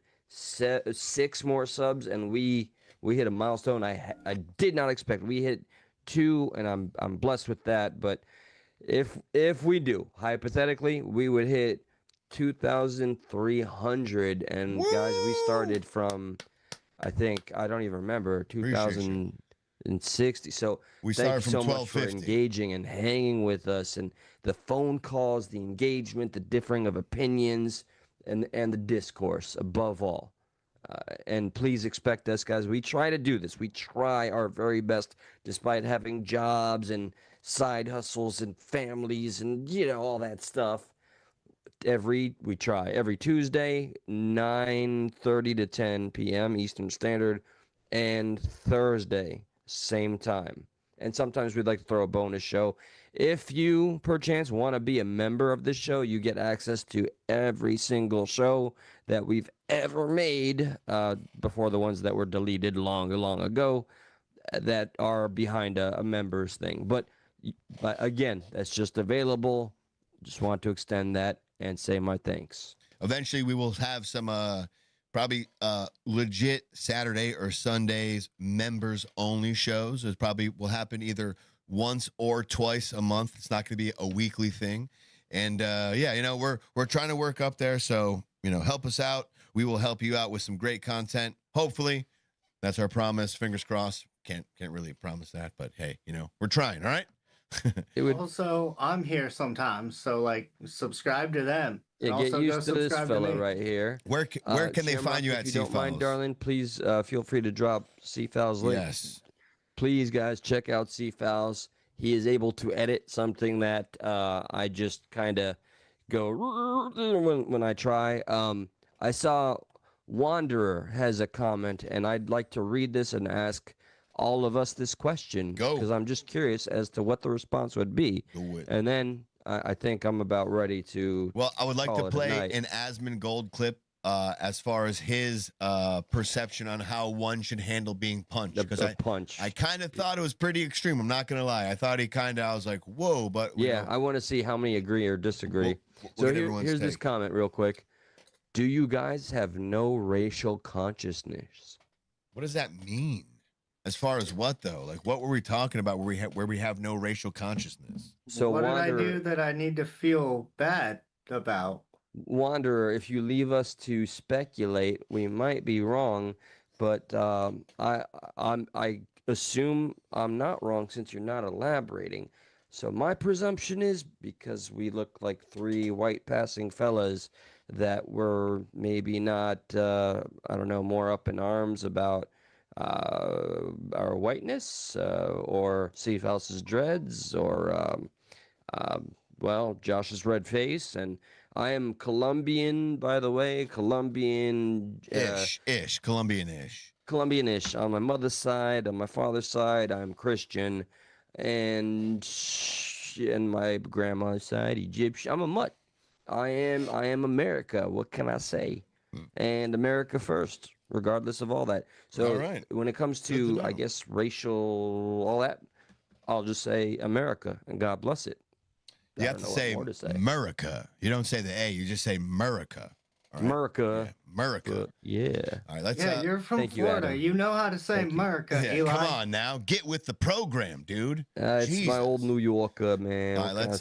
We're gonna wrap up the show here with a little Asmongold, his commentary on what happened with Jake Lang, and it kind of surprised me. There's a lot of things that I do agree with Asmond on, and this I thought was, to be honest with you, a little extreme. A little bit much. A little bit much. You know, you all be the judge. I think I have it on a 1.25 speed, so we shouldn't get whacked. And here we go. Enjoy the ride. Oh God, I'm against violence, but what do you if you start it, run them down? Oh, I'm very much. I am very pro self-defense.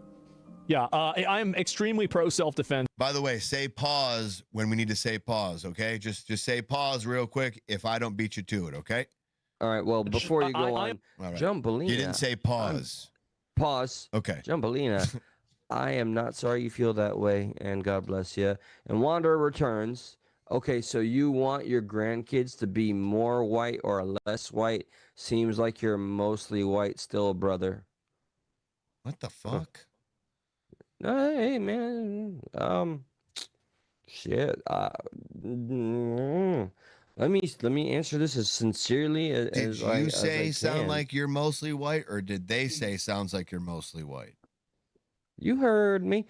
Okay, so you want your grandkids to be more white or less white? Question mark. Seems like you're mostly white still, brother.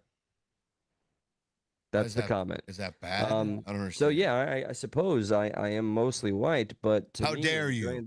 How dare you? Yeah. Yeah.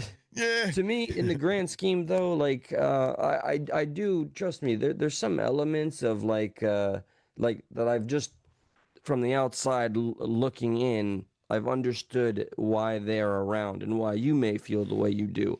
There are white people that feel like they're in danger of being completely erased, and that's why, I mean, or not why, but that's why one of the topics of like Islam's infiltration is a topic. You know, there are certain elements of America that I would like to see stay as American as possible without the outside infiltration changing it so much so that it's unrecognizable. But when it comes to the color of my skin, it is not one of my strongest concerns. It's not that I have a lack of pride. It's that when it comes to the color of my skin, I'm just like, hey, I'm glad I can get a tan, and you know, I'm a good-looking fella. But God bless either way. Fuck yeah. I don't identify as race. I've decided to do the non-binary thing, but non-race. You're a non-binary racial person? Yeah. Or non-racial person? So Yeah, can I call you any race I want to? I guess all the slurs apply Listen, to me. you Japanese mother something. No, I don't know. I identify as a strong, independent black woman. Just to Oh, let you damn guys know. it. So be careful, because That was mine. I will out checkmate you all. All right. Fine. I used to be the strong, independent black Hang on. woman, Ready? by the way. Ready? Right? See what I just did there? You can't do it as good as me. I just did it. I can't do it as good as they can, because they are stronger and more independent than I am. But absolutely, they don't need no man. I can only strive to be like that one day. But that's who I channel. That's who I am. Just letting you know. All right. Joshina, the strong, independent black woman. Just Sheena. Ooh, I I dig like it. it. All right, don't fuck with me. All right, don't fuck Word. with me. All right, let's go back to little Asmongold. Asmon, drop that knowledge. He's like, all right, yeah, you want to punch me? You're dead. I'm very pro self-defense. Yeah, I'm extremely pro self-defense instantaneously. And so if somebody punches you in the face, I think that you have the right to kill them. Pause. Okay, that simple sentence right there, guys, for those of you that are left with us, I would love, no poll necessary, I would love to simply know this answer. Thank you for engaging again.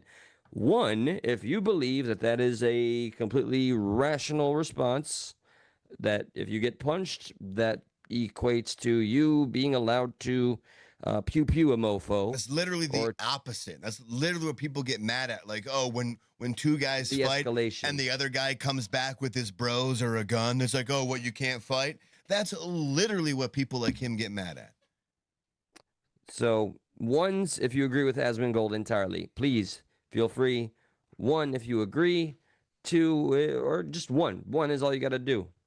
I feel like that's the answer of somebody who doesn't understand how to fight. Like, that's someone who's afraid, so they're just going to the extreme.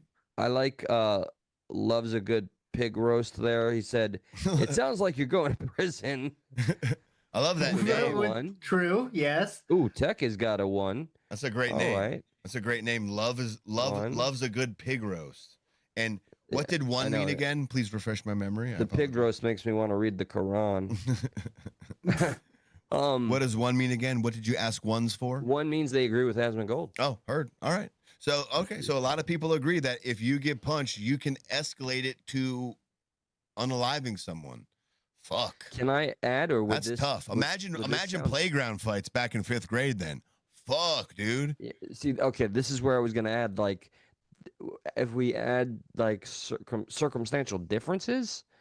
Like, you can't add rules to that now. It's got to just be broad. Shit. It's got to be. Like, how do you add rules to fucking crime? When I got jumped by the biker gang, and the two fucking neo-Nazis. Deservedly, by the way. Yeah, fuck you. So when those two neo-Nazis teed off on my fucking dome, I would have loved to have pew-pewed them, but I didn't. See, to be fair, I think you in that situation had a better reason. Yeah, I did. If you had a pew-pew on you to defend yourself with that. Like, I also thought I was being You killed. could not have gone back in, like, if they did that to you and then, you know, a half an hour later you went back and no, for sure, no. But if in the moment, I think you had a pretty damn good self-defense reason to do that if 100%. you felt like that. So, even though I would have been lit up like a Christmas tree by the biker gang that was there.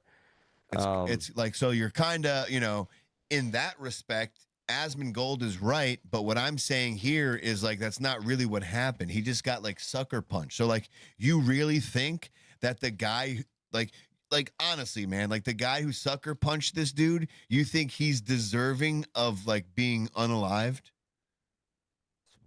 Because this is what he's basing it off of. He's not basing it off of anything else but this video. And I'm agreeing with you in your instance that you had the opportunity and the right to do that.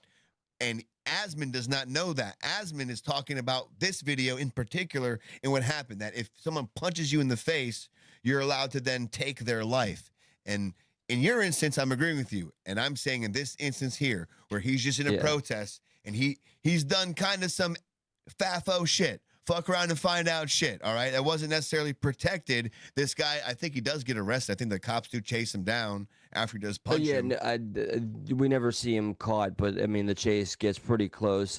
Kay Wallace, when you say your own people beat you up, false, buddy. They were neo-Nazis. If this is some kind of joke, ha ha he he.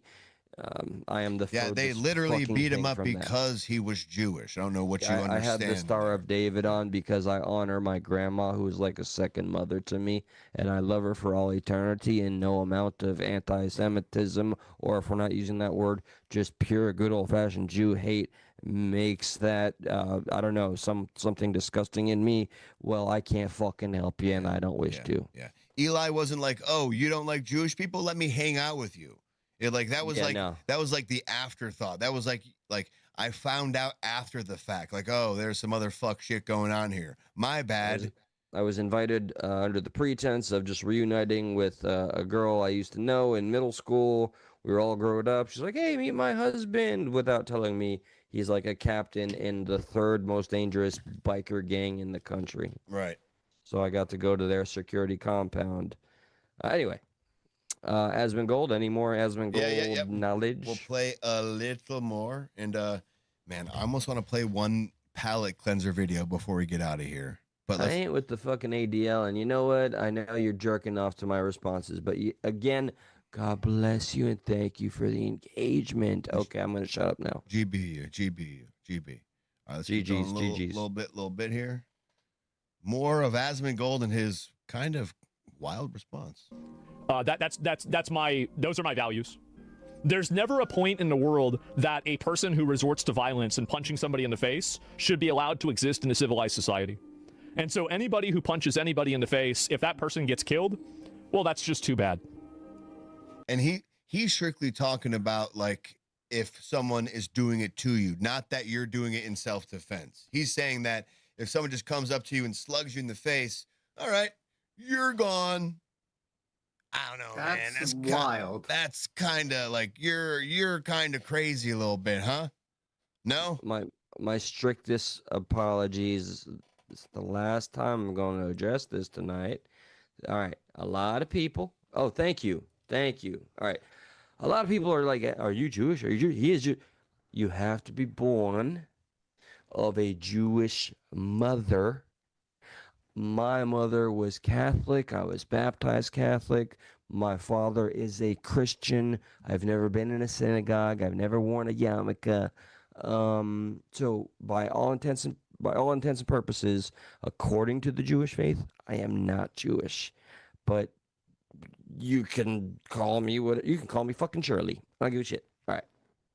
Back to Asmon. There's about 2 more minutes left of this. It is. It's too bad.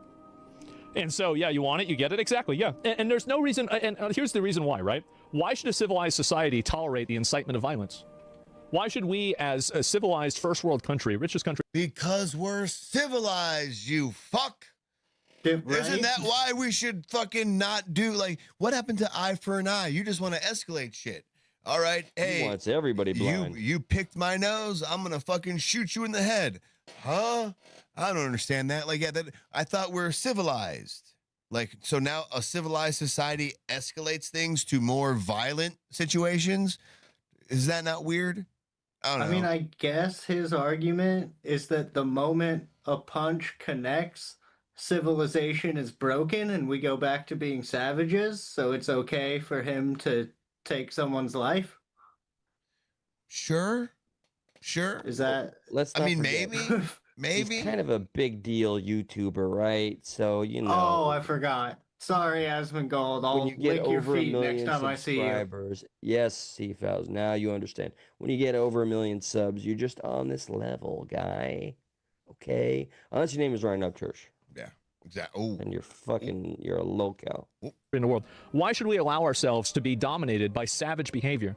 Why should we allow ourselves to be terrorized by belligerent, aggressive, abusive people? Why should we allow this to happen? Because we're civilized, as you just said? Huh? I'm confused now, Asmon. A slap? I don't know. If a guy hits you, and I mean, a slap is, I mean, I feel like that's basically what happened there, right? The same thing, it's the same thing with the person who killed bro. I don't know what you mean by that. Only combat and violence should be like with rules, some kind of arena or ring. What if it's a weak girl, still go full power? If you don't want someone to hit you, then you shouldn't hit somebody. It's such an easy solution. And if you don't want to have that happen, then just don't hit somebody. I don't really. Why do his eyebrows move like that so much? He has some form of stigmatism, like, you know, like I have a stigmatism, and that doesn't make my eyebrows. He has Tourette's.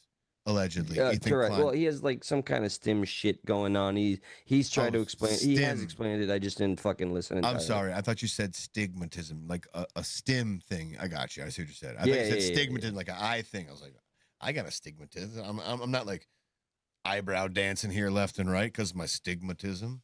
Got you. A stim thing. care, if you want me to be honest. I don't think that a person should, be expected to match any sort of force or anything like that. What? See? So he doesn't agree an eye for an eye. He doesn't agree that if I punch you, I can only match your force. If I punch you, you're allowed to escalate, just like kind of like how cops are allowed to. Cops are allowed to escalate.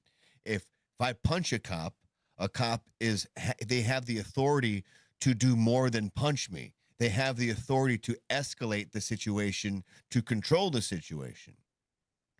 So that's kind of how he views, like, society should have the same thing. Like that. So I'm not saying or I'm not taking any points away from his point, but this man like literally just stays in that house. Like that's it. He does not leave his home unless whatever necessities, but he's well off enough where he doesn't have to, and he intends to live like this for the rest of his life. He wants no family. This is what he said he's peaked, but like, just and think of like no more goals. Right. And just think of all like the broad, just like someone's drunk at a bar and they punch somebody. Now they're allowed to get shot. Like, this guy has no idea what he's saying. He's just making this broad sweeping implication that like, if you punch me, I can unalive you because I'm rich guy. It's like, man, dude, you make a lot of cool points. You just had to poo-poo. Like, I'm still going to listen to him, but just like MGT, if he's Trump, I disagree with this motherfucker on this point of view wholeheartedly. This goes against what I believe in. I don't think you're allowed to escalate something like that. I don't think just because someone punches you, you can then take their life. I think I'd that's be curious. I believe this is the proper definition. I believe this is the proper definition. I believe it's called fuck shit. Am I correct on that? Is that some fuck shit? I concur. Yeah. Heard. Yes. I wonder how that faking fucking fella. It's a lot of suffering psychopaths. It's a lot of what's doing alliteration. Faking fella. Fucking faking fella. There's an individual that may or may not be a fan of this show that totally fucking like called the cops on himself. No. Oh. There is no totally. That happened. All right. When one person, okay, maybe not on himself. Went to his house. Maybe not on himself, right? But somebody did a stupid wellness check or whatever. Right? 5150. No swatting happens with a guy just in plain clothes, like just like in just the normal police clothes. Like, hey, what's going on here? When you get swatted, it's like, it's the police, and they got guns, they got SWAT uniforms on, they're fucking decked out in the fucking full everything because they think there's like a murder or something else going on there. It's not just one dude knocking on your door like, hey, is everything okay here? This is Speaking a swatting. from experience too, and you too, by the way. What do you think? Real-time idea. Josh, what do you think of this? See, fellas, you're allowed to have an opinion too. Nice. All right. It's unavoidable. People are definitely watching, gravitating towards Nick Fuentes almost as much as people are jerking to Candace Owens. What do you think of having a show where we focus a lot on Nick Fuentes and getting his kind of base in here, and maybe having the phone lines open? I see a couple of you there. Kay Wallace, you're definitely a very proud, outspoken typer. How do you feel about speaking? Just curious. So this is an open, extended invite. We hope to see you and hear you, because sometimes talking like men / human beings is a reminder that we're actually human, aside from, anonymous letters on the screen. Just saying. How dare you gender me? How fucking dare you? Listen, I know. I think we kind of did it. I'm not going to lie. I think close to a 5-hour stream, I think kind of really, lets everyone know we were here for a little bit. Is there anything else you want to add? Did we miss anything? No, you know what? Okay. Just not you, Kay Wallace. No, I don't care. Any one of you, down to the wire, one more sub, and we do, in fact, hit this milestone.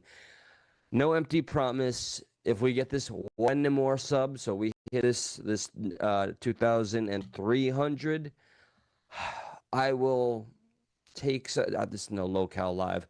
I will do. It's turning into it. So yeah, I know, no kidding. That's 75 subs. If we can get one more sub, that's 75 One more subs. sub. I'll let you guys vote on 78. A topic or maybe even, I don't know, maybe some kind of hijinks, but completely at the mercy of the audience. So they're gonna start taking subs away from us. If we get it, fantastic. If not, it's okay. It'll just drive my OCD fucking crazy. But we did the damn thing, though. We did. How long have we been on?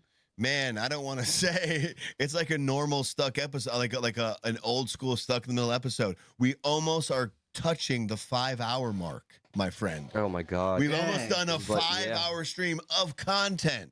All right. And I love it. Every moment. Applause. C-Files, my man. Thank you for coming on and joining us here at the last bit of this whole. I think that probably was like a good hour-and-a-half segment in and of itself. The whole testing the limits of freedom of speech. Hopefully, we came to some type of middle ground there. I don't know. Did we? What do you think? I don't know. I think so. I hope it was so. super fun. Either way, I really enjoyed talking to you guys. I can shoot the shit about anything.